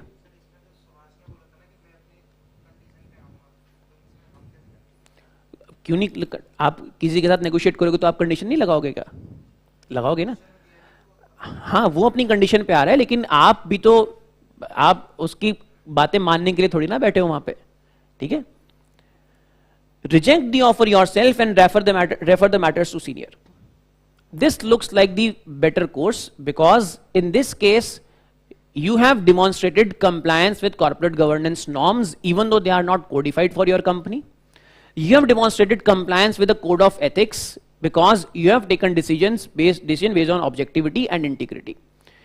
You are not hiring a person who is making you an offer even though that offer looks like something that will get the companies and you out of troubles that you are in.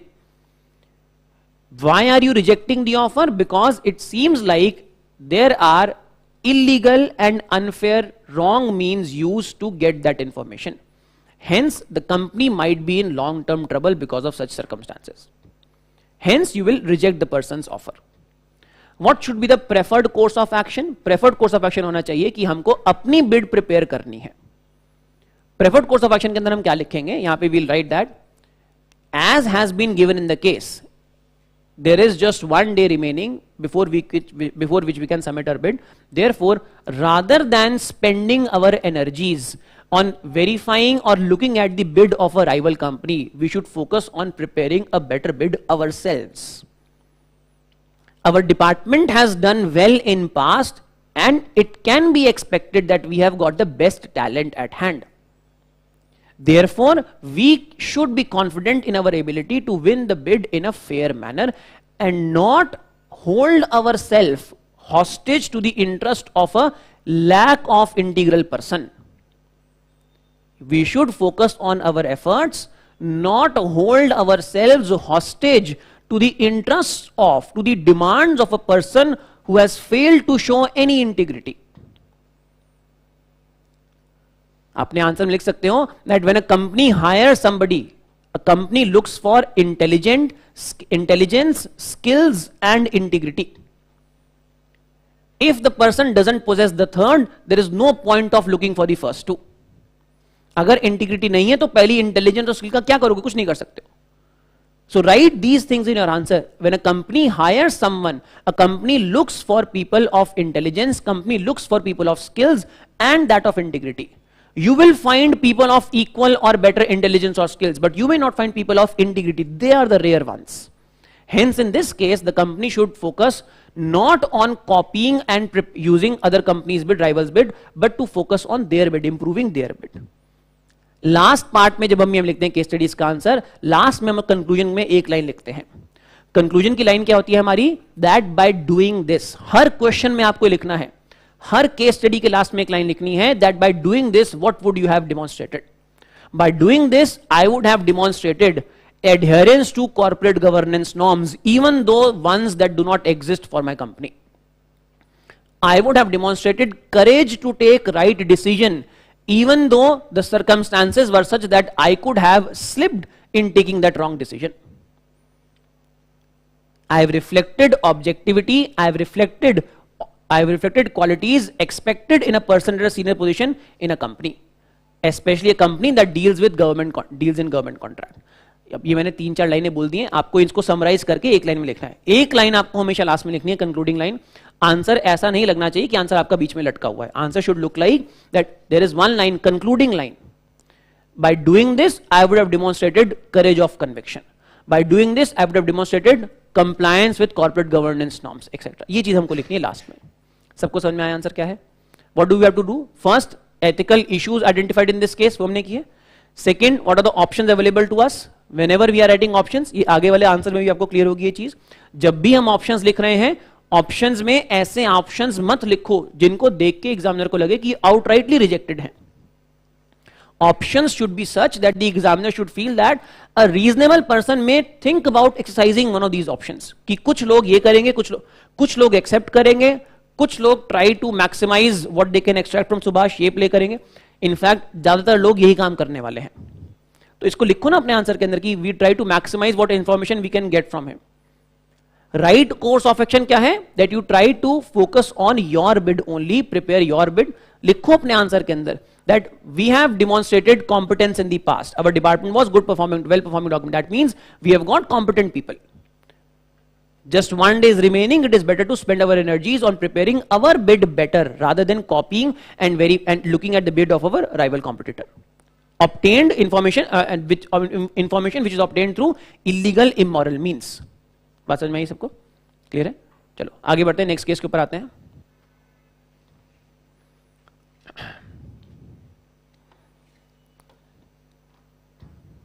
हाँ जी यार, we have answered all the parts. Which of the above would be most appropriate for Prabhatan भाई? किया तो है भी, क्या course of action बताया तो है, बताया तो भी कोर्स ऑफ एक्शन क्या करना है.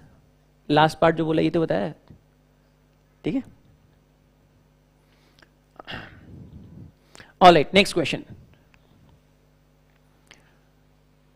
Ramesh is a state civil services officer who got opportunity of getting posted to the capital of a border state after rendering 20 years of service. Ramesh's mother has recently been detected of cancer and has been admitted in the leading cancer hospital of the city.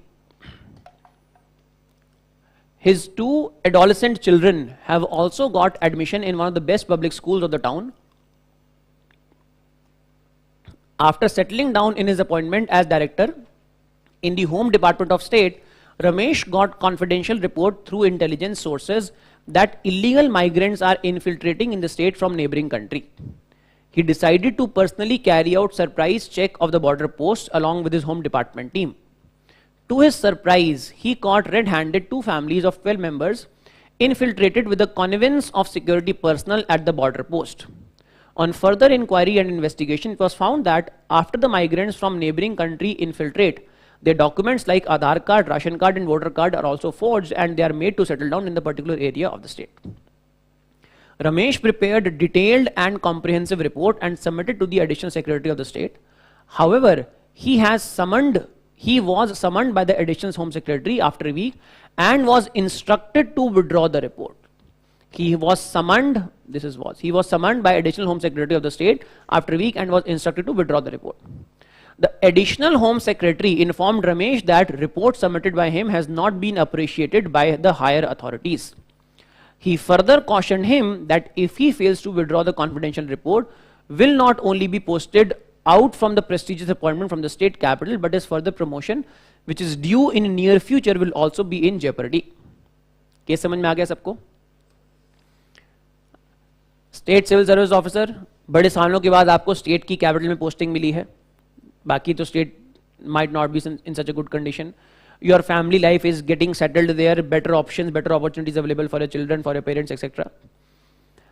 You are posted in a particular department, you carry out some investigation sometime and you find out that something wrong is happening. You prepare a report, the report is yet confidential. You submit that report to your department, the senior in your department calls you and says that this report is something that is not liked by the senior authorities, hence you should withdraw this particular report. ये broad case है. बाकी तो जो illegal immigration वगैरह चीजें वो इसके अंदर फिलर है. आपने कुछ काम किया जो कि सीनियर को पसंद नहीं आया, रिपोर्ट आपने दी है वो रिपोर्ट पसंद नहीं आई है, as in they don't want you to bring this issue out in the public. You are being softly threatened that अगर ये विड्रॉ नहीं करोगे तो आपका करियर प्रोग्रेस नहीं कर पाएगा, आपकी पोस्टिंग भी बाहर कहीं ना कहीं हो जाएगी. ये हमारा सिंपल सा केस है. क्लियर है? What options are available? What would you choose? Critically evaluate the options. What are the dilemmas? What policy measures would you suggest to combat the menace of infiltration of illegal immigrants from the neighboring country? तो ये तो straight forward सवाल है, ये तो security का सवाल है. What steps would you take to stop illegal immigration from the neighboring country? तो ये तो आप अपने आप कर सकते हो, सिक्योरिटी का सवाल है. Border terrorism, border management, coordination of agencies. I think this part we'll leave. This part I think you should be able to write yourself. Let's discuss the ethical aspects of the other parts. क्या करना है हमको सवाल के अंदर?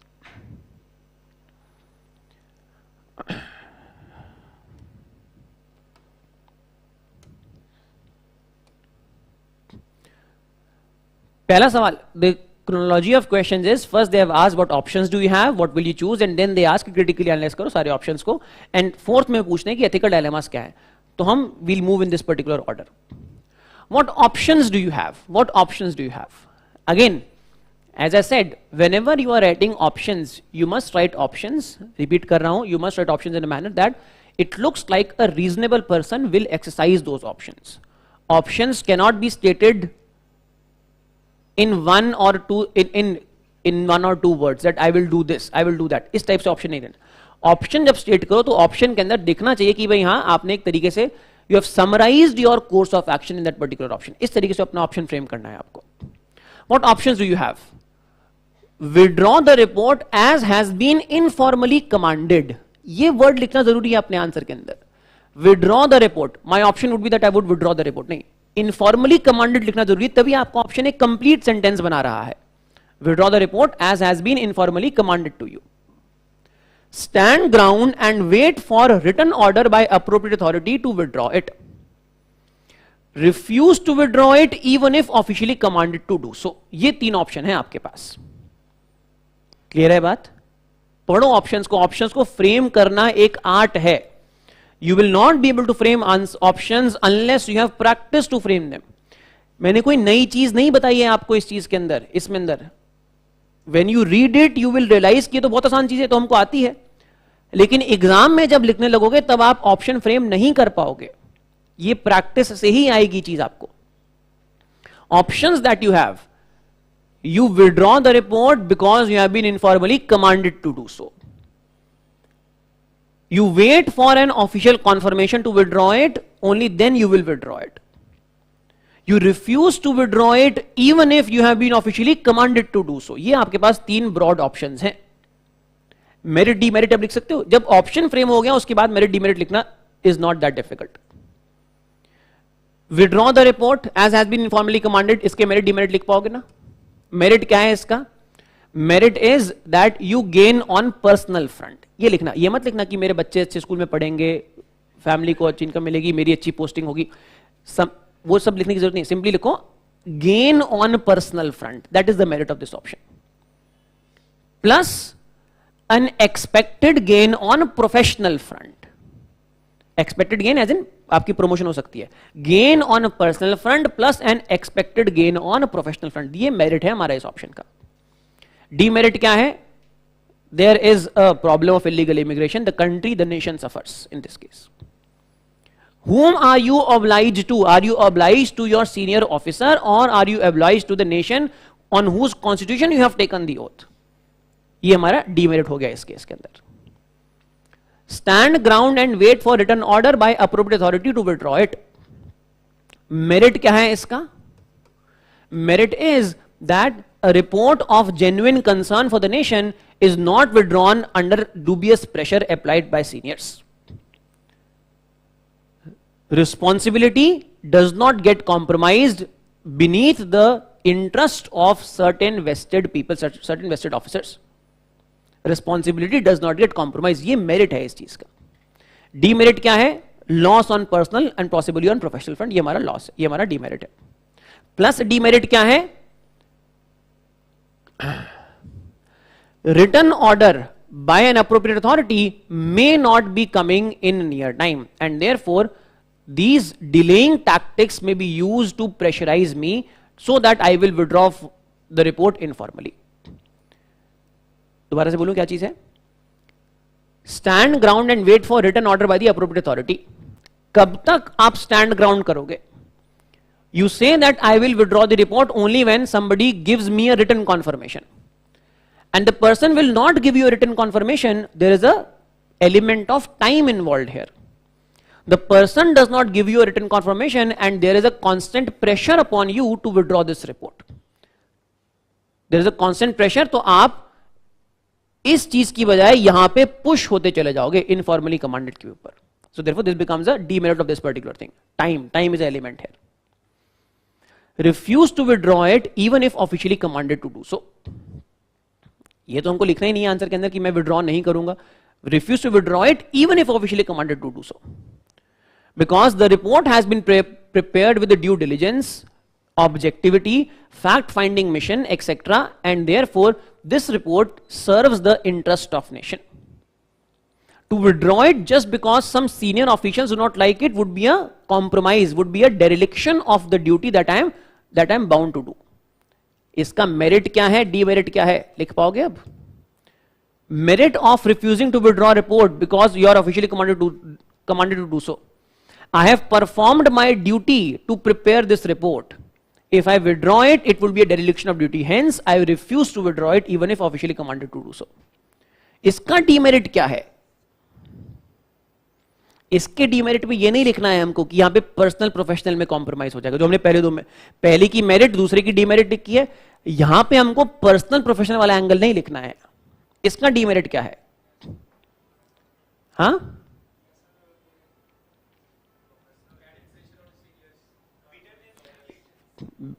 वो सब हमारे पहले दो ऑप्शन में आ गए, वो पहले दो ऑप्शन में आ चुकी है वो चीज. बिटरनेस इन रिलेशन, सीनियर्स वाला पार्ट, वो सब फर्स्ट ऑप्शन में आ गया. यहां पे डीमेरिट कुछ और है. यहां पे डीमेरिट ये है, listen, there is something called as, यहां पे लिखा है, there is something called as institutional superiority. Institution, a person versus an institution. मुझे कुछ लगता है कि कुछ सही है या गलत है, वर्सेस इंस्टीट्यूशन को लगता है कि कुछ सही है या गलत है. We believe that the institution has much more experiences, institution has much more knowledge, institution has much more wider scope of interests that have to be met.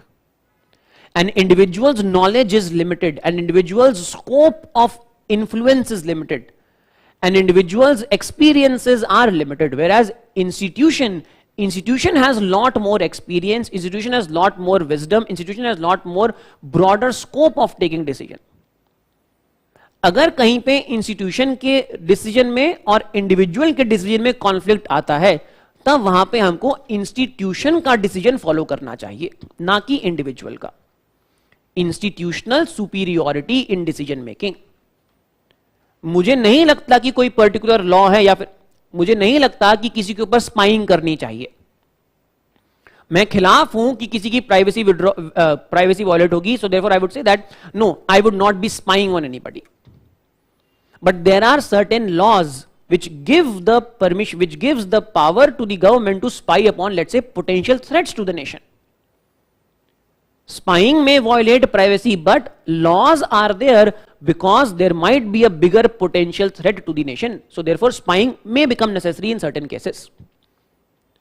मुझे नहीं लगता करना चाहिए, लेकिन अगर इंस्टीट्यूशन से ऑर्डर आया है, एक हुआ कि अमित शाह जी ने बोला है कि आप स्पाइंग करो, दूसरा क्या हुआ, होम मिनिस्टर ने बोला है कि आप स्पाइंग करो. Home ministry officials have taken a decision that this something that must be done. एक पर्सन का ऑर्डर वर्सेस इंस्टीट्यूशन का ऑर्डर. यहां पे हम क्या बात कर रहे हैं, officially commanded to do so. You have been officially command, मतलब इंस्टीट्यूशन ने कमांड किया है.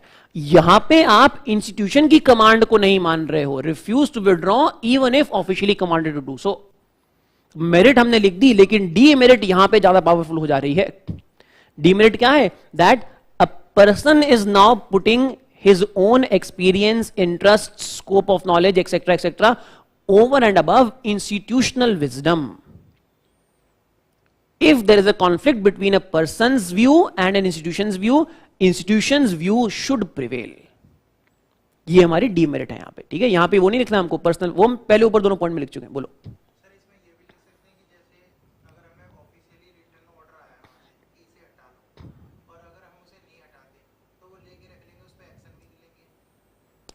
ये तो फिर वो बाद की चीजें हैं कि वो लेके रख लेंगे, एक्शन भी लेंगे, वो हमको नहीं सोच.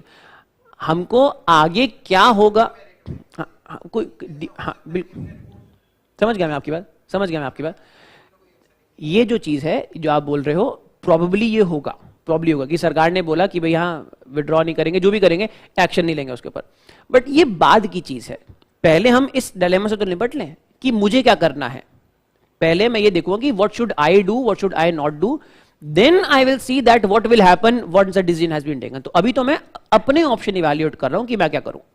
ठीक है, वो बाद की चीज, तो वो हमारे आंसर के स्कोप से बाहर की चीज हो जाएगी. वो डीमेरिट में उसको अवॉइड करना, उसको अवॉइड करेंगे डीमेरिट में लिखना, ठीक है।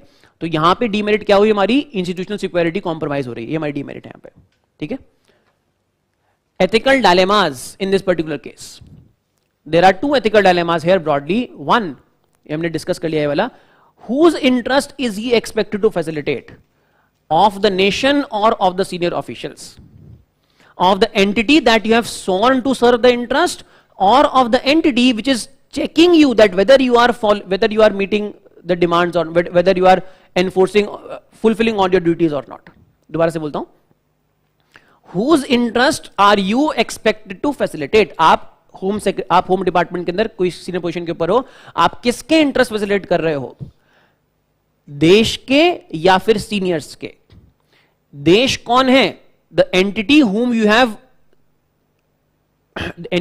have promised, whom you have taken an oath to serve. Are you serving this entity's interest, or are you serving the interest of the entity which is immediately your superior? ये entity जो कि आपके interest को control करती है, देश तो control नहीं करता है। देश क्या होता है? देश तो लोगों से बना है। आप देश के इंटरेस्ट सर्व कर रहे हो या फिर आप किसी पर्सन के इंटरेस्ट सर्व कर रहे हो, ये पहला एथिकल डायलेमा है यहां पे। I have to see that whether I should be serving nation's interest और my seniors interest. Second ethical dilemma is it correct to resist commands from higher more experienced officers? अभी हमने discuss किया institutional superiority वाला part, यहां पे हम लिख रहे हैं एथिकल डायलेमा के अंदर, here we will not write institutional superiority because we have already written that thing here. यहां पे I am talking about a general statement, चाहे वो आपका सीनियर ही क्यों ना हो, वो आपको अनऑफिशियल एडवाइस दे रहा है, लेकिन है तो आपसे ज्यादा एक्सपीरियंस ना, है तो आपसे बड़ा ही, पोस्ट में भी बड़ा है, एक्सपीरियंस में बड़ा है, तजुर्बा हर चीज में आपसे बड़ा है। Is it correct to resist commands from higher, more experienced officers, especially when personal well-being may suffer? These are the ethical dilemmas. Dilemma आप क्या फेस करो भाई? आपका डायलेमा क्या है? आपका डायलेमा ये है कि क्या मैं सही डिसीजन ले रहा हूं या नहीं ले रहा हूं। If my senior is asking that withdraw this report, should I not withdraw it? Should I not respect his authority? Should I resist? Is it right to resist the commands from higher, more experienced officers, especially when personal well-being may suffer? यही सवाल तो आप अपने आप से पूछ रहे होगे ना, तब यही हमको एथिकल डायलेमा में लिखना है। एथिकल डायलेमा में कुछ रोजी फ्लावरी चीजें नहीं लिखनी कि देश का नुकसान हो, इस टाइप से हो जाएगा, देश के अंदर इलीगल इमिग्रेंट्स आ जाएंगे तो देश की जनता को खाने को कैसे मिलेगा, ये चीजें नहीं लिखनी है आपको। आपने यहां पे लिख दिया है कि मैं किसके इंटरेस्ट सर्व कर रहा हूं, देश का इंटरेस्ट या फिर सीनियर का interest. This thing is capturing all those things. Second dilemma is you are asking yourself that is it right for me to resist the orders given by an appropriate authority, or especially when there is a great personal cost, when there is a great personal suffering because of me not following their orders. These are the ethical dilemmas that you face. आई सबको बात समझ में? Preferred course of action क्या होगा इसके अंदर, क्या करेंगे हम? When you are writing preferred course of action, make sure that you are writing, in most of the cases you will write a graded approach. Grade मतलब क्या है? स्टेप बाय स्टेप हम डिसीजन लेंगे डिपेंडिंग अपॉन कि क्या होता है क्या नहीं होता है। In this particular case our preferred course of action would be that one, this report has been prepared with full objectivity, keeping interest of nations in keeping interest of the nation in mind. Hence it is my duty to make sure that the report reaches its logical conclusion. It is my duty to make sure that whatever action has to be taken on this report is taken by appropriate authority. I have fulfilled one part of my duty by carrying the investigation. The complete duty would be fulfilled when I am able to take this report to its logical conclusion. My duty is not merely to carry out this investigation. My duty is to ensure that the report reaches its logical conclusion as well. ये बात सबको समझ में आ रही है ना? तो हमको अपने आंसर में इस चीज को एम्फेसाइज करना है। When we write the course of action, the course of action should be such that we are recognizing that what will we do in this particular case. When we say what will we do, we should not hang in between कि मैंने report बनानी थी, report बना दी तो मैंने अपना काम कर दिया, वो हमारा पूरा काम नहीं है। हमारा पूरा काम क्या है? रिपोर्ट बनाना प्लस रिपोर्ट को लॉजिकल कंक्लूजन के ऊपर लेके जाना। तो ये रिकॉग्नाइज करो अपने आंसर के अंदर। Then you write down that what would you be doing this case. This case involves this particular case involves obedience or non-obedience to the commands of seniors. In this particular case, it seems like that the interest of the senior official giving an authority, giving a command, are vested. Hence, it looks like that the command is not coming because of any reason, because of any authority, but because of a vested interest. Answer में क्या लिखना है हमको? Command कहां से आ रही है? Command not coming from reason. Command is not reasonable. Command is not coming from an authority. Rather, command is coming because of a vested interest. And since the command is coming from a vested interest, therefore, there is no reason why I should adhere to or follow such a command, which is not coming because of any reason or because of authority. There is no reason why I should follow this command. I should make sure that the report reaches the authorities which are required to take decision on this. I would present the report to the concerned minister, to the concerned departments, and then leave it to their better judgment to take a decision. Report बनाने पे आपका duty खत्म नहीं होती है.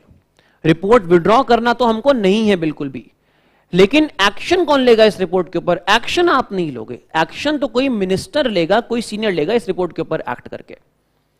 Your duty will end when you present this report to those entities which can take, which will take decision on this report. अपने answer में identify करो कि वो कौन कौन सी अथॉरिटीज हैं. I will present this report to the Home Minister of the state. I will present this report, I will send a copy of this report to the Home Ministry of the central government, to the National Security Advisor Office in the central government, and all other related entities. This is your duty in this particular case. अपने senior को report देना नहीं, to present this report to all appropriate authorities which should be concerned with this particular report.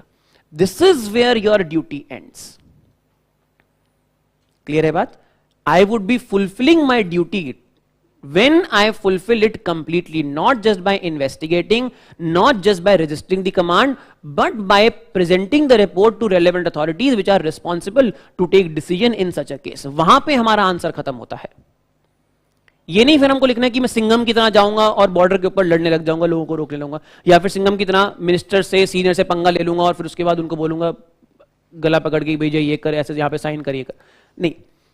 Present the report to the authorities which are responsible to take action on this particular report, which includes the Home Department of the state, that is Home Minister, Home Minister of the country, Office of National Security Advisor, and other such relevant security related agencies. ये हमको answer में last part में लिखना है. By doing this, I would have demonstrated courage of conviction. By doing this, I would have demonstrated adherence to my constitutional duty of protecting the interest of the state and not serving the interest of particular persons, even if they are my seniors. ठीक है बात?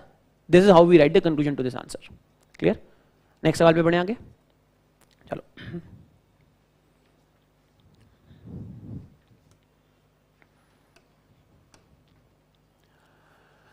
The Supreme Court has banned mining. ये पहले जो दोनों cases हैं ये भी काफी कॉमन occurrences हैं, as in they have also been part of news items many times, similar studies. ये तो exactly एक ऐसा इंसिडेंट हो चुका है ना? तो this is something that has been inspired directly from the current events. The Supreme Court has banned mining in the Aravalli Hills to stop degradation of forest cover and to maintain ecological balance. However, the stone mining is still prevalent in the border district of the affected state, with connivance of certain corrupt forest officials and politicians. Young and dynamic SP who was recently posted in the affected district promised to himself to stop this menace. In one of his surprise checks with his team, he found loaded truck with stone trying to escape the mining areas. He tried to stop the truck, but the truck driver overran the police officer, killing him on spot, and thereafter managed to flee. समझ में आ गया case क्या है? Illegal mining, Supreme Court order, a young SP caught it. The SP was run over by a truck of stones. ठीक है, ये बात है. Killing him on spot and thereafter managed to flee. Police filed an FIR. भाई SP की death हुई है तो पुलिस FIR तो फाइल करेगी. Police filed an FIR but no breakthrough was achieved in the case for almost 3 months. Lol. Police filed an FIR but no breakthrough was achieved. Ashok, who was an investigative journalist working with a leading TV channel, suo motu started investigating the case. Within 1 month, Ashok got breakthrough by interacting with local people, stone mining mafia and government officials. He prepared his investigative story and presented to the CMD of the TV channel. Chief Managing Director को present किया आपने, Chairman and Managing Director को. He exposed in his investigative report that the complete nexus of stone mafia working with the blessing of corrupt police and civil officials and politicians. The politician who was involved in the mafia was no one else but the local MLA, who was considered to be very close to the chief minister. After going through investigative report, the CMD advised Ashok to drop the idea of making the story public through electronic media. He informed that the local MLA was not only the relative of the owner of TV channel, but also had an unofficial 20% share in the channel. The CMD further informed Ashok that his further promotion and hike in pay will be taken care of in addition to the soft loan of 10 lakh rupees which he has taken from the TV channel for his son's chronic disease will be suitably adjusted if he hands over the investigative report to him. Case आ गया समझ में? CMD साहब ने क्या बोला है आपको? आप जर्नलिस्ट हो, आपने उस डेथ की इन्वेस्टिगेशन करी, you found out that what is all this nexus, you presented the CMD with all this information, all this report. The CMD says कि भाई ऐसा है, इसको बुला लो ठंडे बस्ते के अंदर, don't need to pursue this because the person that whom you are talking about is one close to the chief minister of the state. More importantly, he is a relative of the owner of this TV channel. मैं तो CMD हूं, मैं तो नौकर हूं इस TV channel का, जो ओनर है, मालिक है, उनका रिलेटिव है, प्लस इस चैनल के अंदर इनडायरेक्टली 20% स्टेक भी ओन करता है. तो एक काम करो, इस रिपोर्ट को मुझे दे दो और बदले में मैं आपकी सारी दुख दर्द मिटा दूंगा. Whatever problem you have, all these hike in pay, promotion, your son's education, your son's chronic disease, all these things will be taken care of if you do these things. Clear हो गया case सबको क्या है? What options are available to Ashok to cope up with the situation? Critically evaluate the option. What are the ethical dilemmas faced by Ashok? Which option do you think would be the most appropriate for Ashok to adopt and by? In the above scenario, what type of training would you suggest for police officers posted to such district where stone mining illegal activities are rampant? Again, ये सवाल भी कर सकते हो ना, ये ethics का सवाल नहीं है कि किस टाइप की ट्रेनिंग होनी चाहिए, टेक्नोलॉजी के बारे में लिख लेना, combat training, awareness of situation, all these things. I think you can write the answer to this part. पहले सवाल करते हैं क्या है, क्या ऑप्शन है आपके पास, critical analysis of those option, what option would you choose, what ethical dilemmas that you face. ये हमारा सवाल है basically. This is the third case that we are discussing. हमने पहले दो केस के अंदर डिस्कस नहीं किया, यहां पे हम डिस्कस कर लेते हैं कि केस स्टडी हम स्टार्ट कैसे करते हैं. What is the introduction to a case? When we write the first line must be such that it reflects your understanding of the case. पहला पैराग्राफ और पहले पैराग्राफ में जो पहली लाइन है वो ऐसी होनी चाहिए कि एग्जामिनर को पता चल जाए कि आपको ये केस पूरा समझ में आ गया है. राइट डाउन, ये मैंने पेपर 3 का जब डिस्कशन किया था तब भी आपको मैंने चीज बताई थी. Write down in your introductory part that what is the inspiration behind this particular case, why do you think that this case has been asked. ये चीजें होती हैं जो कि हमको आंसर अच्छा लिखने के अंदर मदद करती हैं. Why of the question? In all your questions, you should start with why do you think this question has been asked?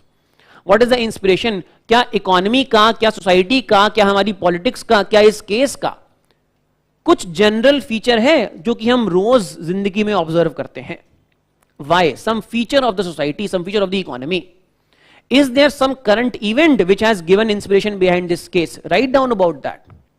That the recent case is inspired from current events where a young police officer was killed by stone mining mafia in this particular district. लिखो अपने answer में start करो.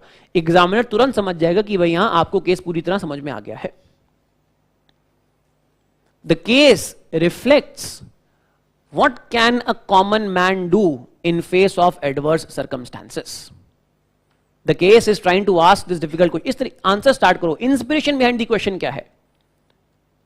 अलग अलग तरीके हैं answer start करने के. Inspiration behind the question, why do you think the question has been asked, what feature of the society is being reflected in this case, is there any current event. अलग अलग तरीके से answer start करना है हमको. The case is about that what can a common man do, what can a common person do in face of such a severe adversity. A common man can do enough if he thinks that the case is fit to be pursued. Most of the times we fail to do because we think it is difficult to do something. We fail at the first step itself. ये मैं क्यों बता रहा हूं आपको लिखने की, क्यों बता रहा हूं पहले आंसर से पहले, क्योंकि इस केस के अंदर कन्विक्शन जरूरी है.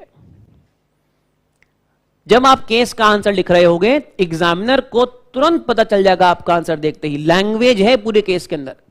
Examiner will look at your answer and examiner will understand कि आप कुछ नहीं करने वाले हो. क्या आप आंसर पढ़ के आप किसी व्यक्ति को देख के तुरंत जज नहीं कर लेते हो? आप तो भी 20-25 साल के व्यक्ति हो. एग्जामिनर 50-60 साल के बूढ़े आदमी हैं, अंकल आंटी हैं, वो आपका आंसर पढ़ के 1 सेकंड में जज कर लेंगे that what is it that you will actually do in this particular situation. If the examiner gets a small hint that you are not going to do anything, you are simply going to protect yourself, examiner आपके answer को सब तुरंत समझ जाएगा कि भाई ये answer it's not a valid answer, it's not something that you are actually going to pursue. आपका आंसर फेक लगेगा. आपके आंसर के अंदर कन्विक्शन होना चाहिए. Your answer must reflect that yes, this is what you are going to do. Each and every line must reflect your conviction in your action. Start your answer with that. What can for example, what can a common man do? Enough if the person thinks that this is the case fit to be pursued. Enough if you have adequate courage to pursue something. People generally do not act because they think it is difficult to act.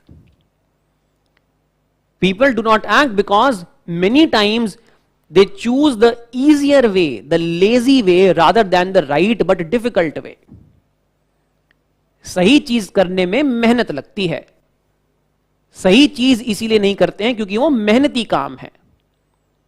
Out of reluctance, out of laziness, out of telling yourself that this may or may not happen in future, therefore you stop short of taking a step. You don't take a step because there are many factors resisting you, stopping you from taking that step, and unless you take the step you will never know that this could have been accomplished. तो ये case यही है, ये case में यही है कि अशोक क्या करे.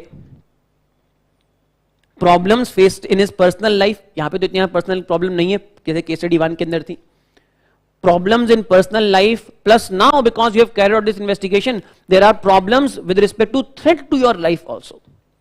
आपने इन्वेस्टिगेशन कर दी, मतलब अब सीएमडी साहब को पता है कि ये व्यक्ति चुप तो नहीं बैठने वाला है. कहीं ना कहीं अगर चुप भी नहीं भी बैठेगा, आज से 10 साल बाद 20 साल बाद बोलेगा, कोई किताब लिख देगा, उसके अंदर कहीं ना कहीं तो रिवील होगा ही ना होगा. तो अब आपने ये इन्वेस्टिगेशन कर ली है तो इसका मतलब अब आपकी लाइफ भी इक्वली डेंजर में आ चुकी है. ये चीजें आंसर में हम लिखेंगे तभी एग्जामिनर को लगेगा कि हां आप कन्विंस्ड हो जो आप करना चाह रहे हो. There is a motivation that you have to do to set things right. Self preservation से बड़ा क्या मोटिवेशन हो सकता है? अपनी जान सबको सबसे ज्यादा प्यारी है ना. तो right in your answer what Ashok has done, what Ashok, the investigative report that Ashok has carried out, it is sure that now the powers that be realize that the truth is out there in open. Hence, Ashok's life is no longer safe. And whatever Ashok does to compromise, it will never secure his life. Therefore, what he can do, he can pursue this case to his logical and legal end. Therefore, he must take all the precautions, he must take all the steps necessary to pursue this case with full zeal. ये हमको start करना है answer को इस तरीके से. सबको समझ में आ रहा है? आंसर की स्टार्टिंग किस तरीके से होनी चाहिए? आंसर की स्टार्टिंग ऐसी होनी चाहिए कि एग्जामिनर को लगे कि आप कन्विंस्ड हो जो आप काम करना चाह रहे हो काम करने के लिए. एग्जामिनर शुड नॉट फील कि भाई you are not convinced that what you are doing. On knowing about the vested interest of the news channel in the case, his objective now includes protection of his life and his family's life as well. apart from bringing truth to the fore regarding the illegal mining and killing of the police officer. It is in his personal interest as well that the case he has taken up reaches its legal logical conclusion. इस तरह से हमको answer start करना है जिससे examiner को पहली line पढ़ के ही लगे कि आप इस केस के अंदर कुछ करने वाले हो, नहीं तो बाकी सब चीजें फर्जी लगेंगी. ऑब्जेक्टिविटी, इंटीग्रिटी, करेज, वो सब चीजें लगेंगे कि दम नहीं है इन बातों के अंदर. तो बात समझ में आई है? Now let's see what are the options available to us. Agree to the advice of CMD but protect himself through sureties and keeping some plan B handy. ये यहां पे नहीं स्टॉप कर देना है. Agree to the advice of CMD, submit all the evidence और मान ली उसकी बात. Agree to the advice of CMD but protect himself through some surety, keeping some plan B handy that if something happens to me, I will make sure that this report gets into the public domain. Agree नहीं कर सकते हो आप इस negotiation के अंदर. अगर आपने सब कुछ दे दिया तो आपने सब कुछ सरेंडर कर दिया और अपनी श्योरिटी भी आपकी चली गई, आपकी लाइफ उसके हाथ में है. वो आपसे सब कुछ ले लेगा, उसके बाद आपको मार देगा. पुलिस ऑफिसर जो मर गया, एसपी ऑफिसर, उसके में कुछ हुआ नहीं, आपके में कुछ हो जाएगा क्या अशोक में? So make sure that you take the. ये ऑप्शन में लिखना जरूरी है. समझ में आई सबको बात क्या है? Second option, take the help of friends in media and expose this nexus.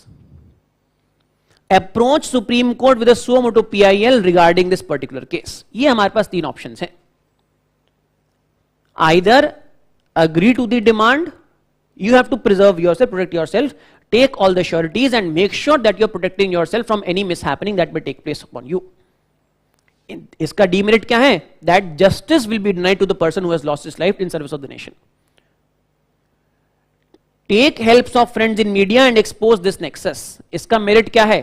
That chances are that the case will reach its logical conclusion. However, demerit is great risk to personal life. Approach Supreme Court with a suo motu PIL regarding this particular case. It may be expected that Supreme Court would provide me with security and hence my life can also be protected in this particular case. However, the case may take long time in settlement. ये इसका demerit है. Clear है बात? What is the ethical dilemma that you face in this particular case?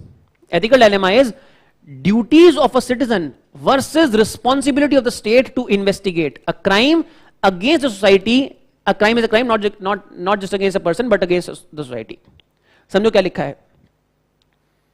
एक person की death हुई है, उसकी डेथ को इन्वेस्टिगेट करने की जिम्मेदारी किसकी है? अशोक की है या फिर गवर्नमेंट, स्टेट की है? स्टेट की जिम्मेदारी है. State has derelicted its duty.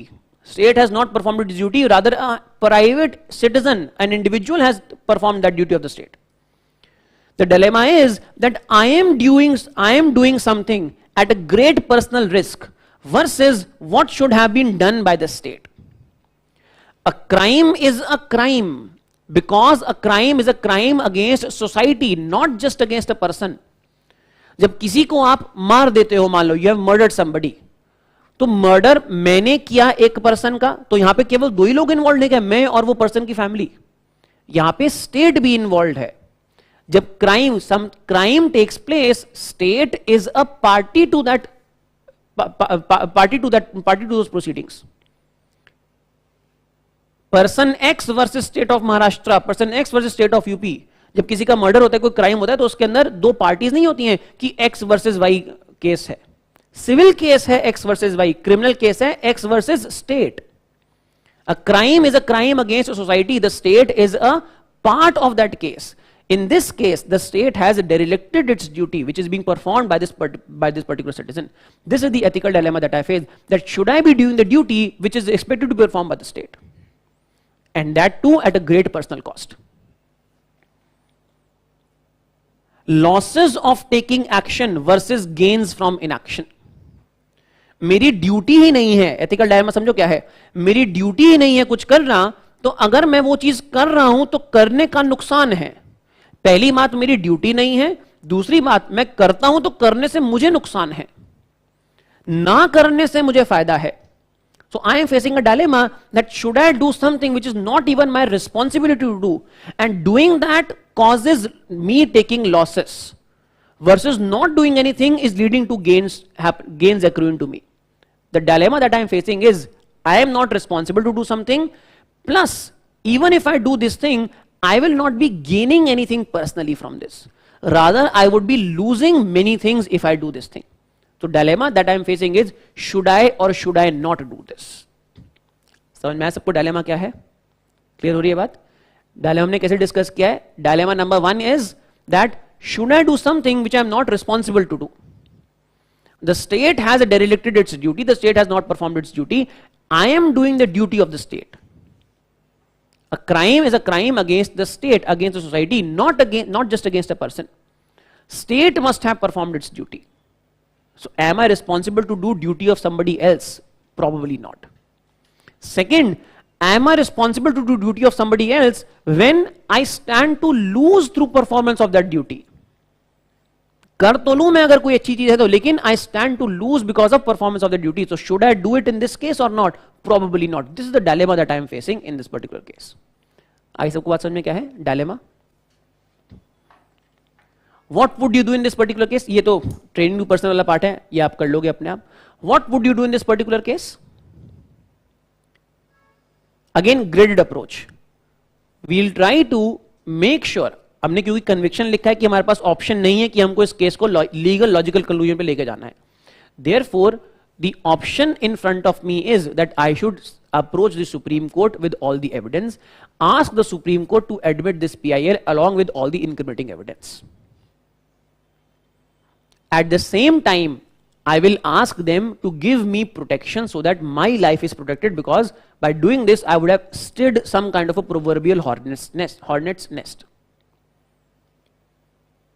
I will present the case in Supreme Court, ask the Supreme Court to judge based on the merits, and at the same time give me protection. I trust in the justice system to be delivered in a quick manner, especially when there is Supreme Court ruling dealing with such a particular case also. Clear है बात? Conclusion समझ में आया क्या है? What is that we are going to do in this case?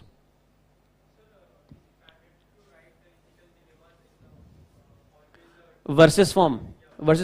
Dilemma है तो हमको वर्सेस फॉर्म में लिखना चाहिए. डायलेमा है तो, अगर एथिकल इश्यूज है तो फिर हमको वर्सेस फॉर्म में लिखने की जरूरत. जैसे हमने फर्स्ट क्वेश्चन में देखा था, इंटीग्रिटी, ट्रस्ट, कॉर्पोरेट गवर्नेंस, वो सब एथिकल इश्यूज थे.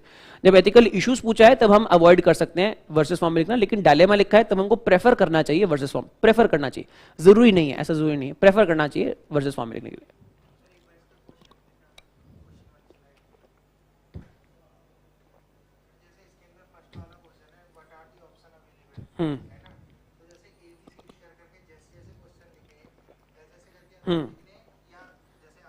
नहीं, मैंने तो आपको एक्सप्लेन किया क्वेश्चन की क्रोनोलॉजी के अंदर जो लॉजिकल होना चाहिए.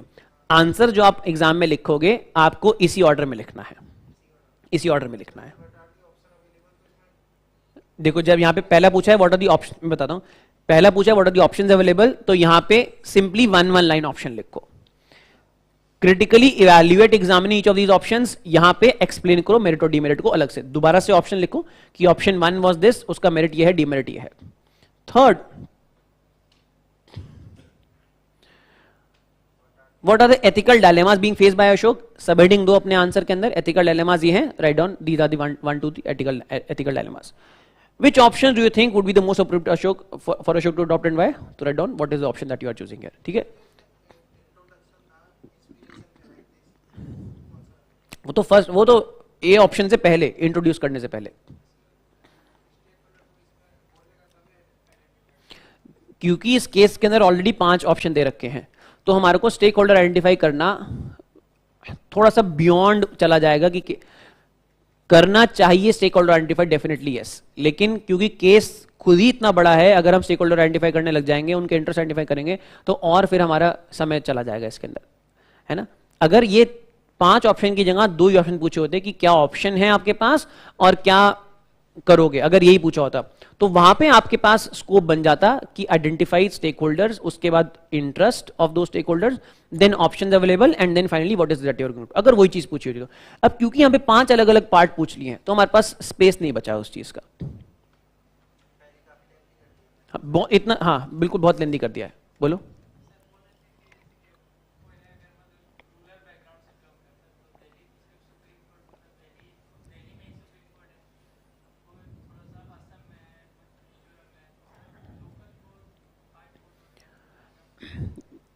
आप आप इस फैक्टर को बीच में लावे ही मत कि कोई रूरल एरिया से बिलोंग, कोई डिस्टेंट फ्रॉम दिल्ली एरिया से बिलोंग करता है। आप भाई केस में देखो, theoretically yes, but I'm sure everybody knows practically what, है ना। तो अपने आंसर में आपको प्रेफर यही करना चाहिए कि आप लिखो कि भैया हम सुप्रीम कोर्ट अप्रोच करेंगे सीधा, है ना। Local courts, even high courts, they may be more accessible to you, but the expectation of a speedy, fair justice along with security that you need, this expectation is maximum to the maximum extent fulfilled by Supreme Court. बाकी courts के अंदर हो सकता है आप कुछ personal risk के साथ जा रहे हो, है ना। तो हमको वो चीज जाना, लिखना ही नहीं है उस चीज के बारे में। बाकी कोर्ट्स की बुराई नहीं करनी है हमको, ऑब्वियसली ना करनी चाहिए ना करनी है। हम केवल लिखे ही ना आंसर के अंदर हम सुप्रीम कोर्ट के अंदर जाएंगे, क्योंकि सुप्रीम कोर्ट का डिसीजन भी है, इसके सवाल में लिखा है सुप्रीम कोर्ट का डिसीजन है, लेकिन पहली स्टार्ट ही है सुप्रीम कोर्ट ने बैन कर रखा है, ठीक है।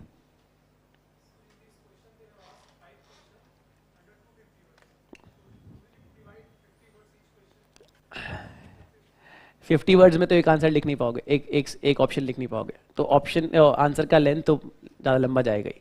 प्लस ऐसा कोई हार्ड एंड फास्ट रूल नहीं है कि आपको सारे ऑप्शंस को सेम वेटेज देनी है, ऐसा कोई हार्ड एंड फास्ट रूल नहीं है।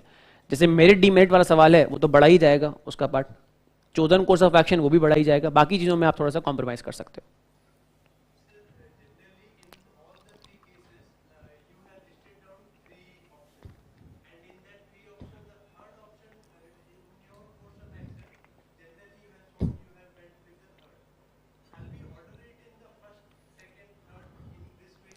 Again no rule pertaining to this, कोई रूल नहीं है ऐसा, लेकिन जब हम ऑप्शन फ्रेम करते हैं तो हमारी इंटेंशन यही होनी चाहिए कि हम एग्जामिनर का इंटरेस्ट जो है वो बिल्डअप करें from 1 to 3rd option.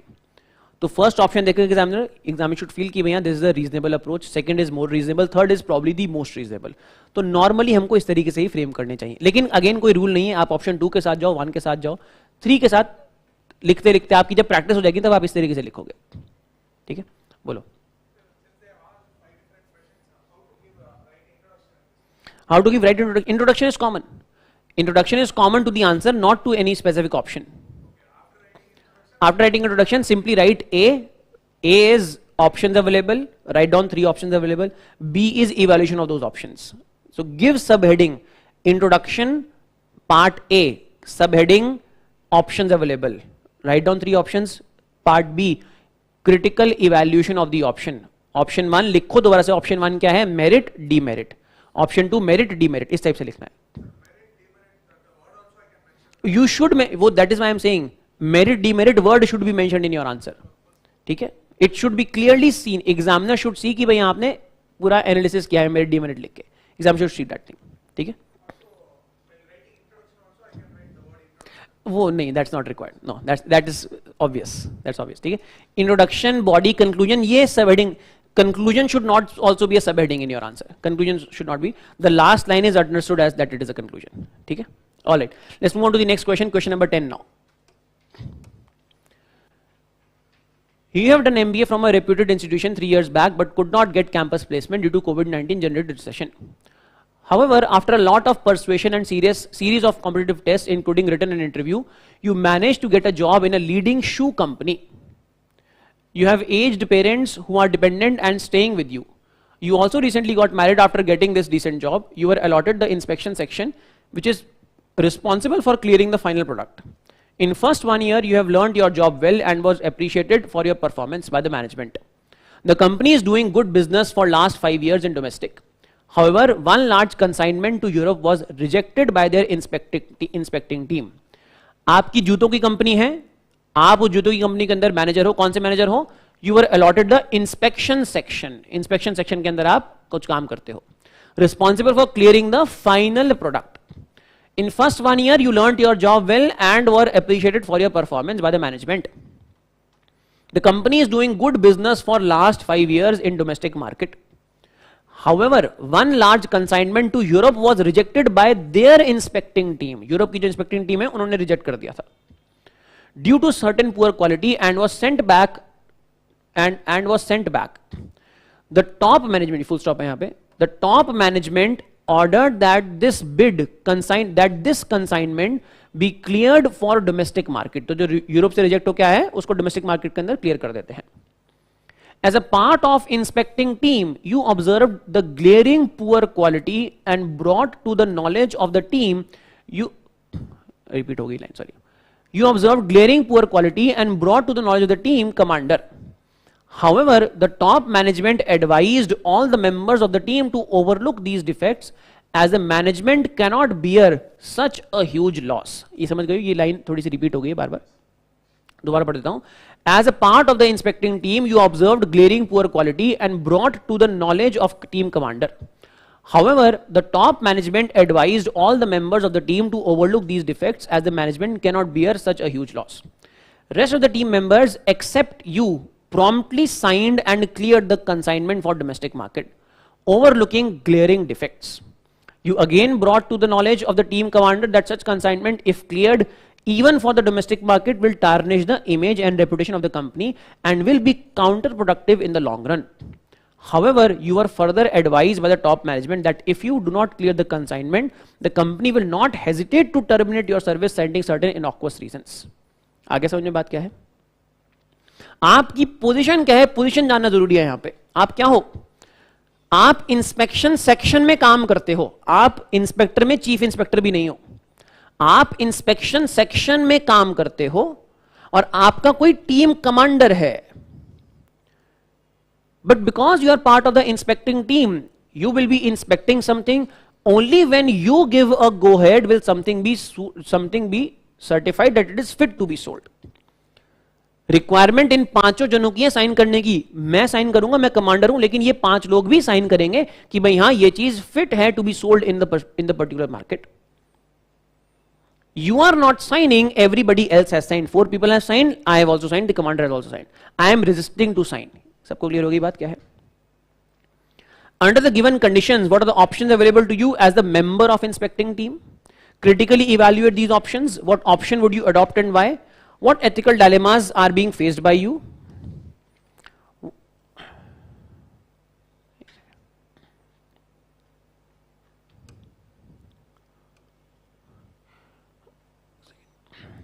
What are the ethical dilemmas being faced by you? What can be the consequences of overlooking the observations raised by the inspecting team? ये हमारे 5 सवाल हैं. अगेन इसी क्रोनोलॉजिकल ऑर्डर में हमको solve करने हैं.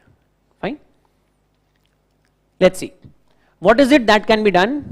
क्या ऑप्शन है हमारे पास, पॉसिबिलिटीज क्या है, एथिकल डायलेमास क्या है, क्या हम करेंगे. बेसिकली हमको ब्रॉडली ये चीज समझनी है क्या है. Let's see what is it that will be done. The case is a case of ethics purely in private sector. This is the case in which private sector is involved. That means something that some entity which has no public duty. Private sector की public duty नहीं है कि वो कुछ public standards के साथ adhere करे. और खासकर कंपनी हमारी किस चीज की है, क्या बनाती है?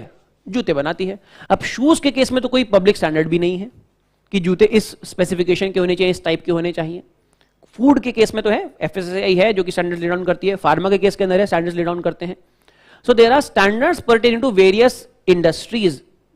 Probably there are no standards pertaining to, let's say, shoes industry, and chances are that there would not be any standards apart from some quality inspection which is done within the company only. The company's inspectors check that whether the product is suitable or not. Company inspector देखेंगे कि भाई उसके अंदर glue ठीक लगी है कि नहीं, उसकी शेप सही है कि नहीं, क्या उसके अंदर मटेरियल सही क्वालिटी का लगा कि नहीं. वो कंपनी इंस्पेक्टर देखते हैं. उसका कुछ रेगुलेशन नहीं है, रेगुलेटरी स्टैंडर्ड नहीं है. सबको बात समझ में आ रही है? गाड़ी की सेफ्टी, उसके लिए सरकार के रेगुलेशंस हैं. दवाई की सेफ्टी, फूड की सेफ्टी, उसके लिए सरकार के रेगुलेशन है. लेकिन जूतों के लिए कोई सरकार के रेगुलेशंस नहीं है और चांसेस है कि होंगे भी नहीं. There should not be, there probably would not be any regulations. So this case is a case which purely involves private sector ethics, where there are no standards but only morals of persons. अपने answer को शायद इस तरीके से करना है. There are no standards but only morals of person which come in the way of company delivering quality products to the customers or not. Case is a case of private sector ethics.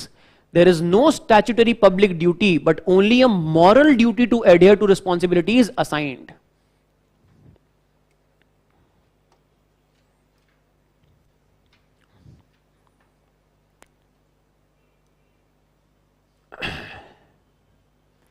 The issues here are there any national standards, and if they are, am I aware of those national standards? Probably none in the case of shoes. Awareness of company standards and reputation. Are there company specific standards with respect to this particular product? National standard नहीं होंगे, regulatory standard नहीं होंगे, लेकिन क्या company के कुछ standards हैं? Chances are company के standards हैं, तभी तो inspection department है. अगर inspection कंपनी के standard नहीं होते तो वो inspection department किसके अगेंस्ट चीज को evaluate कर रहा होता? So there would be company standards. There should be awareness of reputation of the company. You should be able to evaluate the damages caused if the consignment is passed versus the cost of correcting the mistake. जो खराब आपने वहां पे option दिया है कि आप जूतों को रिपेयर भी कर, ऑप्शन नहीं दिया है बट हम ऑप्शन दे देंगे कि हम जूतों को रिपेयर भी कर सकते हैं. The repairing of shoes will involve some cost X. This is cost to be borne by the company. ये कंपनी की कॉस्ट है जूतों को रिपेयर करने की. Versus if there is loss of reputation of the company because the consignment is passed, the company will suffer some losses. Let's say the company suffers losses Y. Y क्या हो गए company के losses. Losses minimize करने की cost क्या है? X cost है. X is the cost of repairing the product. Y is the loss that the company would suffer if the company sells these poor quality products in the market. You have to evaluate that what's the difference between X and Y. If companies if companies costs are more than companies losses, then it makes sense. If companies losses are more than companies cost, then it doesn't make sense.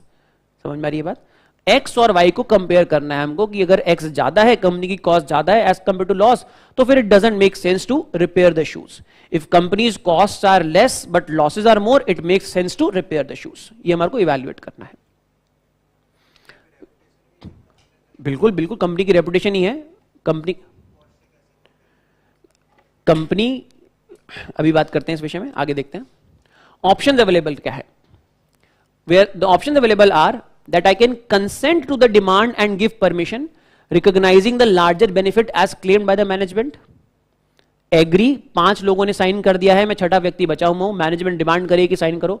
तो first option to me is that I consent to the demand and give permission, recognizing the larger benefit as claimed by the management. Institutional superiority अभी हमने देखा था थोड़ी देर पहले, वही चीज है. Ask for time to conduct possible damages, to conduct evaluation of possible damages. Evaluation आएगा. Ask for time to conduct evaluation of possible damages to the brand reputation, customer losses, etc. Give a conditional consent mentioning unwillingness to sign and discharge oneself of any liability that may arise due to faulty products. Option frame करना, जैसे मैंने बोला था, it is not an easy task. जब आप option frame कर रहे होगे ना एग्जाम में बैठ के, तब आप ऑप्शन ये फ्रेम करोगे. आप ये सवाल कोई भी सवाल पढ़ोगे, आप इसमें ऑप्शन फ्रेम करोगे कि one option is I will give my consent, second option is I will not give my consent. आप ये ऑप्शन दोगे. उसके समय होगा नहीं आपके पास, आखिरी 10 मिनट बचे हैं, 3 केस स्टडीज बची हैं, तो आप यहां पे वटावट यही लिख रहे होगे. तो इसीलिए प्रैक्टिस करना जरूरी है पहले, तभी these options will strike your mind immediately. Option पढ़ो दोबारा से, क्या है? Give a conditional consent mentioning unwillingness to sign. जब मोदी जी कोई डिसीजन लेते हैं तो कैबिनेट के सारे मंत्री जरूरी थोड़ी ना एग्री करेंगे उस चीज के ऊपर. If Nirmala ji does not agree to what Modi ji has to say, then how will she express her dissent? She will write down that I do not agree with this particular decision. वो फाइल के ऊपर लिखेंगे. इस तरीके से मंत्री जी या फिर कोई कैबिनेट, कोई भी आपका सेक्रेटरी जो है, दे विल राइट. कमिटी है, कमिटी में सारे मेंबर्स हर चीज से एग्री थोड़ी ना करेंगे. They will write that I do not consent to this. I will give a conditional consent mentioning unwillingness to sign. Plus I will write down कि company ने अगर खराब प्रोडक्ट बेचा तो कंपनी के ऊपर एक टॉर्चियस लाइबिलिटी आएगी. कंपनी के ऊपर एक लाइबिलिटी अराइज होगी दैट कंपनी की वजह से मुझे डैमेजेस हुए हैं. कंपनी ने खराब क्वालिटी के शूज बेचे, उस वजह से मेरा पैर टूट गया. Company has sold poor quality products, therefore company is liable, company is bound to face legal action. Company के खिलाफ हो गए नहीं. कंपनी ने अगर खराब प्रोडक्ट बेचा है जूतों के केस के अंदर, in this case, then chances are that company will receive lot of complaints of damages. Company क्या बोलेगी, ये तो हमारे इंस्पेक्शन डिपार्टमेंट की ड्यूटी थी, उन्होंने गलत प्रोडक्ट पास कर दिया, इसलिए सारे डैमेजेस उनसे क्लेम करो. तो आप लिखो अपने आंसर के अंदर that I will give a conditional consent mentioning that I am unwilling to sign this. Also discharge myself of any liability that may arise due to faulty products. I am not to be held liable if such products cause any damage to any person in future. Clear है बात? Write down option like, I'm sure now you can write the merits and demerits. अब तो लिख सकते हो. We have discussed 3-4 questions now. You should be able to write merits and demerits of these things. What are the ethical dilemmas that we are facing in this particular case? Is the demand dogmatic or rational? Again, ये चीजें exam में click नहीं करती हैं, practice करोगे तब click करेंगी ये चीजें. डॉगमेटिक डिमांड समझ रहे हो ना क्या है? मैंने मना कर दिया कि नहीं मैं साइन नहीं करूंगा. Write down in this case that products have different standards according to different markets. क्या सच्चाई नहीं है कि इंडियन मार्केट में प्रोडक्ट्स का अलग स्टैंडर्ड है, यूरोपियन मार्केट में अलग है, अमेरिकन मार्केट में अलग है? If you make Indian products compliant with European standards, their products, there cost will increase a lot. So therefore, there is a time that we give to Indian market to adjust to higher standards. Hence, standards in different markets are different. Evaluating the products against a standard of another geography to this present geography may be more dogmatic than rational. The dilemma is that whether my reluctance to sign, is it dogmatic or is it rational? बात समझ में आई है? Minimum personal impact of both the desired and the undesired decision. I want to sign it, वो मेरा undesired decision है. I don't want to sign it, वो मेरा desired decision है. चाहे मैं साइन करूं चाहे मैं साइन ना करूं, दोनों का इंपैक्ट मेरे ऊपर बहुत कम इंपैक्ट पड़ना है.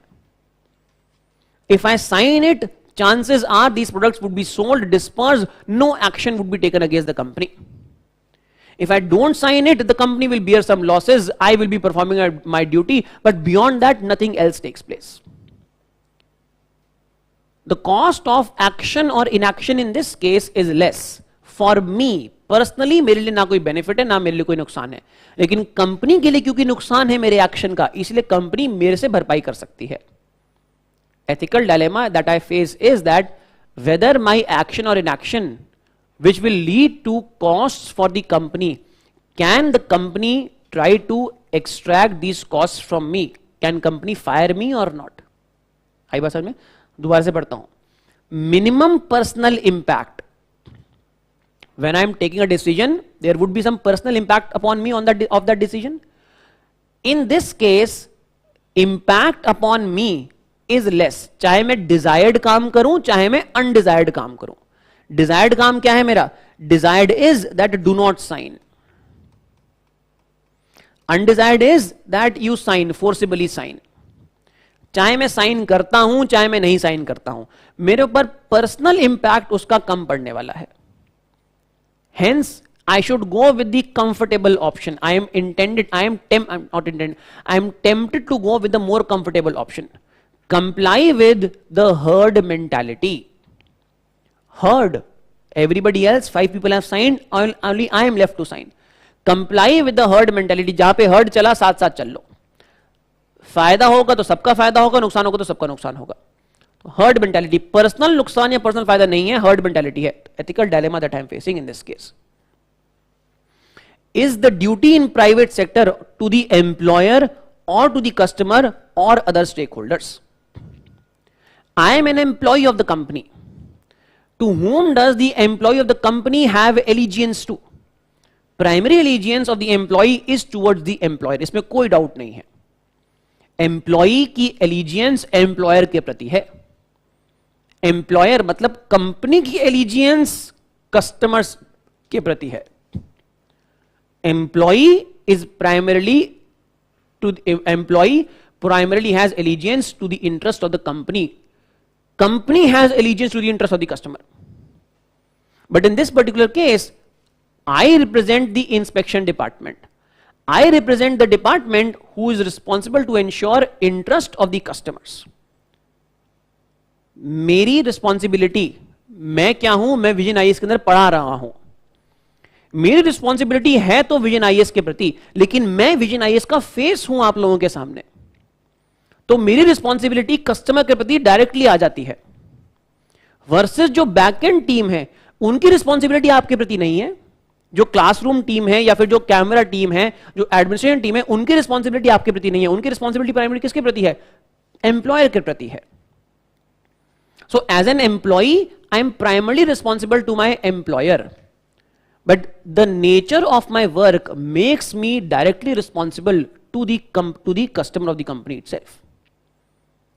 As an employee, this person in inspection department is responsible to the employer, but the nature of his duties is such that he is responsible to the customers directly.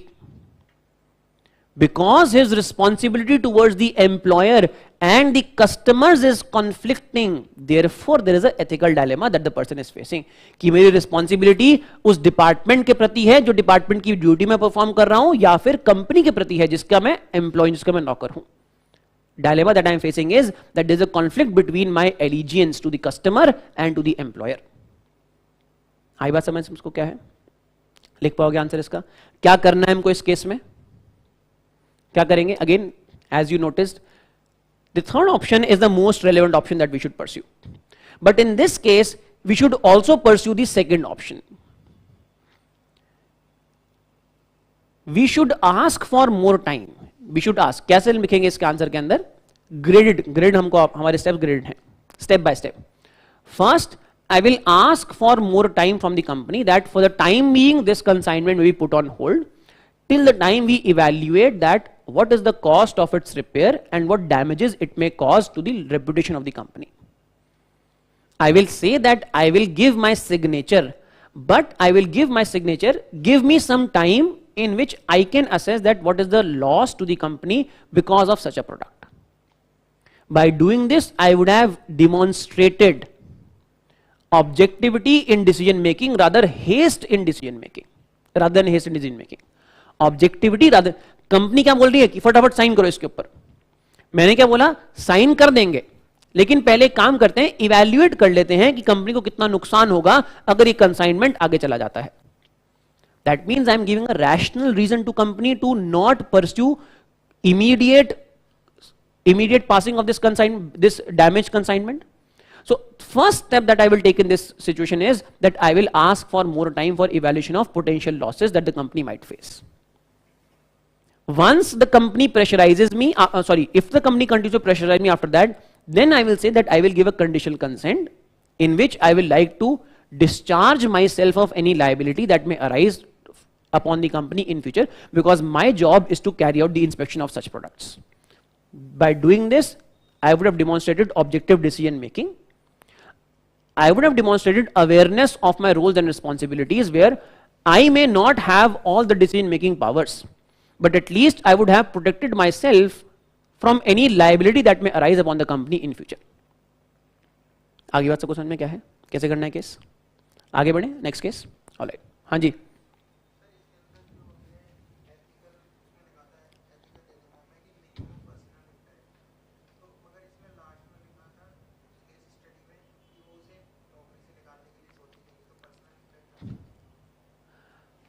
हाँ, yes, अच्छा, yes, you are right, absolutely right. Sorry, वो personal impact वाला point. Yes, sorry, yes, absolutely right. जो मैंने लिखा था personal impact of decision और indecision, कि मिनिमम पर्सनल इंपैक्ट है डिसीजन इनडिसीजन का, और दैट्स माय मिस्टेक. वो केस स्टडी के अंदर लिखा हुआ है कि वो आपको कंपनी से नौकरी से निकाल देंगे, नौकरी से निकाल देंगे. हाँ, फिर वो वाला पॉइंट नहीं रह जाएगा, ये वाला पॉइंट नहीं रह जाएगा. राइट, मिनिमम पर्सनल इंपैक्ट वाला point of both desired and undesired, नहीं, यहां पे पर्सनल इंपैक्ट है of the undesired decision, of the desired decision. If you do not sign, then there is a personal impact in form of that they can fire you from the company. तो हाँ, yes, this point becomes wrong. ये हमारा ethical dilemma नहीं रहा है, ये हमारा नहीं रहा है ethical dilemma. हाँ, लिखा है वहाँ पे. I forgot about this thing. Yes, absolutely right. Yes, right. बोलो.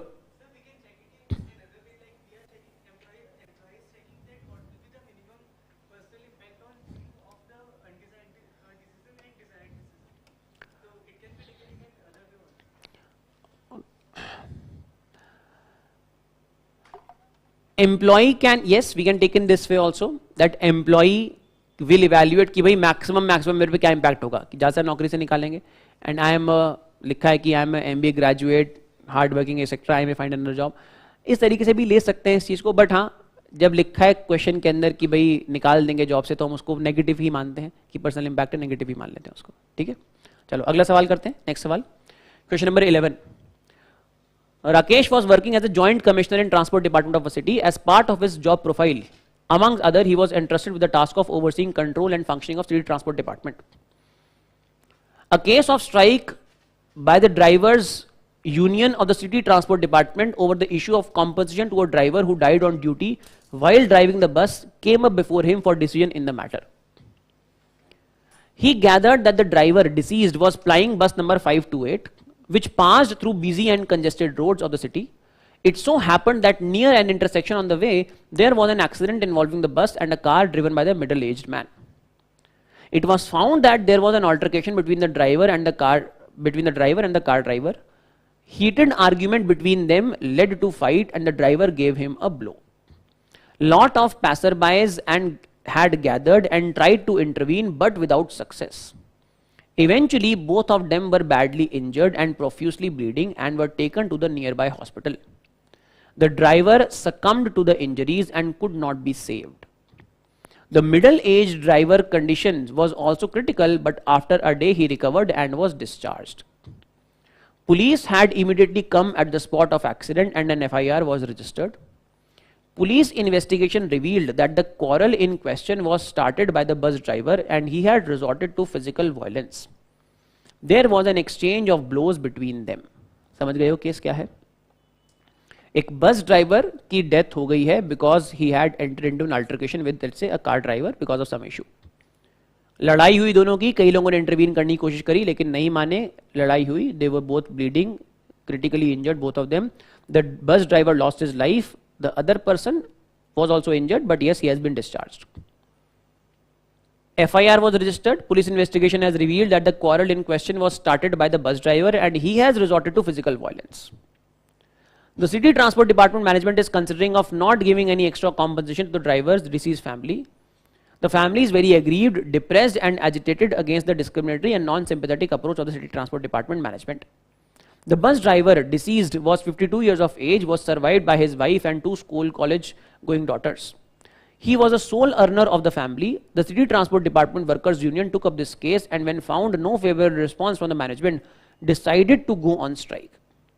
The union demand was twofold. First was full extra compensation as given to the other drivers who died on duty, and secondly, employment to one family member. The strike has continued for 10 days and the deadlock remains. What options are available to Rakesh? Critically examine those options. Ethical dilemmas. What course of action should Rakesh adopt to diffuse the above situation? समझ गए case? आसान case है, मतलब समझने में आसान case है, करने में आसान केस सारे कोई नहीं होता है. करने में क्या करेंगे? Again, how you start your answer to the case, that determines one, how convincingly you will write the arguments, and more importantly, how much marks will you get. Starting of your case, starting the answer of your case, that is the most important element. Identify कि हमारा objective क्या है इस case के अंदर. हमारे objective start ही हम इस तरीके से करेंगे case, that as a person entrusted with the task of overseeing control and functioning of city transport department, my objective here is, सबसे पहले ये options वगैरह छोड़ो, सबसे पहले अपने objectives identify कर लो केस के अंदर क्या है. लिखो अपने का, write down in your answer that the objectives are as follows. Number one, restoration of public transport services as soon as possible. This is the essential public service. Second, to provide adequate compensation to the family of deceased driver. And third, to ensure that such a violent behavior is disincentivized for the members, for the workers of this particular department, of the bus, of my department, city transport department. तीन objective है हमारे इस case के अंदर. Objective हमको सबसे पहले identify कर लेने हैं. One, to ensure that bus services are restored as quickly as possible. It is a essential public service. Second, to provide adequate compensation to the diseased driver. Third, to disincentivize a violent behavior amongst the workers of the department. ये तीन हमारे objective हैं. Once you have done this, now write an answer to this question कि क्या options हैं, critically examine क्या करोगे, क्या एथिकल डायलेमा है, उसके बाद हम ये करेंगे. Understand the objectives first. The decision must be such that it recognizes the loss of life and the department responsibility towards their worker deceased while doing the duty. It recognizes that the life has been lost and there is a departmental responsibility towards their worker who is dead doing his duty. Along with creating a system that such a behavior is not seen to be incentivizing. ये हमारे objective हमने लिख दिए यहाँ पे. Start किया case plus obviously transport service department, restoration of public, restoration of transport services, of bus services, transport services as soon as possible. What are the options available to us? Again, option किस तरीके से frame करने हैं? That a reasonable man should be willing to take those options. ऐसे frame करने हैं. Options are that you meet all the demands unconditionally to resolve the strike soon.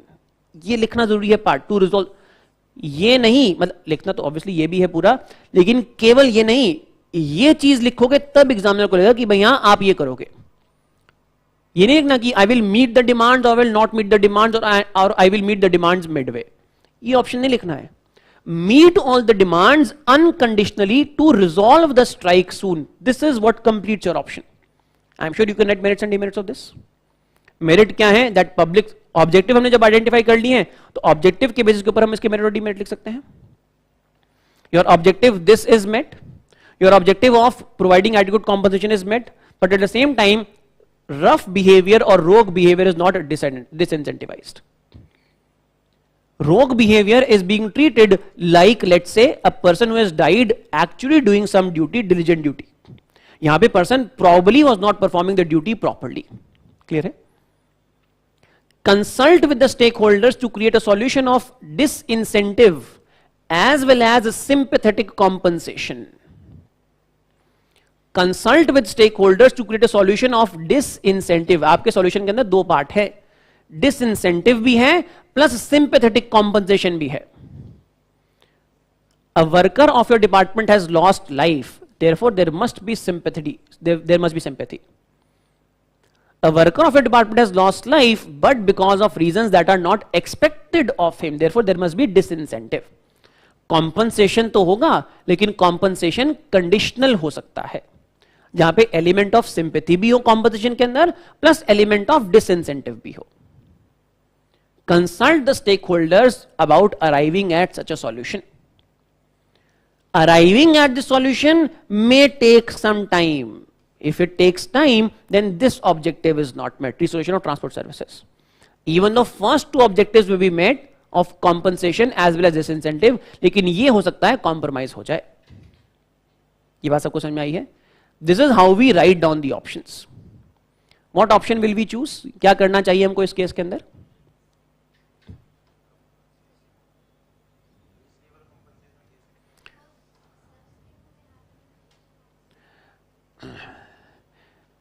यहां पे again choice is difficult. Choice आसान तभी तो सवाल पूछा गया, मुश्किल सवाल है. अगर आसान चॉइस होती तो फिर सभी इसका आंसर कर पाते. Choice is difficult, and when you take difficult choices, you must explain with reasons why you took a particular decision. The primary objective here is to restore transportation services, which is causing lot of problems to the population of the city. That is the primary objective here. Incentive, disincentive, or compensation, they are important, but now they have become secondary. जब हम कोई case resolve करते हैं तो case के अंदर हमारे पास broadly दो अप्रोचेस होती हैं. एक होती है राइट्स बेस्ड अप्रोच और एक होती है इंटरेस्ट. मैं केस स्टडी की बात नहीं कर रहा हूं, मैं नॉर्मल जुडिशियल केस की बात कर रहा हूं. दो अप्रोचेस होती है हमारे पास, एक तो राइट्स बेस्ड अप्रोच और एक होती है हमारी इंटरेस्ट बेस्ड अप्रोच. राइट्स समझ में आ रहा होगा? Rights based approach. अगर मैं राइट्स की बात करता हूं तो फिर वहां पे डेडलॉक के चांसेस ज्यादा होते हैं. अगर मैं इंटरेस्ट की बात करता हूं तब दोनों पार्टी जो हैं कुछ ना कुछ कॉम्प्रोमाइज करके आगे बढ़ने की बात करती हैं. I may sacrifice my rights, you may sacrifice your rights, but interest of both is largely met. Versus if both of us are arguing and both of us are sticking to this is my right, then this may create a deadlock and hence no progress may be possible in such a case. So when we talk about resolution, we should be considerate of both the rights as well as interests. समझ में आई बात? Answer में ये लिखना पड़ेगा, rights as well as interest. The current case is a case where rights of a few parties make adherence or pursuit of rights of the department or of the worker. This may create a deadlock and hence interest of larger public may get compromised. ये हमको reasoning के साथ लिखना है. अगर हमने केवल ये लिख दिया कि हम कॉम्पोजिशन देंगे या फिर हमने ये लिख दिया कि हम कॉम्पोजिशन नहीं देंगे कि उसकी वजह से स्लिपरी स्लोप क्रिएट हो जाएगी, तब हम राइट बेस्ड अप्रोच पे आ गए हैं, तब हम सॉल्यूशन नहीं निकाल पाएंगे. ये बात सबको समझ में आई है? सॉल्यूशन निकालना जरूरी है. आपको केस इसलिए दिया गया है जिससे आप सॉल्यूशन निकाल पाओ, इसलिए नहीं कि आप वहां पे लिख दो कि हाँ इसकी ये राइट है इसलिए ये करना चाहिए. आपको सॉल्यूशन निकालना है केस का. Rights and interest, sometimes pursuit of rights may create a deadlock. Interest may be compromised. Public city transport services are part of essential services of the people of the city, and hence many people would be facing lot of difficulties in commuting. There would be jams, and hence objective would be to immediately solve this particular issue. And hence the demand of the union would be agreed in a graded manner. I would use negotiation tactics. ये लिखना है हमको answer में. I would use negotiation tactics to ensure that first, immediately the strike is cancelled and the drivers, the workers go back to work. Hence, public inconvenience is stopped. Second, while negotiating with them, I will not agree to all their demands, but to those demands, only those demands which allow me to restore services immediately. जब table के ऊपर आओगे बात करने के लिए, तो आपको भी कुछ पता है, मुझे भी कुछ पता है कि I know that you are not completely right, you know that I know that you are not completely right. Workers union को नहीं मालूम है कि वो पर्सन की कुछ गलती है. Worker union knows that the person had committed a mistake. Worker union is fighting for his right कि भाई पर्सन की डेथ हुई है, सिंपैथेटिक ग्राउंड्स के ऊपर उसको कॉम्पेंसेशन मिलना चाहिए. मुझे भी मालूम है सिंपैथेटिक ग्राउंड के ऊपर कॉम्पेंसेशन मिलना चाहिए, लेकिन साथ साथ मुझे ये भी मालूम है कि मेरे को ये बिहेवियर इंसेंटिवाइज नहीं करना है. What will I do?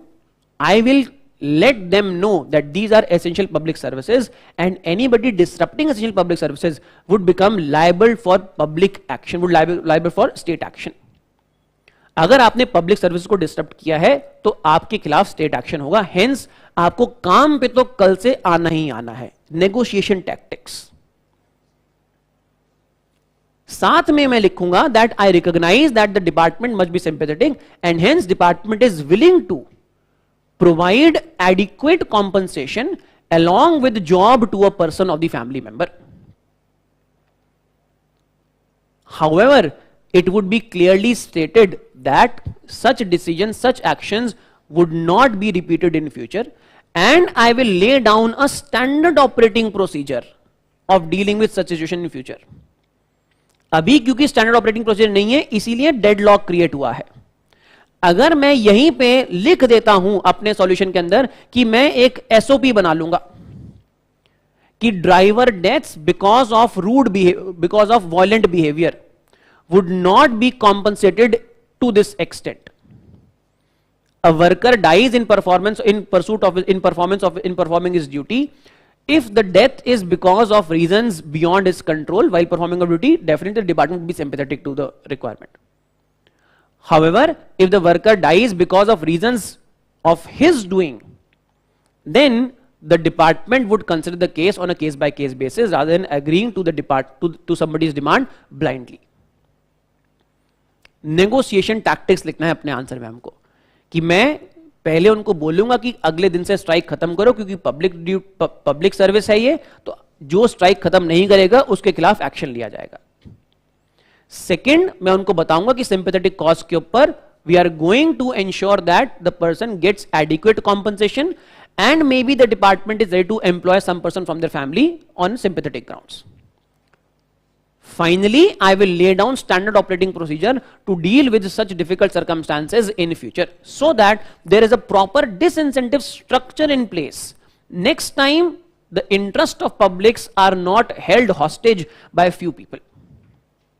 Clear है बात? ठीक है, चलो नेक्स्ट सवाल पे आते हैं.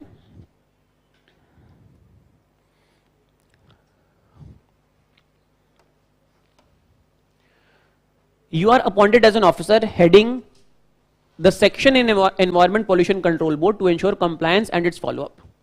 In that region, there were large number of small and medium industries which had been granted clearance.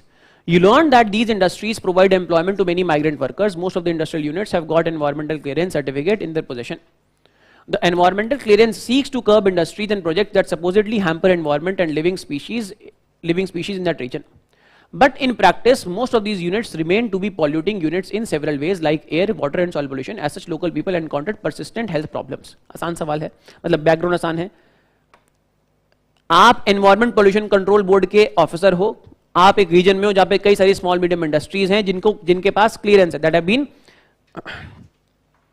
that have been granted clearance. They provide employment to lot of workers. Most of industrial units have got environment clearance certificate in their possession. Environment clearance seek to curb industries and projects that supposedly hamper environment in that region. But in practice, most of these units remain to be polluting in several ways like air, water, soil pollution.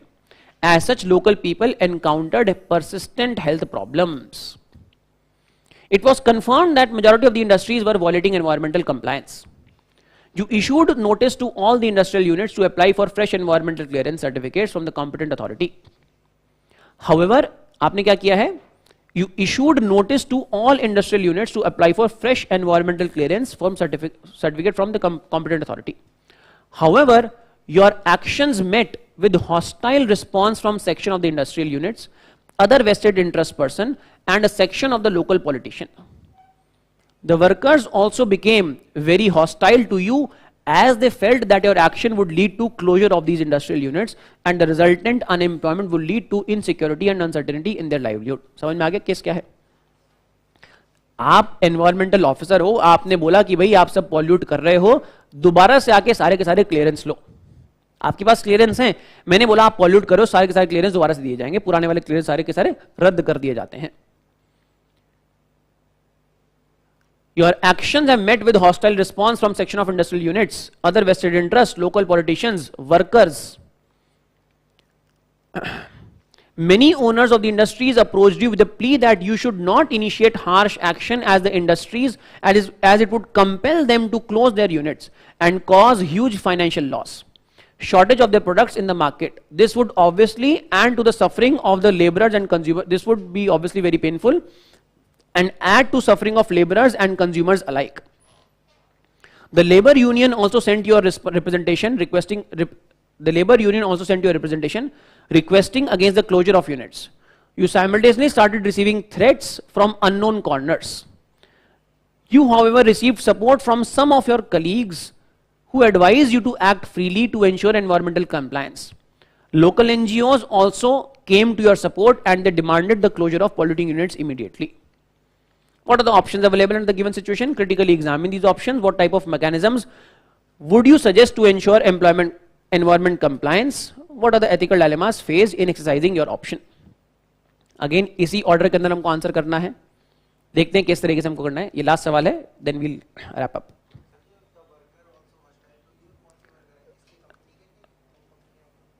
कौन सी company और कौन सी company के? सारी workers हैं. नहीं, department वाले क्यों होंगे? डिपार्टमेंट वाले नहीं. डिपार्टमेंट वाले तो आप अथॉरिटी हो, आपसे डिपार्टमेंट वालों को क्या नुकसान? केस क्लियर है. You are working as an officer for environment compliance. The area consist of many micro, small, medium enterprises. All of them have environmental clearances, but you see that there is a lot of pollution that they are causing, which as a result of which there are a lot of health problems that the population is suffering from. You ask them to get their clearances again. This has led to lot of resistance that you are facing. not just resistance but also threats to your life that you are facing. Resistance comes from obviously the owners, from the workers, from the employee unions, from the politician. Everybody is resisting against this particular step. Loss of jobs होगा, loss of livelihood होगा, workers को wages नहीं मिलेंगी, industry बंद हो जाएंगी, consumers की demand पूरी नहीं होगी. तो आपको कई सारी प्रॉब्लम्स बताई गई हैं that this particular order of yours will lead to for the general population. You are facing threats as well. There is some support. आपके कुछ colleagues हैं जो support कर रहे हैं, कुछ NGOs हैं जो support कर रही हैं, but mostly it is threats and opposition. Now, in this circumstance, what ethical dilemmas are there? What problems you face? What options you have? What are you going to do in this case? Again, case किस चीज के ऊपर है? हमको ये नहीं लिखना है केस के अंदर the case is. Most of the students को क्या लिखेंगे कि क्या केस क्या है? This case is about environment versus development. ये सही बात है कि केस एनवायरमेंट वर्सेस डेवलपमेंट, इसमें गलत बात नहीं है, but the case is more about something else. The case is about imposing a law upon the population which they feel is not in their best interest. Laws awareness वगैरह, मुझे awareness है, मुझे पता है कि एनवायरमेंट इंपॉर्टेंट है, मुझे पता है कि पॉल्यूशन नहीं होना चाहिए, लेकिन मैं क्या कह रहा हूं भाई, मेरे लिए मेरी जॉब ज्यादा इंपॉर्टेंट है. एक पर्सन क्या बोलेगा, भाई मुझे क्या करना, भाई खराब हवा में सांस ले लेंगे, कुछ प्रॉब्लम होगी तो तब की तब देखी जाएगी, लेकिन अभी मेरे लिए क्या इंपॉर्टेंट है कि मैं 2 वक्त की रोटी कमा पा रहा हूं या नहीं कमा पा रहा हूं. The case is about applying laws which the society thinks, which the people for whom they are meant for, they think that they are not in their best interest. This is the case here. The application is of the environment law. Example in this case is of the environment law, but the issue here is that whether the laws can be implemented effectively in such societies where people think that laws are not serving their interest. What responsibility do law enforcers have for such laws? Clear हुआ सबको क्या है? Implementation of laws which the society does not believe are in their best interest. Public goods, environment क्या है? Environment एक public good है. Public good मतलब क्या हुआ? अभी पॉल्यूशन हो रहा है, ऑलरेडी होना स्टार्ट हो गया है. मैं पॉल्यूशन को ठीक करने के पैसे नहीं दूंगा सरकार को, आप नहीं दोगे, कोई नहीं देगा. क्यों? क्योंकि पंची नदियां पवन के झोंके, कोई सरहद ना रोके. अगर मैं सरकार को पैसे देता हूं, if I give money to the government to curb pollution, सबसे पहले मैं क्या चाहूंगा कि मैं जिस हवा में सांस ले रहा हूं वो तो क्लियर हो ना. लेकिन अगर मैं सरकार को पैसे देता हूं तो जिस हवा में आप सांस ले रहे हो वो भी साफ होगी. कोई गारंटी नहीं है कि जिसमें मैं सांस ले रहा हूं वो हवा साफ होगी. Public goods, one person pays but all others enjoy the benefits. Costs are borne by few but the benefits are availed by everyone. The people who pay the costs, those people cannot restrict the benefits toward themselves. Because people cannot restrict the benefits towards themselves, therefore there is nobody who is willing to pay for such things. Who pays then for such things? Government page for such things. सरकार की duty है कि सरकार road बनाए, क्योंकि अगर मैंने road बनवाई है तो मैं बोलूंगा कि सबसे पहले मैं इस रोड पे चलूं, जिसने पैसा नहीं दिया है वो नहीं चलेगा इस रोड के ऊपर. मैंने पब्लिक पार्क बनवाया है तो मैं चाहूंगा कि वो पब्लिक पार्क साफ रहे, लेकिन उस पब्लिक पार्क के अंदर जो गंदा कर रहा है वो भी आ रहा है, जिसने पैसे नहीं दिए हैं वो भी आ रहा है. So I would want that if I pay for something, I should be the one who should be availing the benefits of this thing. My willingness to pay for such things reduces. Environment becomes one of those public goods. Public good provision where costs are borne by some. I am the one who is bearing the cost, but the benefits are dispersed to all. Per person cost. Per person cost benefits. Cost is of a few people, benefits are of large people. Hence, for such cases, people are unwilling to pay. तो किसकी जिम्मेदारी बन जाती है यहां पे? सरकार की. Government becomes responsible to provide these goods. Government becomes responsible. Yes, there is a broader debate of environment and development here in this case. Public duty in face of challenging circumstances, ये तो आसान सी चीज है. Challenging circumstances, you are facing threats, everybody is opposing your decision, hence what is your public duty in this case? So dilemma that I face is that how can I implement laws in a society where the society thinks that such laws are not in their best interest? Dilemma that I face is that who is responsible to provide public goods? When the public is saying that we don't want this particular good, whereas it is in their best interest that these goods should be provided, who should provide these public goods? The dilemma is that what should be preferred, environment or development in this particular case? मेरे पास options क्या हैं?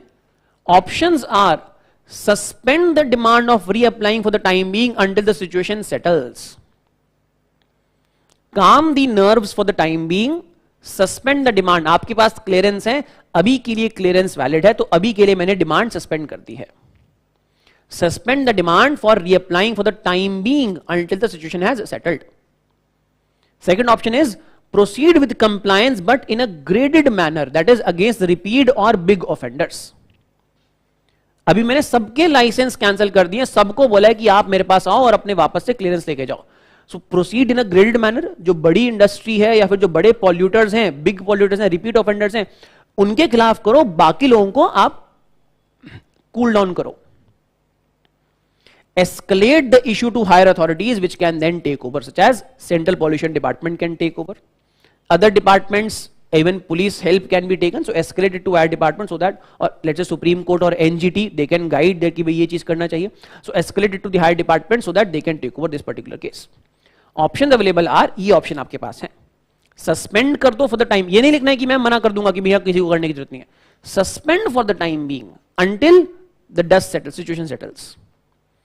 Proceed with compliance but in a graded manner so that repeat offenders are asked to comply first.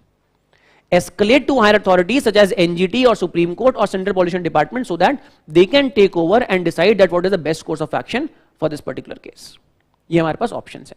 लिख सकते हैं इसकी merit intimate, evaluate कर सकते हैं. I'm sure you can do it. What is it that we'll do in this case? क्या करेंगे यहाँ पे? इन तीनों में से या फिर कुछ और करना है तो क्या करना चाहिए हमको यहां पे?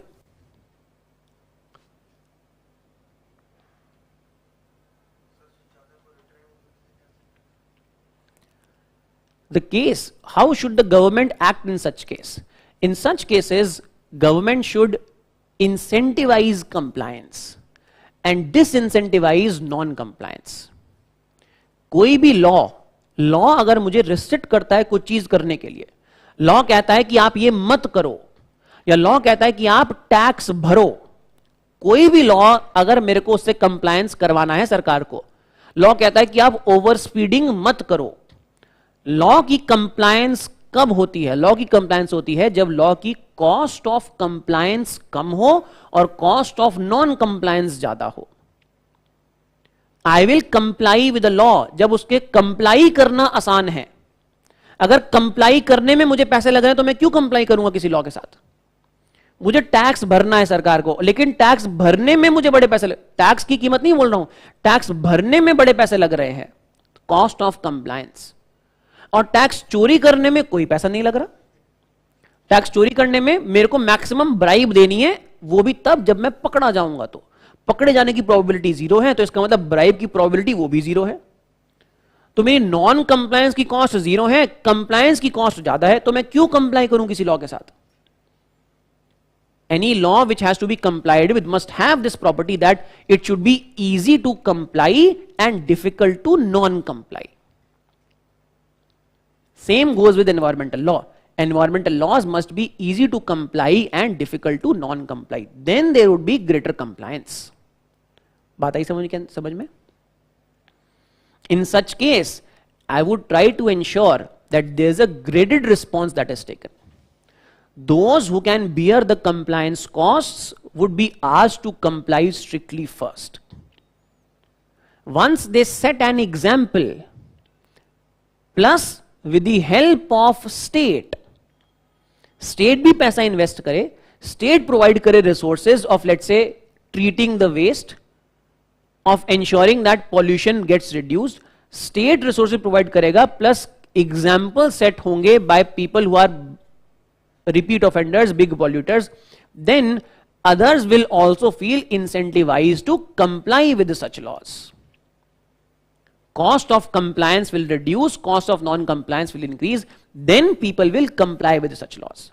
तो environmental laws हो, चाहे tax laws हो, चाहे labor laws हो, कोई भी laws हो, हमको आंसर में अप्रोच क्या रखनी है? Create a system of reducing cost of compliances, increasing cost of non-compliances. How can we do that? One, we can proceed in a graded manner.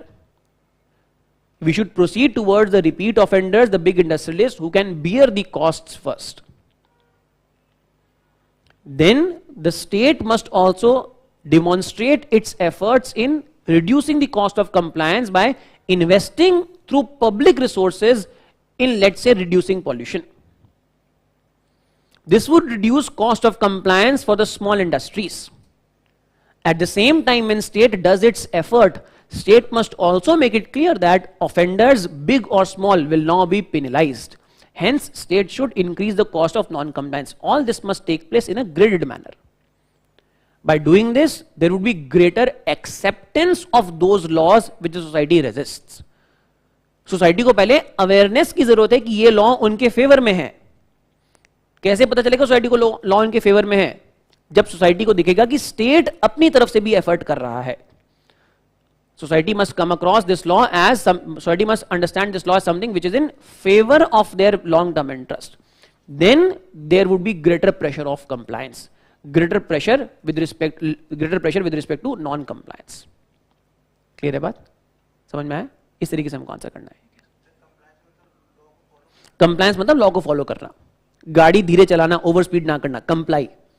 Non compliance मतलब पकड़ा गया हो तो फाइन भरना, नॉन कंप्लायंस. ठीक है, बोलो.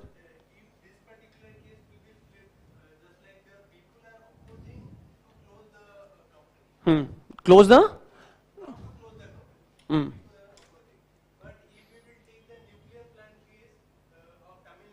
yes, Vedanta, still right. Yes, बिल्कुल, yes, definitely yes. They have asked. पूछ कर सकते हैं, they have asked. They have asked this. सवाल पूछा गया है वो. How will you handle that particular case? Again, debate is environment versus development in that case also. But in that case, again you have to evaluate the cost of compliance.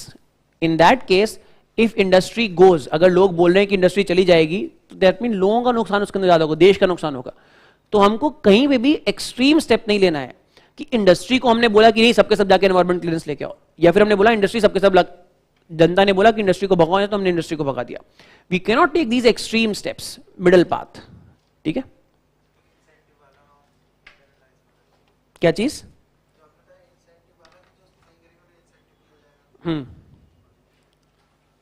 ठीक है, उसमें बताना तो नहीं कुछ, हम बोलो. ओ यस, डेफिनेटली यस. लेकिन यहाँ पे सवाल में दिया हुआ है एमएसएमईज, तो सीएसआर की ज्यादा कुछ है नहीं स्कोप. लिख सकते हो.